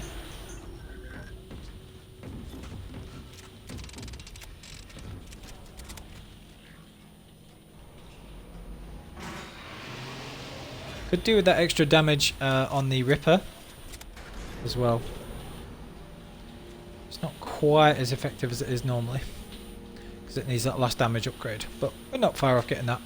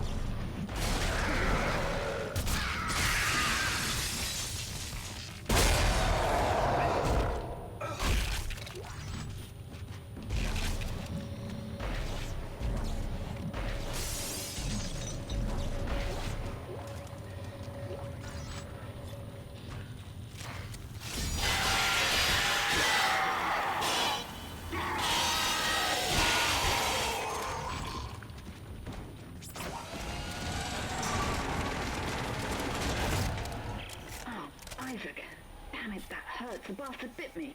What? Ah, shit. Are you Okay. okay? Yeah, I'm fine. But he stopped talking. He won't look at me.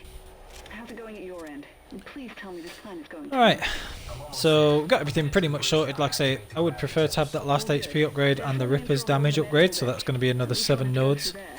But then pretty much everything else is sorted. The Javelin gun's so powerful, and we've got the 4 shots of Stasis with the recharge. So we can normally deal with pretty much anything thrown our way.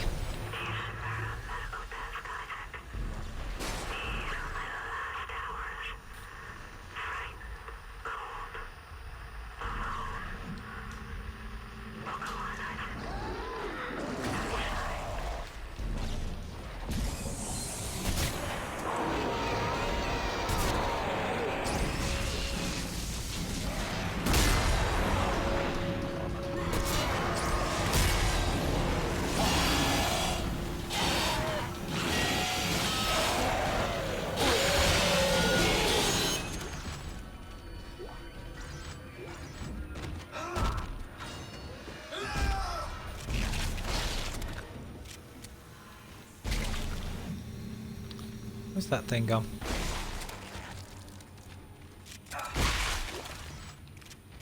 There you go.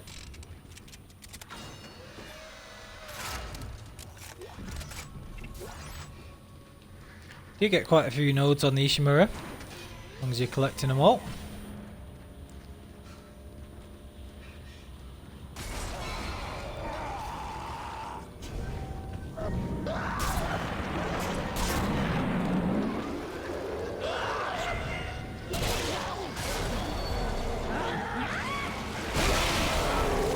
Oh dear, that hurt. That was a mistake. A little too close.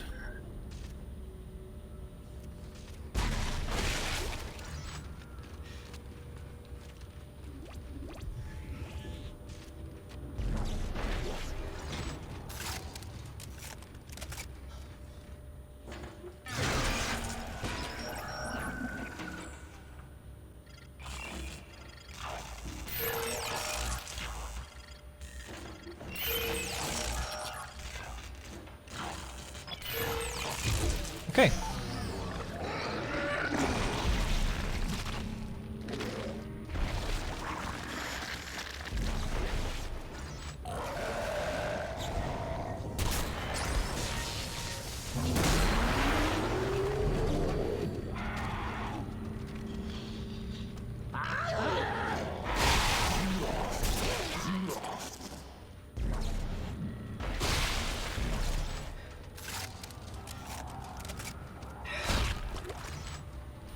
Debating whether I can get to the next bench and upgrade my health without needing to heal. And the answer is I probably can, but it probably isn't smart. So I'll just heal. Not with two med packs setting me back the whole way. I definitely wouldn't be on hardcore anyway. That's the mentality you got to think when you're on hardcore, like, are your resources really worth setting you back however many hours or whatever? And the answer is always no. Isaac, it's me. I wish I could talk to you. I'm sorry. I'm sorry about everything. Alright, especially since this next room can be very dangerous.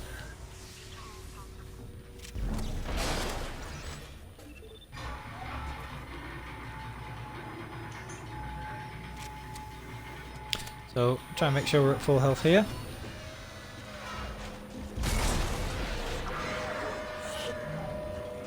Especially since you get these enhanced leapers, which are some of the most dangerous enemies in the game.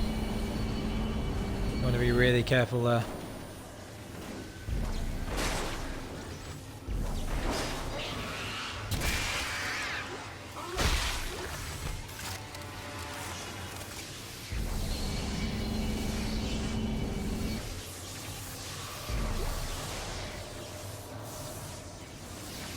And normally there's an enhanced leaper here somewhere.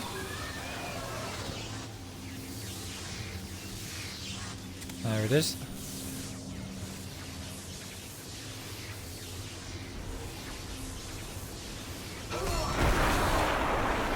And we do not mess around with those things. It's just not worth it.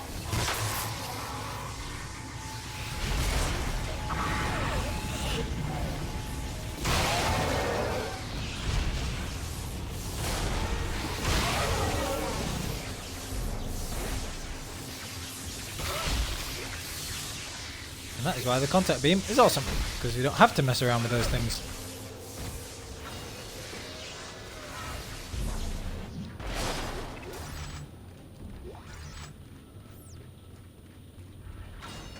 This next power node room really isn't worth it, it's just a bunch of health and stuff, so don't really bother with that. If you want a cheap way of doing this, then this is an effective way.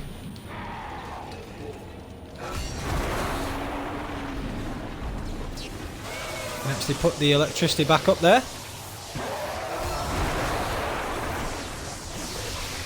And then the necros will run into the electricity and you can just concentrate on these two. Which is really fun. And effective.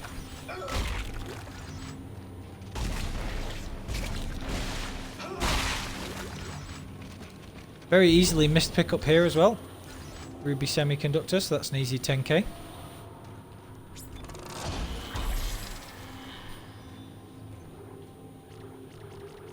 Okay, so just going to do that next. Javelin gun fully maxed. Ripper 3 away, and then we can just finish HP and the Stasis. So we've got the fully maxed contact beam capacity now, which is useful.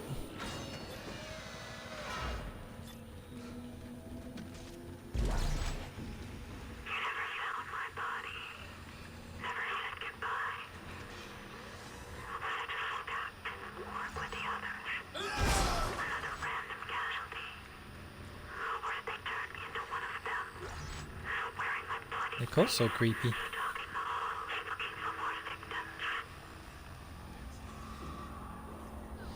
Bit morbid, never mind.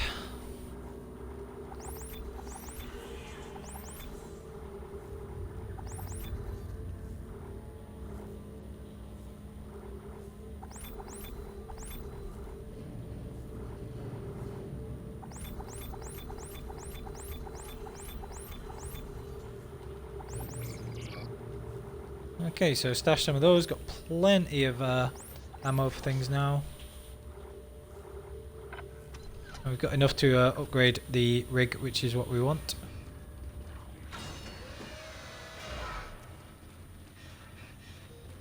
I actually think that I want to just get those last few upgrades. 1, 2, 3, 4, 1, 2, 3. No, actually no. I can't get enough. I'd need 7 nodes. I need 4 for the HP and then 3 for the Ripper. I can't comfortably get 7 without selling too much stuff. I don't need that last Ripper upgrade, so just yet. So we're okay. Although I do get a node here. It's alright. We'll still get it later.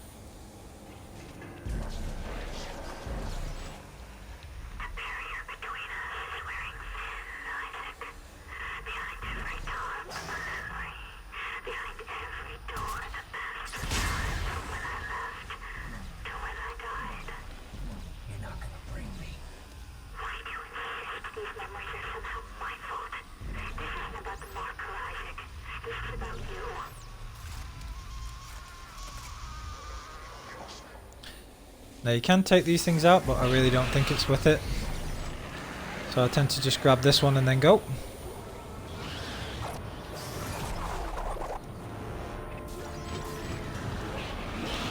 Grab these bits.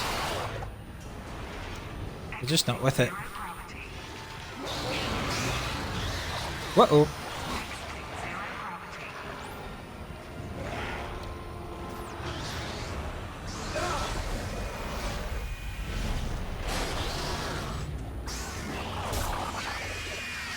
Unless they follow you like that, and that's just cheeky.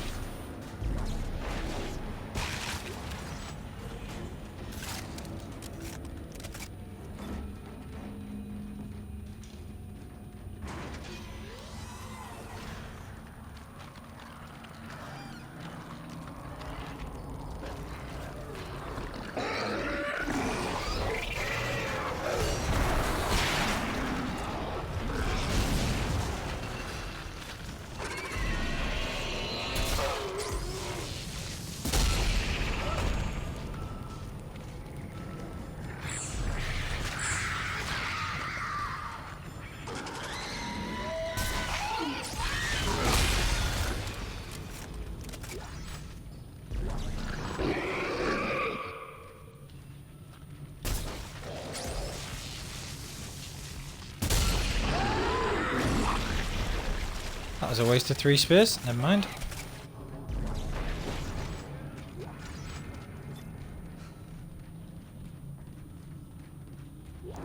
Okay.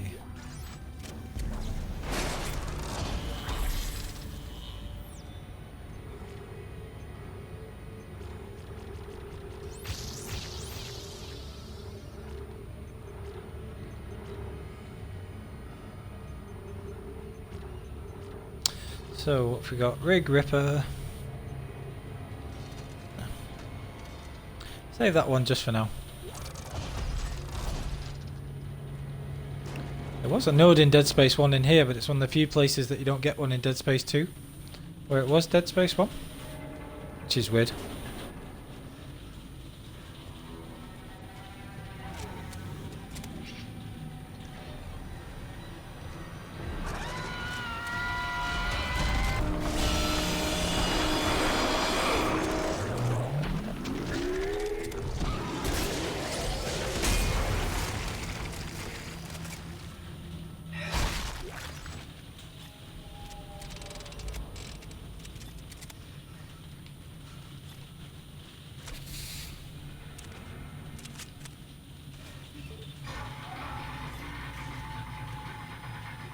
Ellie, I'm almost to the captain's nest to activate the tethers.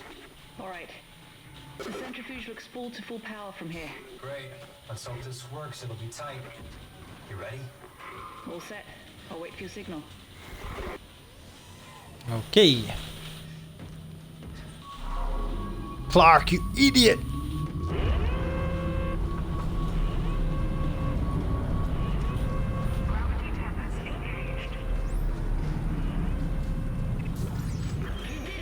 Now get back here. The tracks are moving. No, just go. I'll use one of the escape pods to meet you there. No, go!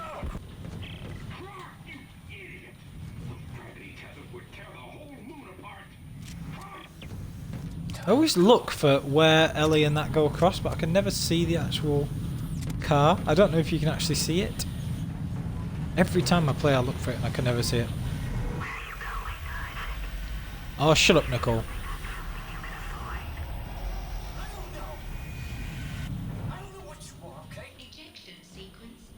Jeez.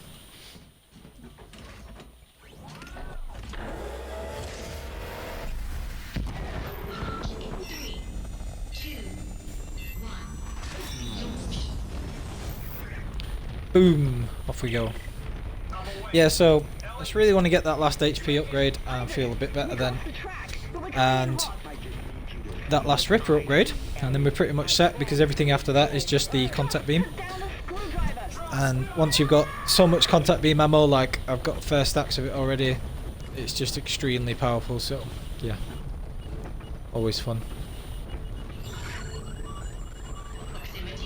Uh-oh.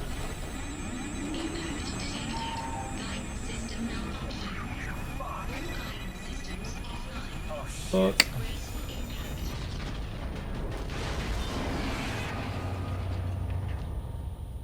Isaac, are you there? Ow.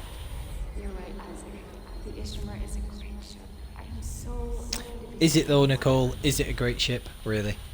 Is it? You made me stick with that. You made me stick with that. You made me stick with that. You made me die. Alright, chill out. Bit dramatic. Do you get a node here? I get a feeling like you get a node here. I can't. Well, maybe it's just a few. I know it's a few ammo pickups. This won't hurt it, bitch. Try hard enough to die. Stross! Stick a needle in your eye. Stross, don't do it! Why is Stross such a nutcase? I mean, we already know, but like, you know.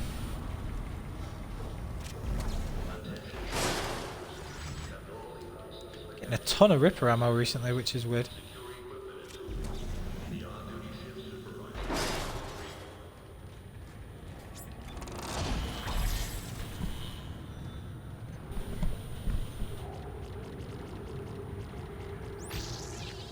Well, the Ripper can just wait for now.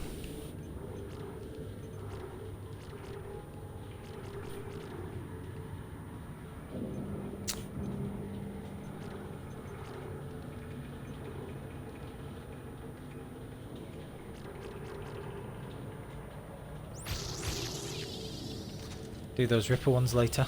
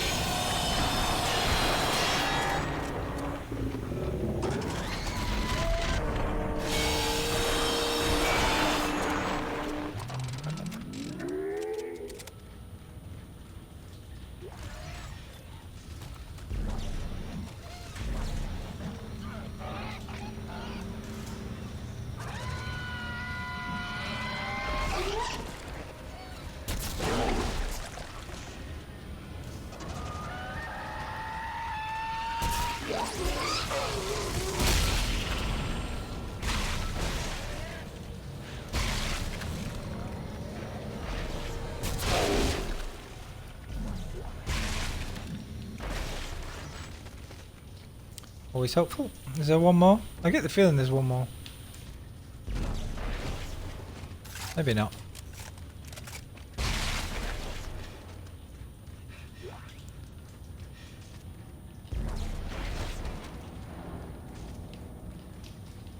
Cool.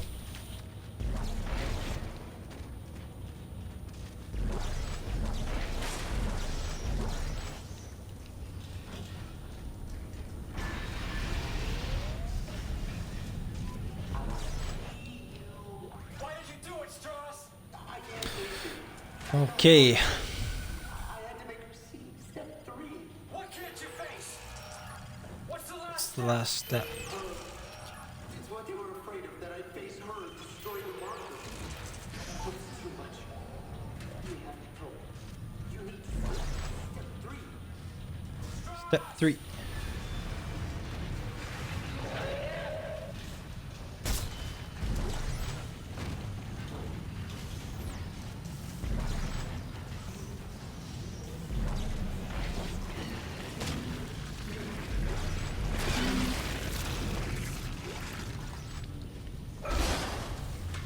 Alright, so I grab all this stuff. Again, got that node across the way where the Stalker runs off.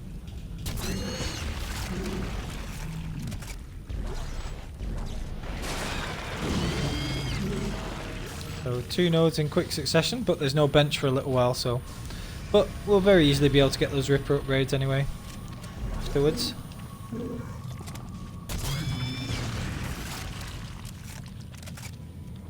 Because of how long there is before the next bench, I would actually be very tempted to go and get the Ripper upgrades normally. But I'll just use the contact and things like that instead for now. We've got plenty of contact ammo anyway, so it's less important for us to have the Ripper upgrades. So I'll just stick with that.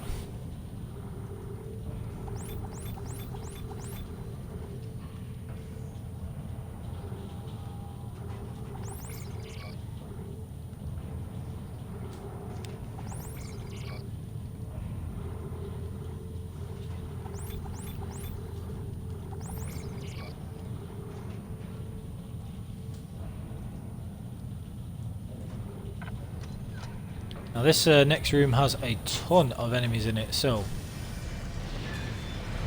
need to be very careful.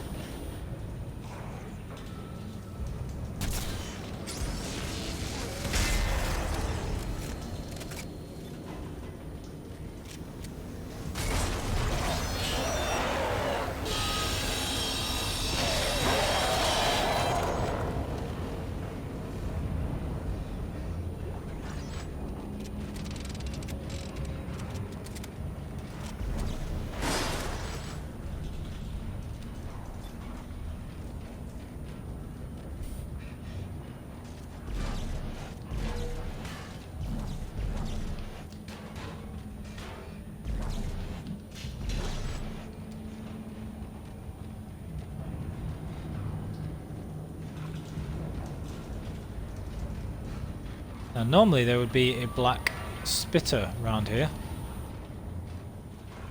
For some reason. Ah, there it is.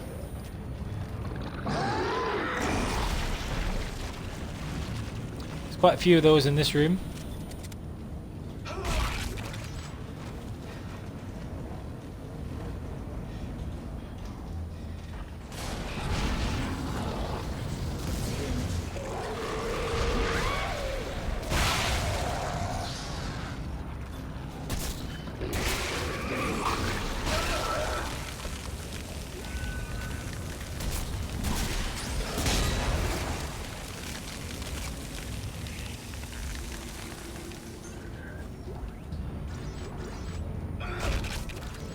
Always best to have some very high-powered weapons in this room.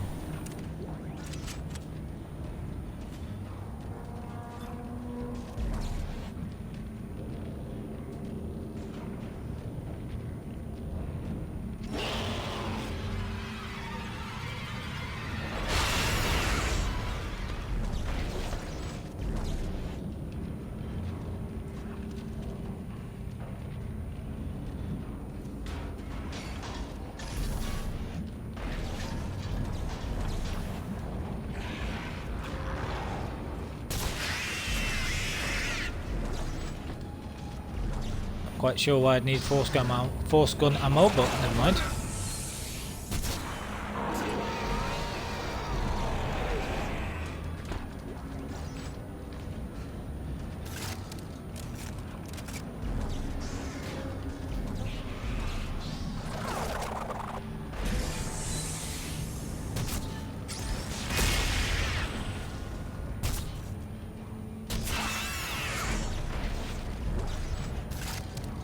Take out those.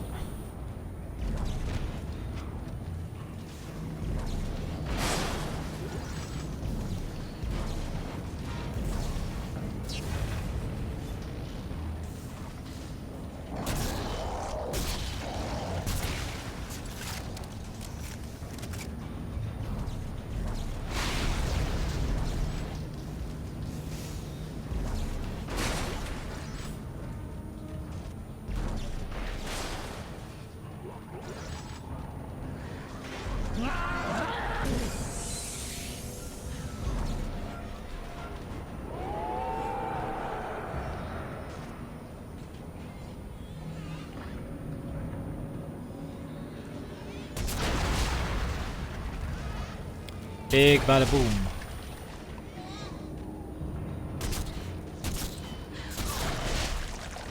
That's bad shooting. Never mind.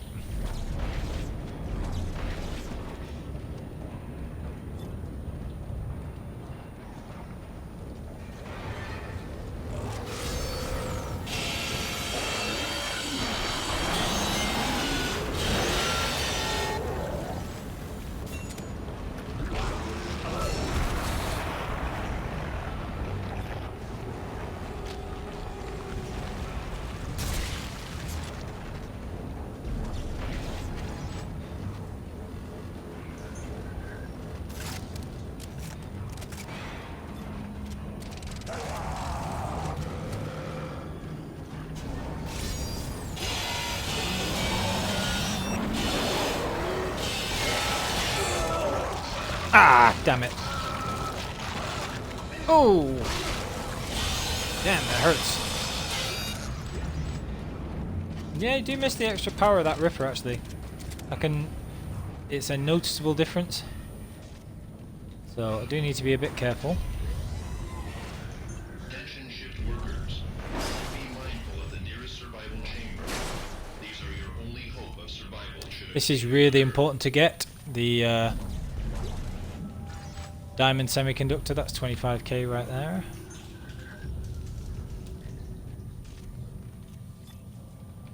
Is that everything? Yep. There you are, Isaac. I love this bit. The patient is not cooperating. Fuck you. It's your turn. Oh god. Ellie, step 3. You owe me an eye, you bastard.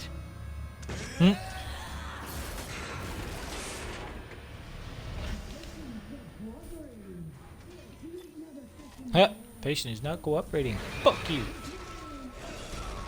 Ellie's cool in DS2.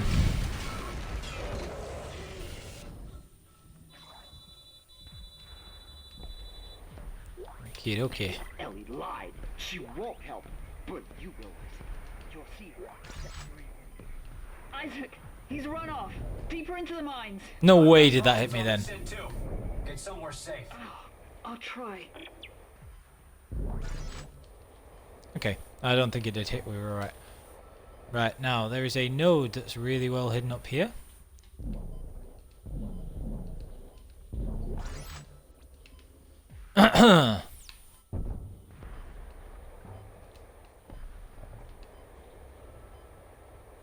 And there is a medium health pack, which I will grab since I've been so careless with health recently.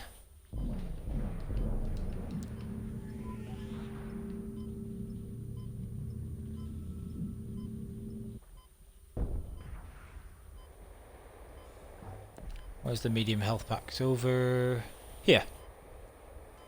I think the contact beam ammo schematic is also over here as well, but I never buy contact beam ammo. It's either that or the force gun schematic, I can't remember which. I think it's the contact schematic for ammo, but it's so expensive that I never buy it anyway.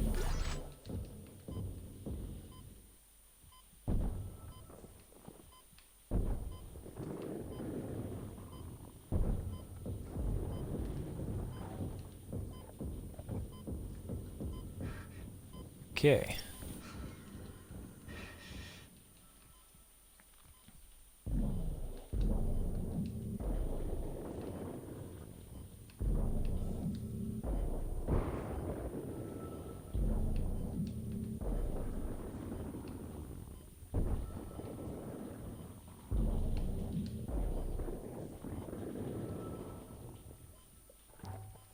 Because of the muted sound in this area, you have to be so careful with these things. I think that's all of them.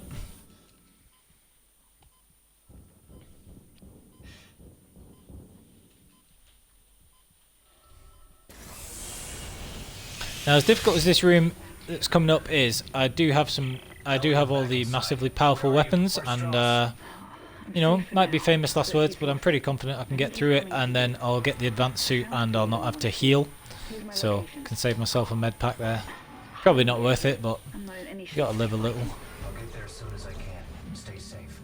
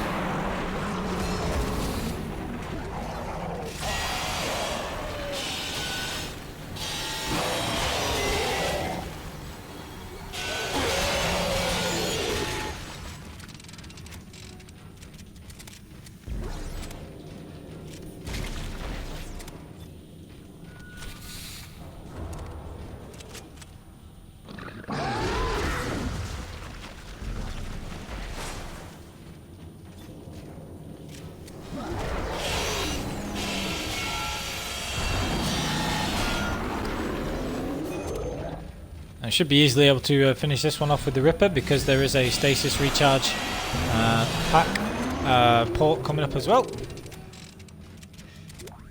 Stasis and Ripper is extremely powerful even if you don't have that last upgrade, so no problems there.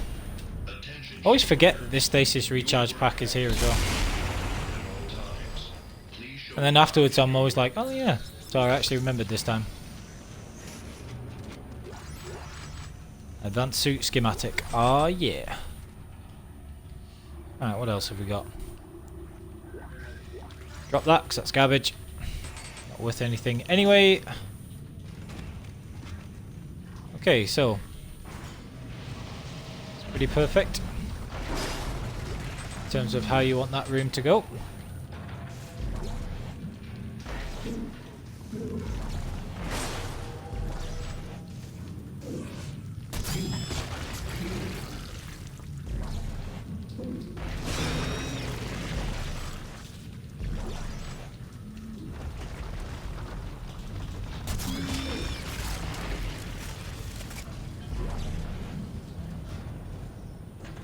Okay, so let's just recap.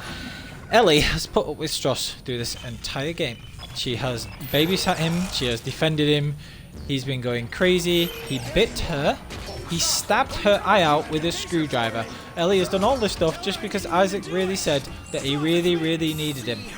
Really needed him. And then Stross comes at him with the same screwdriver after they've been together for 10 seconds and Isaac stabs him straight through their temple and kills him. Are you serious? Like, he already had the screwdriver off him then. Like, seriously. Just bizarre. Come on, Isaac. That was lame. Anyway. You can leave getting the advanced suit until after you've done this little bit, but there's no need.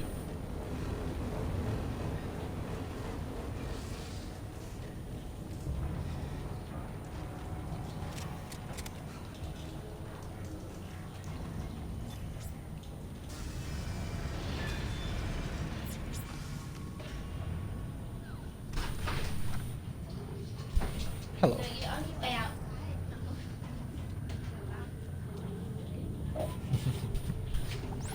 Okay, so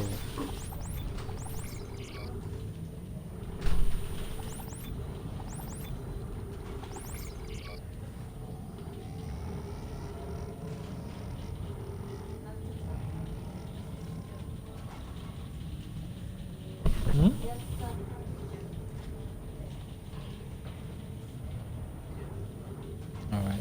Alright. Yeah.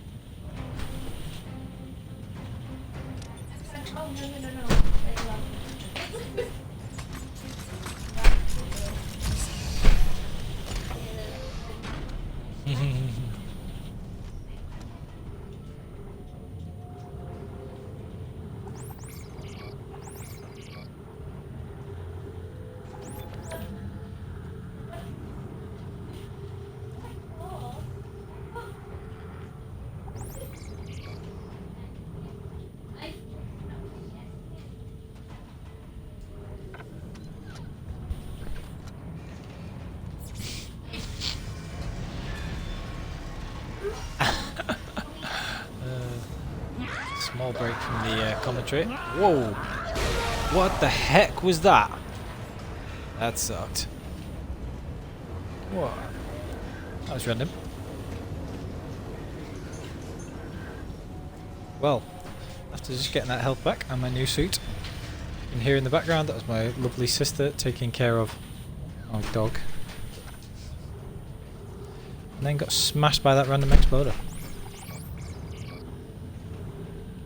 How bizarre. Anyway, moving on. So I've got the advanced suit, a bunch of contact beam ammo because we're going to use that for the next part. And before I switched away from the vintage suit, also obviously before I switched away from the vintage suit, bought as many nodes as possible and then left that 36k for the advanced suit, which is obviously the 40k with the 10% discount. So not much in the way of credits, but absolutely sorted for everything else. Seem to be running very slowly.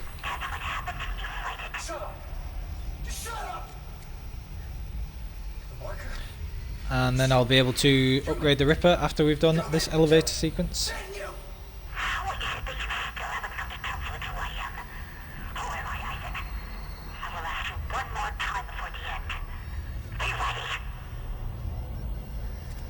And then we've got pretty much everything all upgraded and it's all good.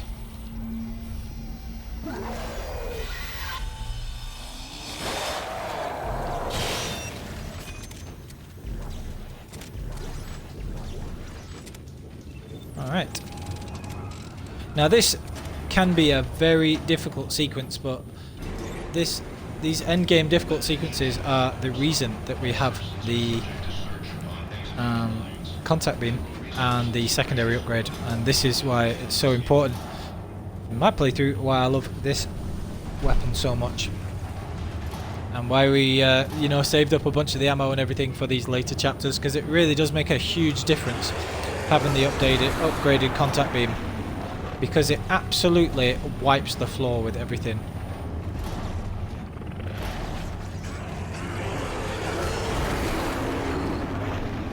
And is extremely effective.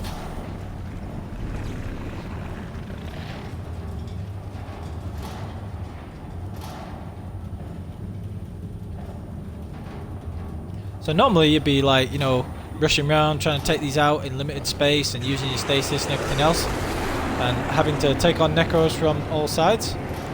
Instead, you just stood in the middle of the lift, absolutely blasting things to pieces with the secondary fire as soon as they come down.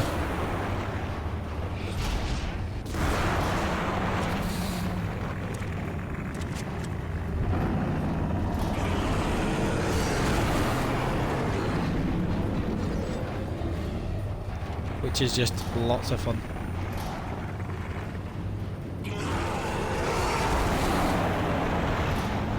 And sometimes it'll even kill a black necro outright like that, which is ridiculous.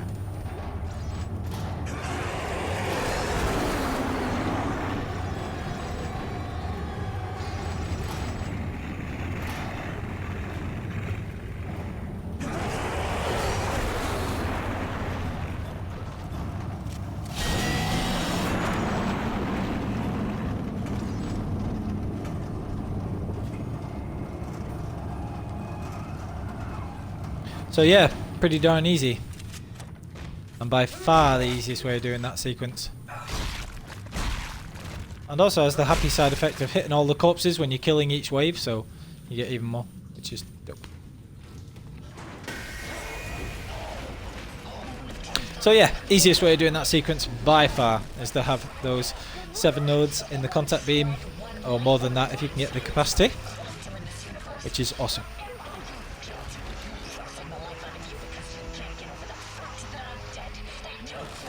Yeah. Let me go. I want to kill stuff. Why can't you let go? Yeah. And if I let you go, okay, nothing left. Step 4. Acceptance. Step 4, acceptance. Why does Nicole look so different in this one? And not even better either. Bizarre. Nicole looks worse in Dead Space 2 than she does in Dead Space 1. Ellie looks worse in Dead Space 3, apart from the immense boob job that she somehow got. Okay. So, a bunch of stuff there.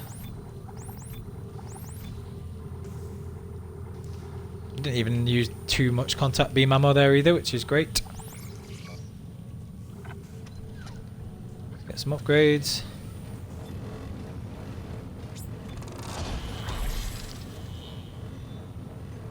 In fact, I can get some free Ripper ammo here because I'll not upgrade just yet. I will just use them first, and then before I start the drill ride, then I'll come back up and upgrade. So, chapter 12, into the end stretch.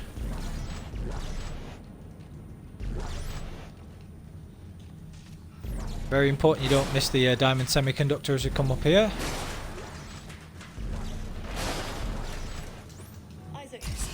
Over here. Looks like the mechanic was dragged away before he could finish fixing this. Stross is dead, Ellie. Well, I'm not sorry about that. So what happens now? I thought you needed Stross to destroy the marker. Strauss couldn't lead us to the marker. He was running away from his guild. What about you? I'm not running anymore. I know what I have to do. Well, this drill's a stroke of good luck finally. Why don't you get up to the cab to try to get it started? I'll look for the other power cell. I love how Ellie just climbs up them. It's pretty cool. That advanced suit looks awesome as well.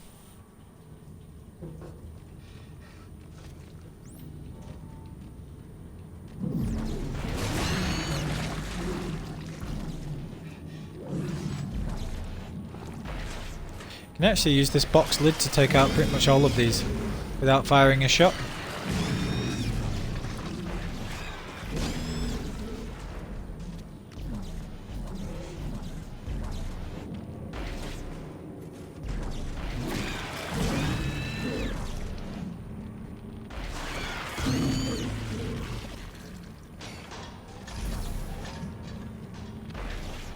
Okay.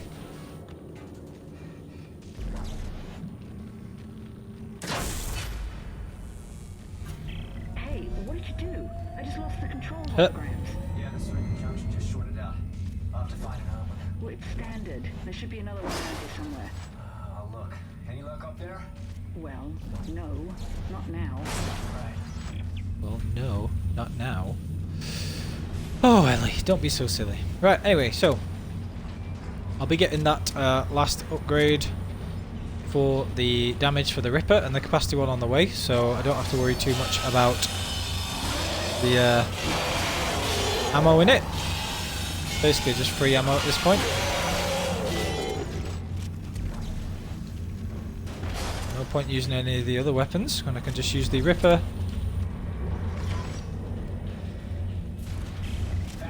Great.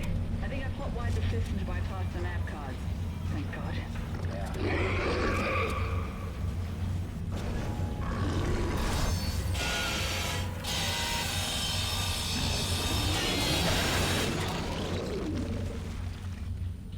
Okay.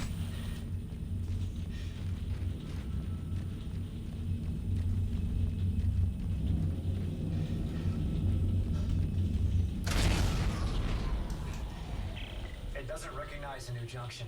I think I've got it from up here. Just rewired from down here. What? I didn't hear you. Nothing. Nothing. Nothing.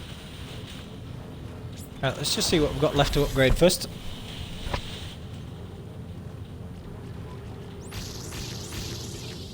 Right, so Ripper damage all sorted. So that's everything I need for the Ripper. The alt fire doesn't matter.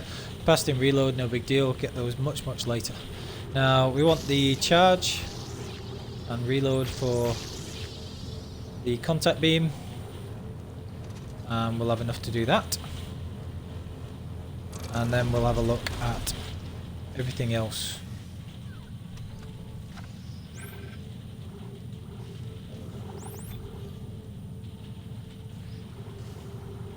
I want a lot of Javelin spears because this next sequence is a pain in the neck.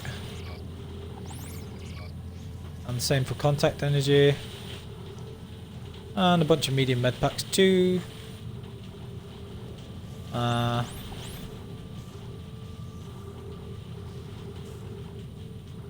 Should be enough, I would think.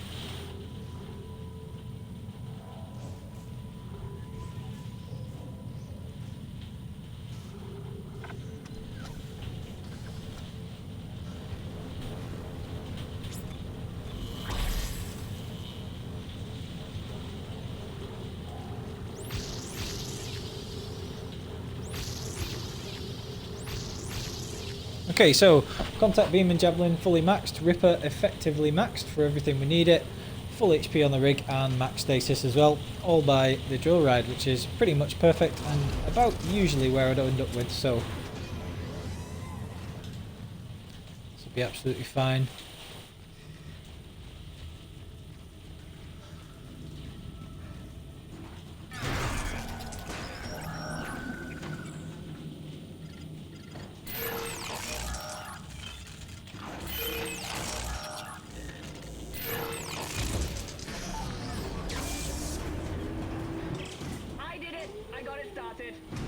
Alright.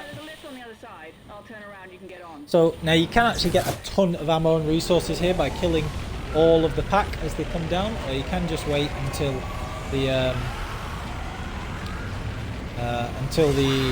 drill is turned round, which is what I'm going to be doing this time, and then just be doing it that way.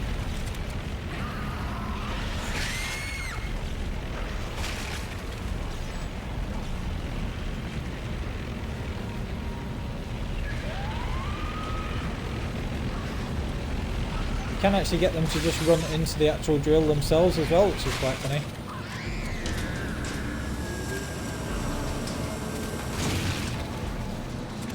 And it really is literally free ammo.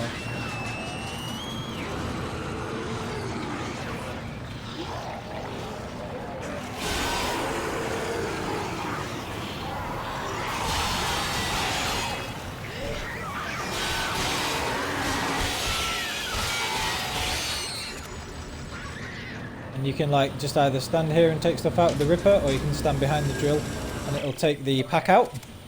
But it's just not necessary. See what this beast can do. Now this is a very annoying and difficult section, particularly with the lurkers. So you just have to be really careful all the time. Much easier if you don't mind using up a bunch of contact beam ammo, which is what I'll normally do.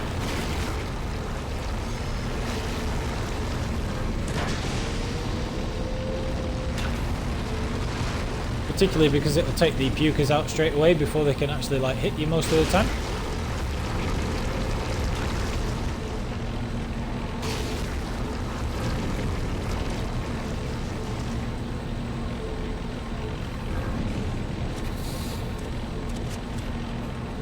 Bunch of stuff to grab down here, make sure you get that. Med packs.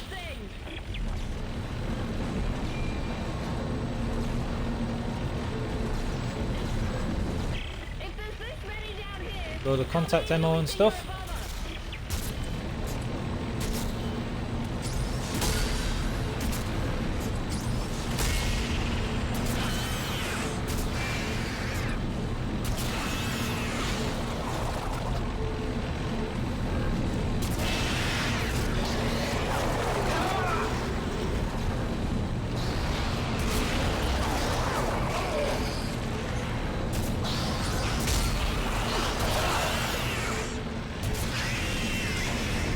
Why these things are annoying, but also why the Javelin gun is very useful. Hang on! We're coming up on more of that stuff! Sorry! Again, that's what the contact's extremely useful for in this bit.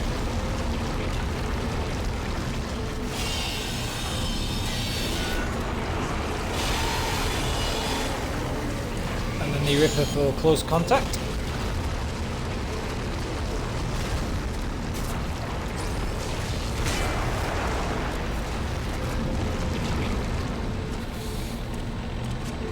You okay out there? Oh yeah,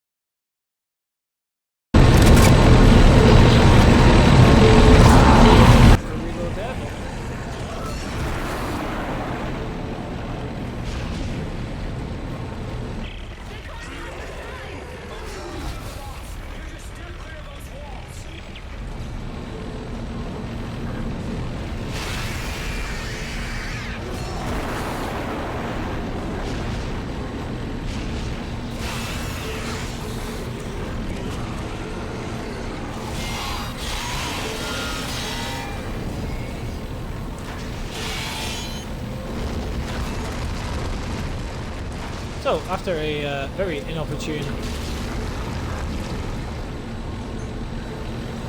change in batteries, just resume there, and that is why I love this weapon combination, because you can deal with pretty much anything at any range. You've got Javelin for medium to far, you've got the Ripper for close range, and you've got the contact for everything else.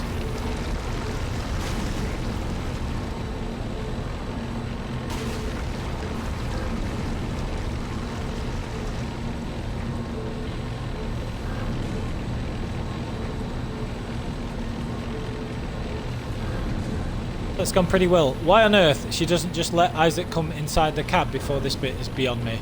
There's more than enough room. Stupid. Whoa. Whoa, whoa, whoa! Stop, stop! Looks like we reached the foundation pylons of the government sector. So how do we get in there? Straight ahead. We do have a giant drill. You know I'm riding on top of this thing, right? Ellie! Ellie! Ellie!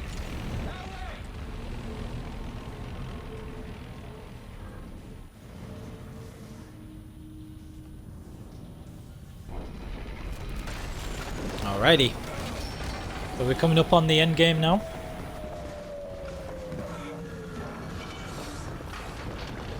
Few things to grab, and then we'll just power through and finish this off. Holy crap, that hurt. Well, we can compare bruises later. But at least we made it, right? Yeah. This is most definitely government sector. Mm-hmm.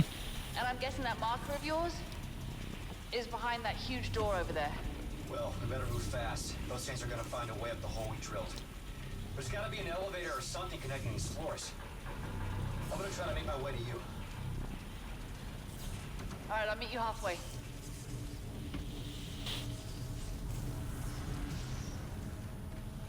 Okie dokie.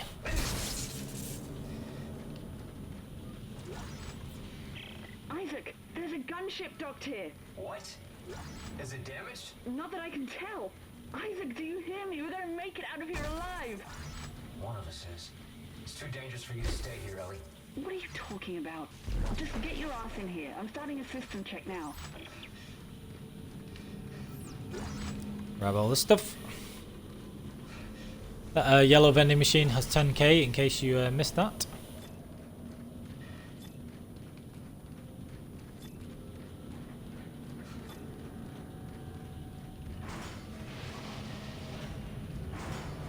Main power on.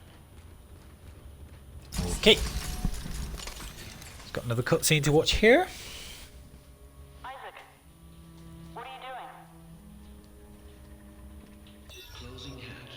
Oh. Hey, Isaac, what are you doing? Gunship command override confirmed. Isaac, what are you doing? Open the door right now. Emergency launch cycle initiated. No, Airlock sealed. no, don't you dare! Don't you dare launch the ship! Isaac! It's your best chance, Ellie. You got life support, comms. Hmm. Hey, gotta be rescued. You bastard. I need you to be rescued. I couldn't save Nicole, but I can save you, Ellie. So, bye.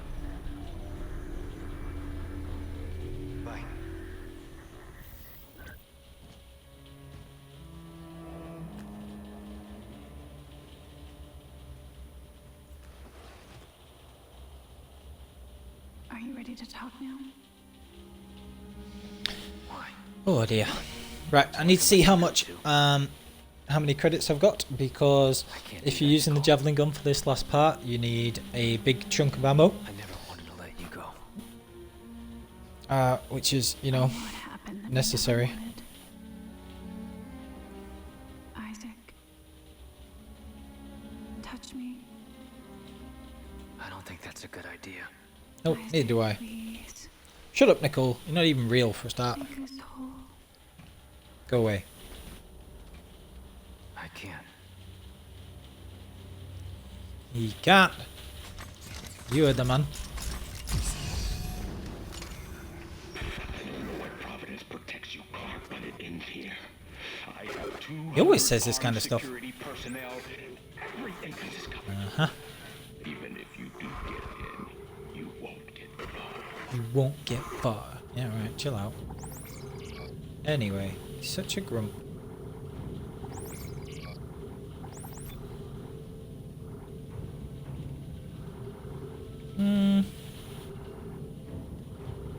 Right, so, like I say, you need a ton of spears ready for this bit. So, I'm just going to very quickly switch back, buy a load of spears, and then switch one last time again.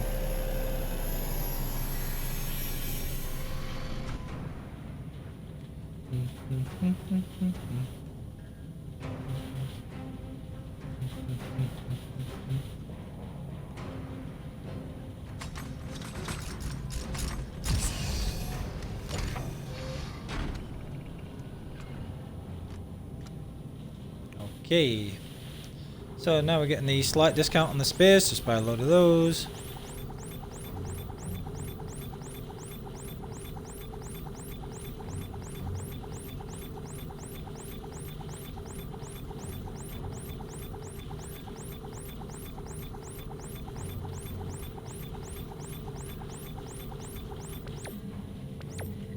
Okay. That's a lot of space. That will probably do.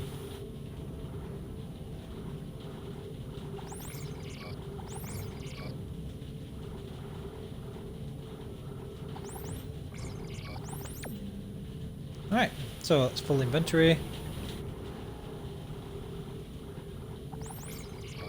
Yeah, that'll be fine, I think.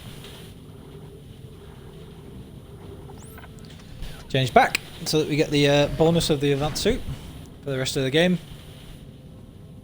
And then we should be able to make do with what we've got.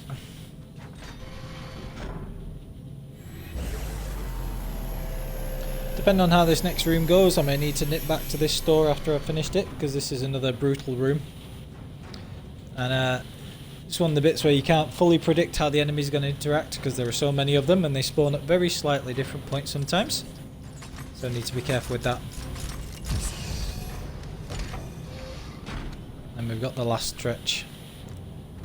This is one of the stretches of the game where there's a really big gap between stores. So you have to be careful with it.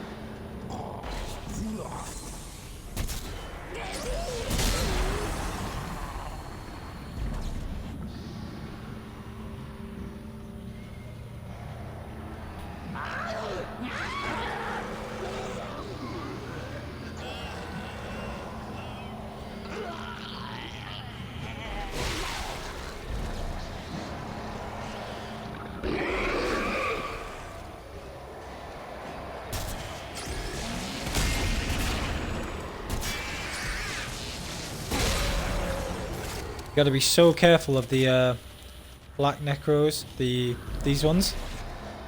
They are extremely dangerous and hard to see.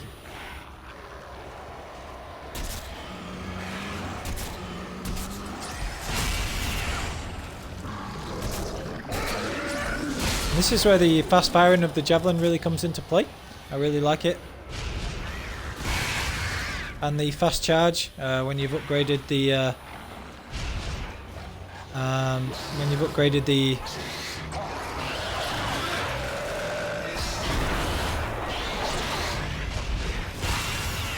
it really does make a big difference, because like I say, sometimes they can get up on you in a hurry in this bit.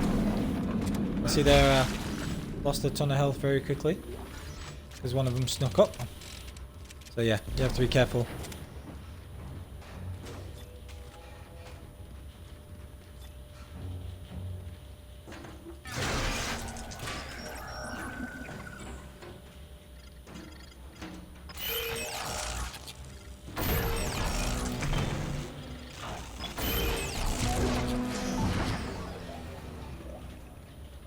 Now normally there's a couple of the enhanced lurkers, the babies, around again, but they haven't spawned just yet. I'm sure they will. There they are.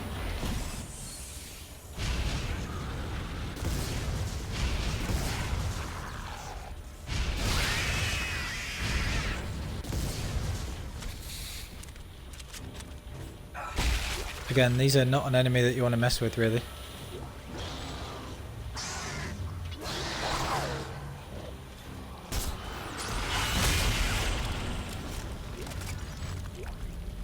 Okay.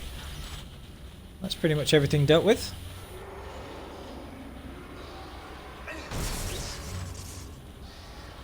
So we're just going to go heal up, get all the med packs together, and then we've got the stretch run.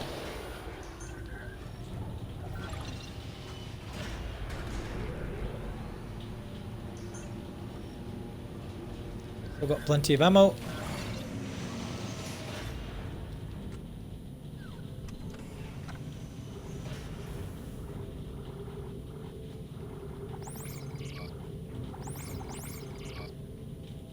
One, two, three, 4, 5, 6, 7, 70 spears. And a bunch of contacts should be enough.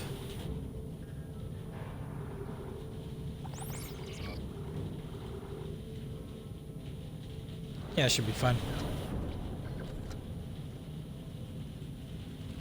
Right.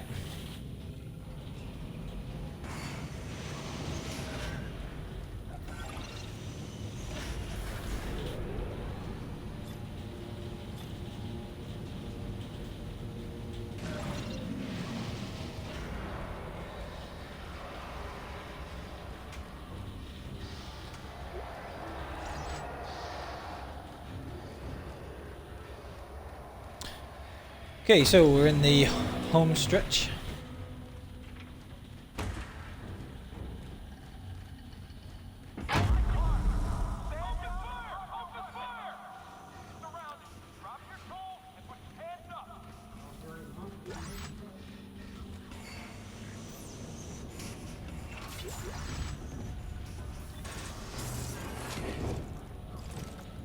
And this is where obviously we allow the Ubermorph in.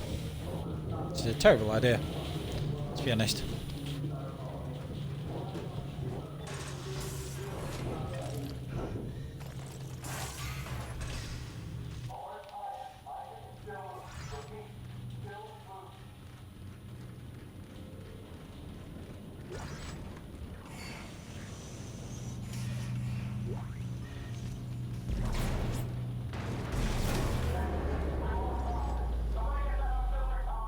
I was quite lucky actually because I got like 3 separate contact beam pickups there, so 4 contact beam ammo with that last slot that I had open. It's extremely useful because obviously 34 contact ammo is an absolute ton. You idiot!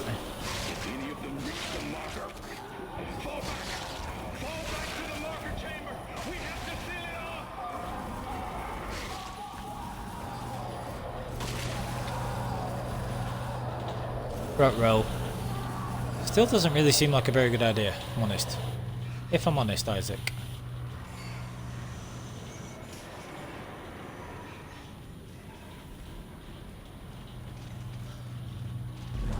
Make good use of this if you're doing this room, it's very useful.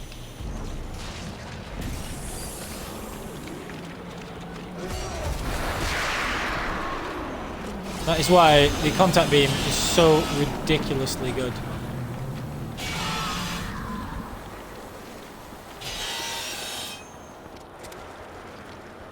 Should be an exploder here somewhere, really. I'm sure there is normally.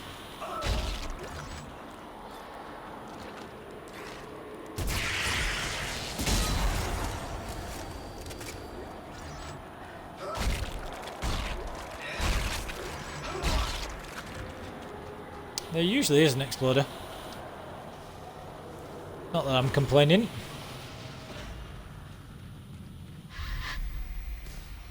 Isaac, where are you going? I don't know. That's why I'm here, Isaac. To show you the way. Yeah, what a brilliant idea. Listen to the hallucination of your insane marker hallucinated girlfriend. What a brilliant idea, Isaac. Where do you come up with this stuff? Oh, anyway.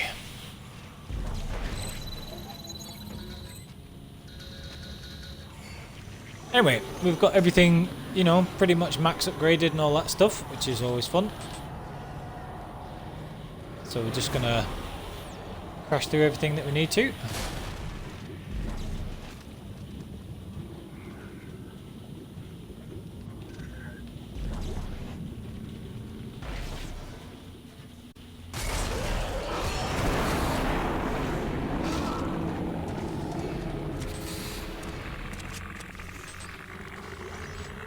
Now this room can be tricky as well, so you have to be very careful.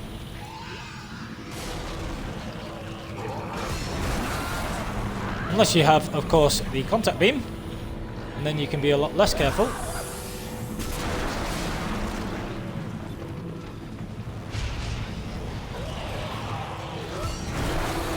Because you can just do stuff like that.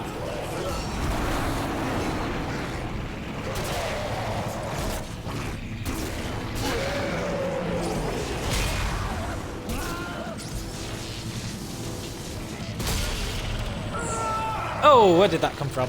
That was a cheeky one.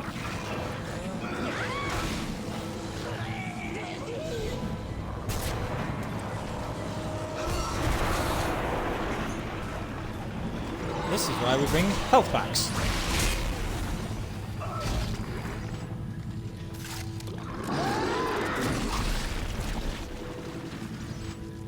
Alright. Everything pretty much taken out there, I think. Apart from that black necro that had somehow survived. I think that must have been the very first one that I hit with the contact beam. And then I might have forgotten to finish him off.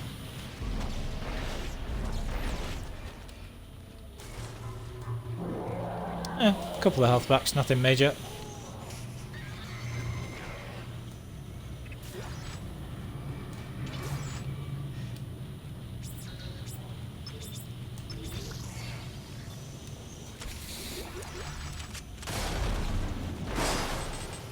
Now that's why that was a good idea, because it'll let me get that health pack.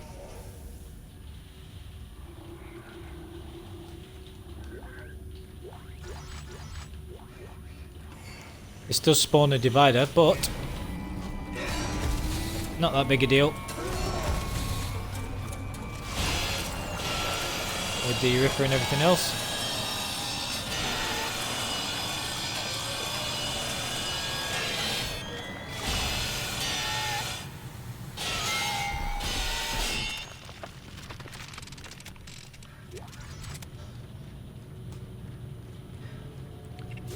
That health pack will prove very useful.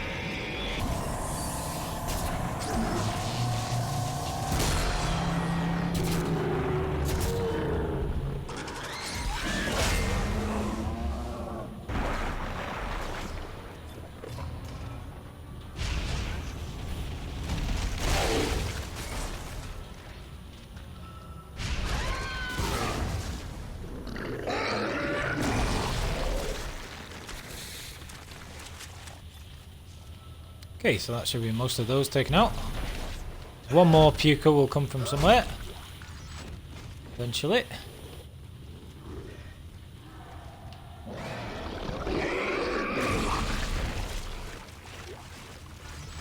That's that.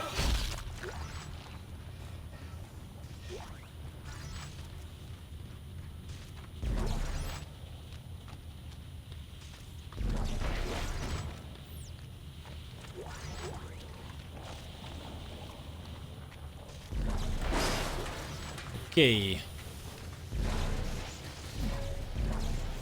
Doesn't really matter about pickups and stuff now. I just get everything because I'm like, you know, just like that. Isn't really necessary now. This is where I made my third save on hardcore.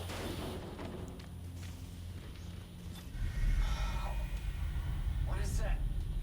I can feel it in my head. We're getting closer, Isaac. The marker knows you're here. I still don't know what to do. When the time comes, you will. Yeah.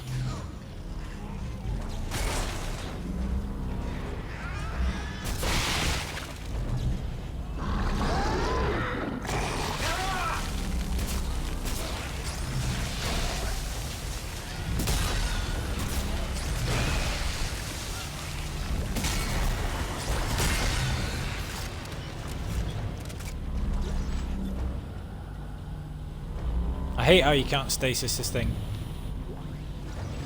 Bugs me every time.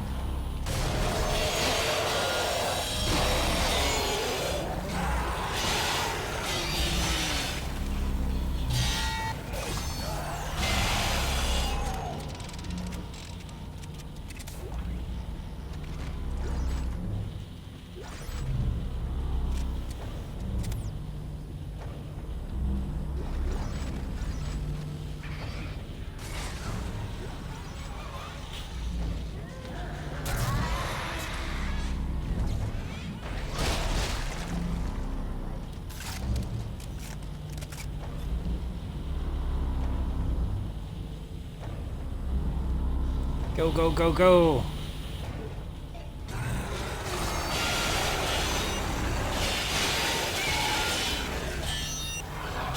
Ow! I was just about to say you can very easily take all of those out in one Ripper Blade, which you can if you're not being a dumbass and walk too far forward.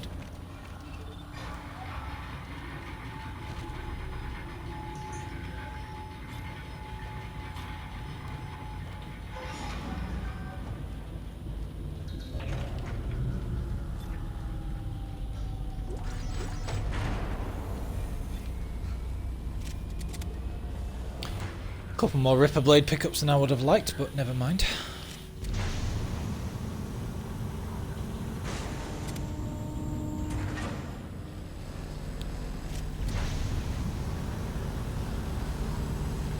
Now this red room that's coming up is actually extremely fun if you want it to be. I mean, you can just skip the whole thing pretty much, you know, with no great consequence, but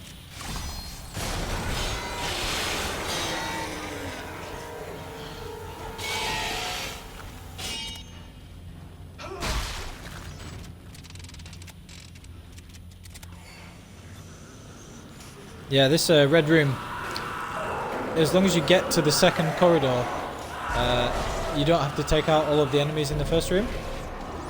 Well, that's not much fun, so I doubt that'll be the route that I go down here.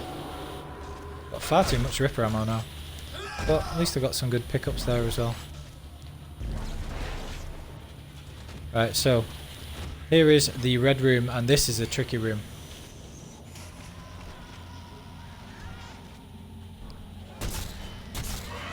I should be alright.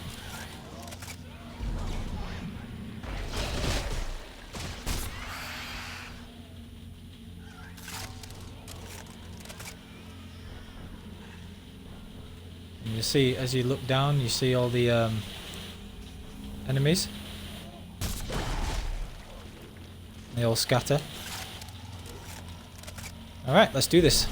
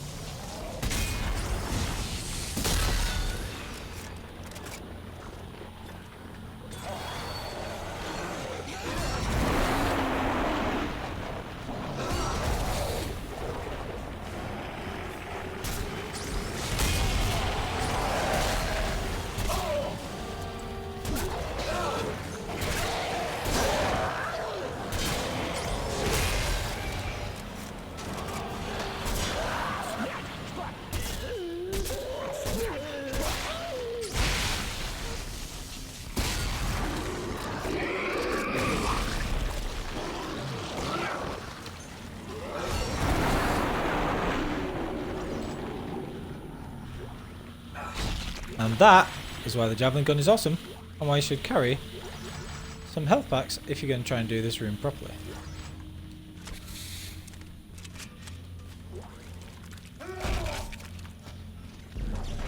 It is fun though. I mean, like I say, you can just run through the actual corridor and just do it that way as well,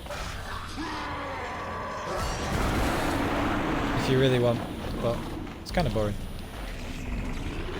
But on hardcore, I would definitely recommend just sprinting through the first lot, get into this corridor, and then you don't have to fight all of those enemies. Which does help if you're trying to survive. Still doing okay for health.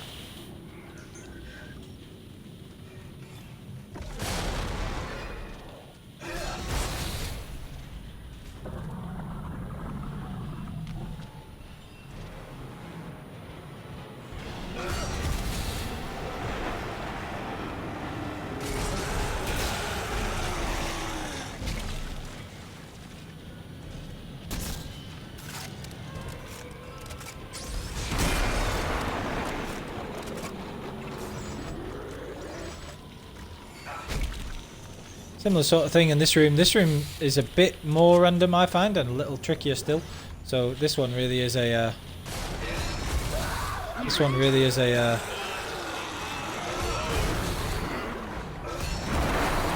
room that needs dealing with the contact beam for the most part.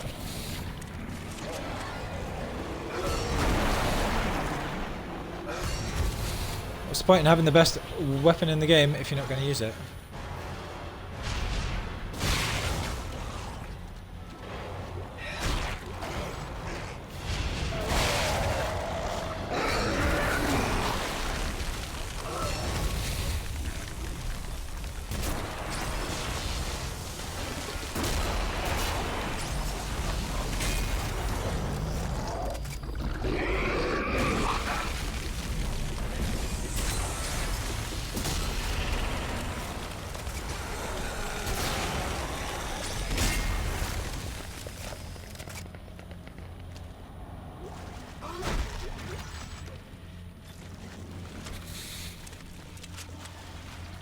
And that's why I love that weapon combo.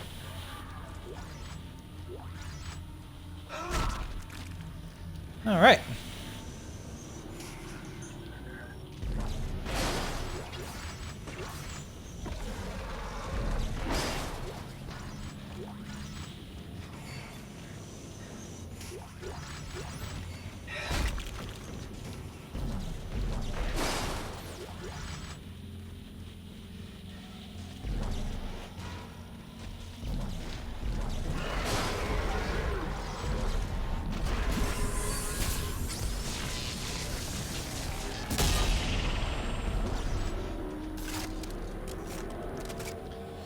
And that brute obviously very easily goes down to a combination of Stasis and just the 2 full Javelin and secondary. So you can see how effective that weapon combination is really, especially when you've got everything else fully upgraded. And this is why I respect from the plasma cutter. Like, if you think how the plasma cutter does late in the game, it's okay, but like, it's nowhere near as good as that. Not even close.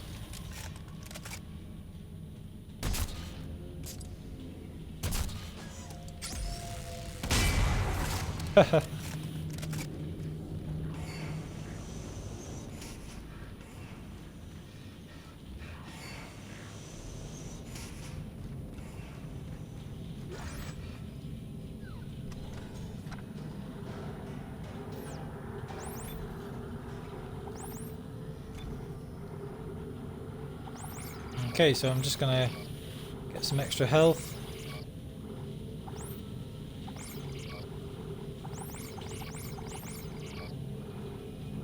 And everything like that. Really don't need any more of that stuff. And just stock up on contact beam ammo for the last run.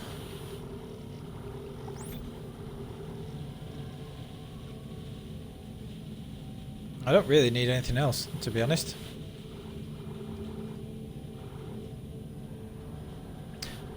Probably make it through the game without buying a single med pack, but you know, might as well just buy those.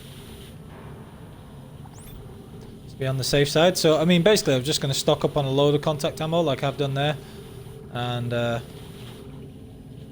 just use that. Nothing else needs upgrading now.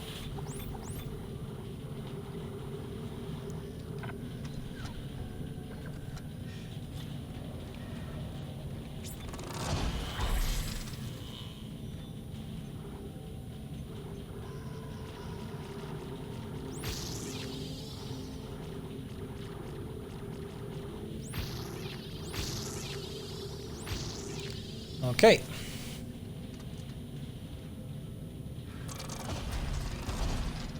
Now this is another good place for a save before the eye poke machine.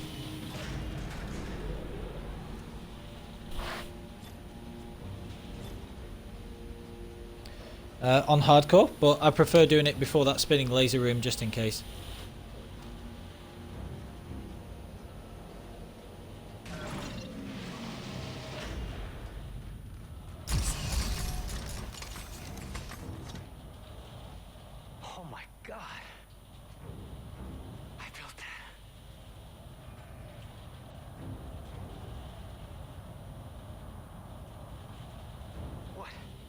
What are they doing? They're all coming to the marker. Convergence is at hand. I knew you were trouble from the start, but they told me you were necessary. That you're mine. This is pretty cool. I spent years sifting through your demented brain. This is not the way it was supposed to happen. Well, how was it supposed to happen, Timon? We have it under control. Clark, this is not our fault. We are so close to understanding it. Right, so we just got to get through this bit. Just hold those bodies you let in here. It's triggering a convergence event. But we never expected this many bodies. Oh. What the hell is it doing? What it was made to do. Isaac, you have to make us whole. How did I not see this coming, by the way? First time we played this game, how did I not know what was going on, really? Anyway.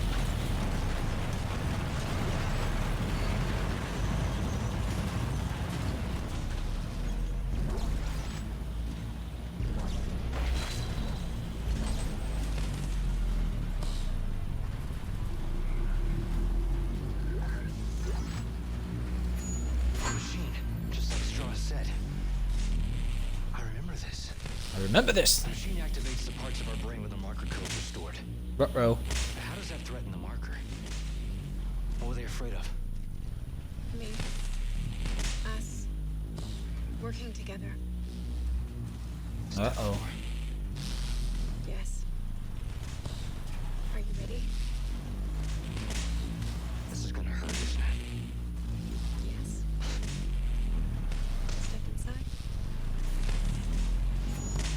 Oh, fun. Step 1. Crawl inside. Step 2. The screws go tight. All around. Cross my heart and hope to die. Stick a needle in my Stick a eye. needle in your eye.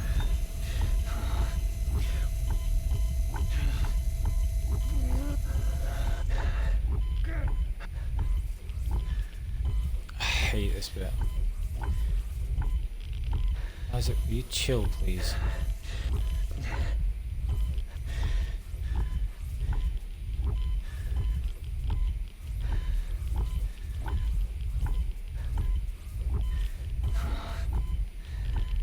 Oh, I hate this bit.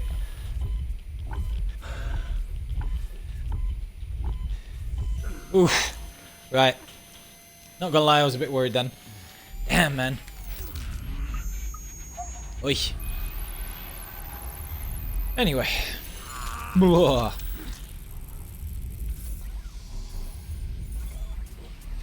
Right, so that's that bit sorted. Now we've just got to take on the Ubermorph. Which again, with a decent amount of health packs and these awesome weapons, is normally pretty good. You can just ripper his limbs off and then stasis him with the contact secondary is normally better. So that was pretty cool. Follow the light, Isaac. I'll be waiting for you at the marker. Well, what do I do?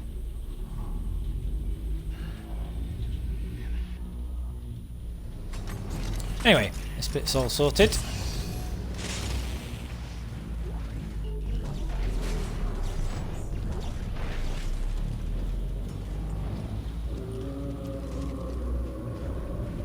Now you can just take the cover off before you actually have to do anything to the Ubermorph, which gives you more time to sort it. So if you put him in the heavy stasis like that, that's really useful. The heavy stasis from the contact beam secondary, and that gives you time to comfortably do this.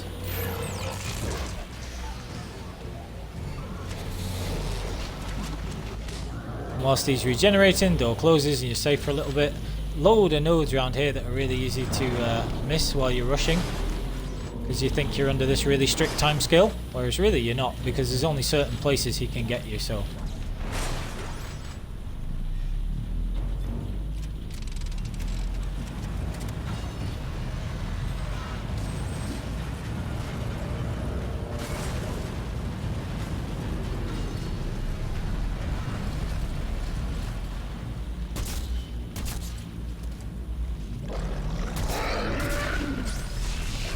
That was some dreadful shooting.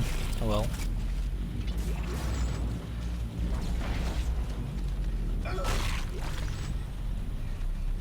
Again, another node, very easy to miss, but worth getting otherwise.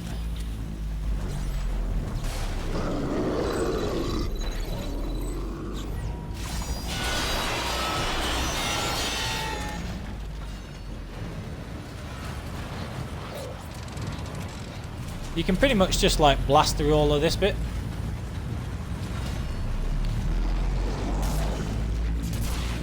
And not give him much chance to really do anything.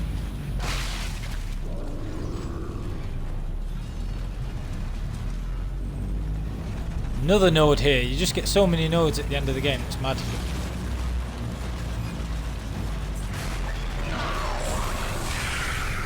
But I mean, here you just want it to all be about the contact beam, taking it out.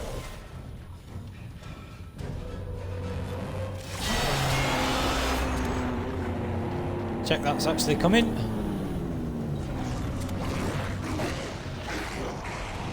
And then when you get through that, just reload.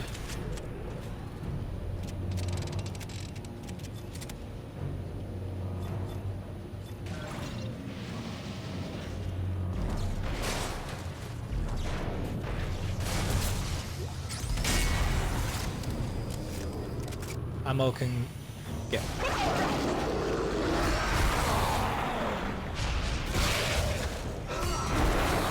Don't need ammo or anything now really, so just do whatever you want here.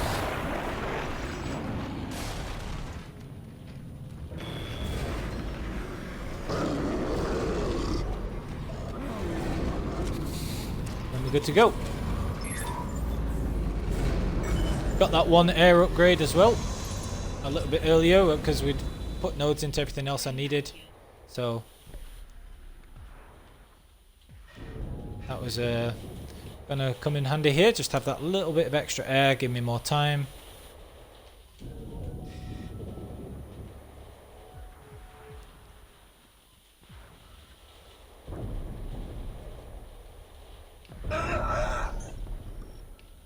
Just get through these.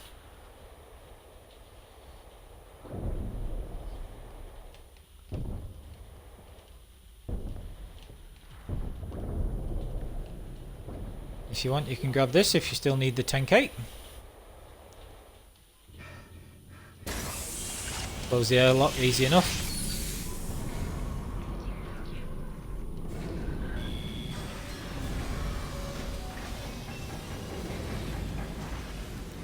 Make sure everything's all reloaded and good to go. Of course you can. I'll never see you again. Isaac, stop it. Uh-huh. There's no other way. You have to do this. Uh-oh. Big serious ending times. This is another one of those weird no doors where you can get like really amazing stuff or really underwhelming stuff. Like sometimes you can get, yes, 2 nodes instead of 1 there as well, which is pretty amazing. If you get it.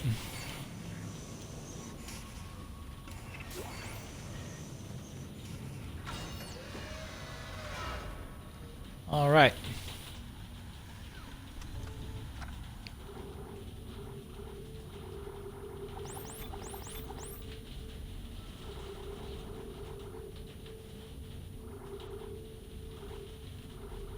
Alright, so this is pretty much exactly what I want and need. I've got a ton of stuff there. Load of contact beam ammo.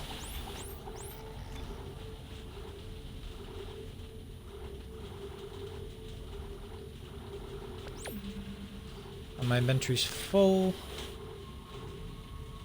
Plenty of med packs and everything.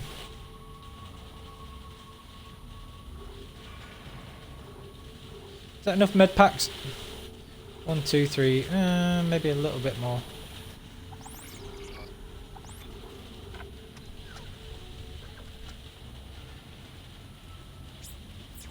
Right. This is it, Isaac. Convergence is almost here. Meet me at the marker.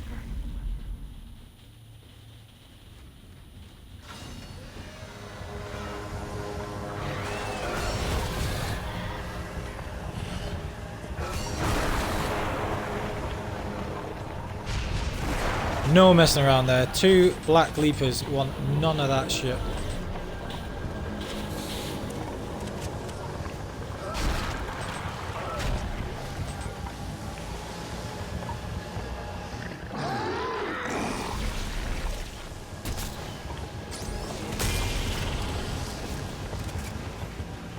Just gonna make a break for freedom. Finish off the end of the game.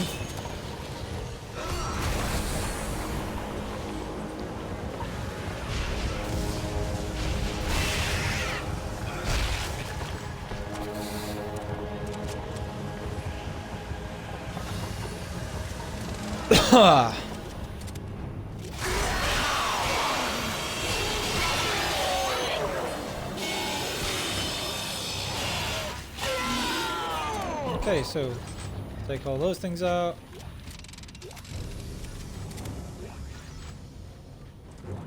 Check for any contact ammo, because that's what we really want.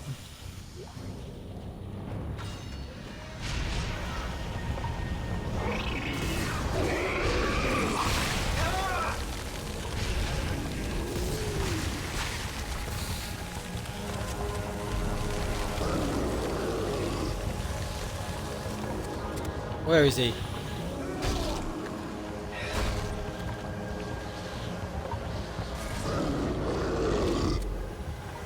Alright, so same again, just take this thing out.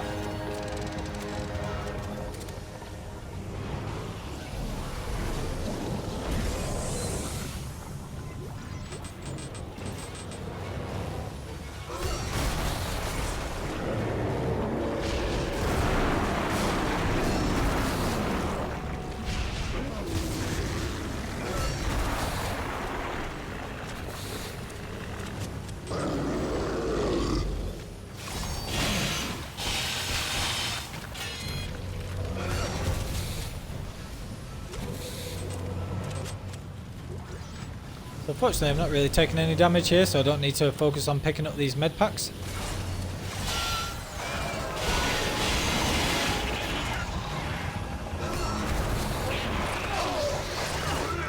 He says and immediately takes a shitload of damage.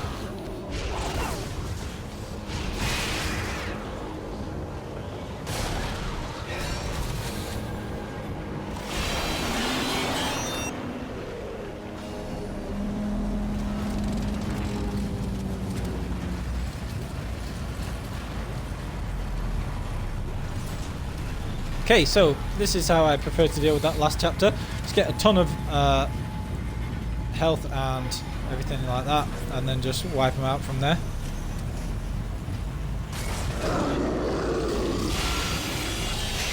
I actually knew he was dropping down there, so that was really stupid of me, but put him down again.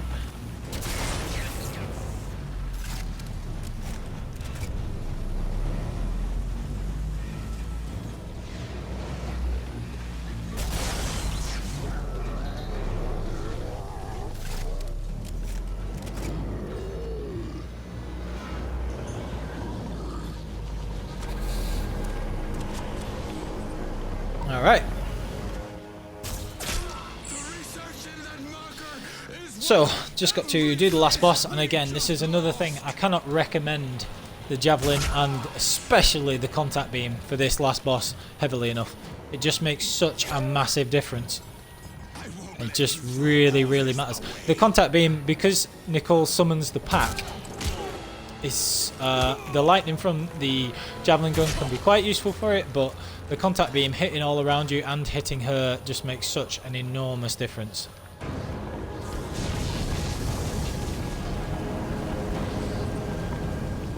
And that's what I'm going to be using for this.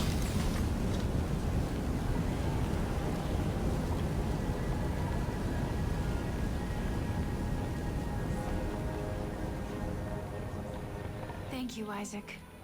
Now, Time to die. What? Oh no!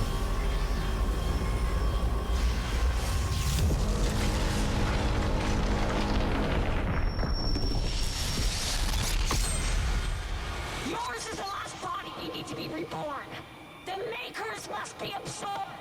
The Makers? You mean me? destroy the marker! Not if we can shoot you first. God damn it, I trusted you! Fuck you! And fuck you more!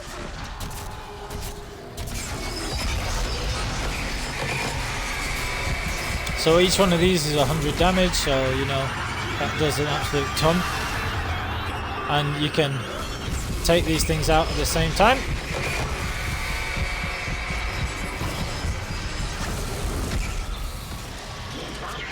She won't get close enough to you. And this is why I absolutely love these. And that is why the contact beam is incredible for the last boss. Just absolutely amazing. Stops you from getting hit by the pack and takes Nicole out at the same time. And then on top of that, lets you very, very quickly with that upgraded charge destroy the core of the marker as well, which is amazing. So yeah.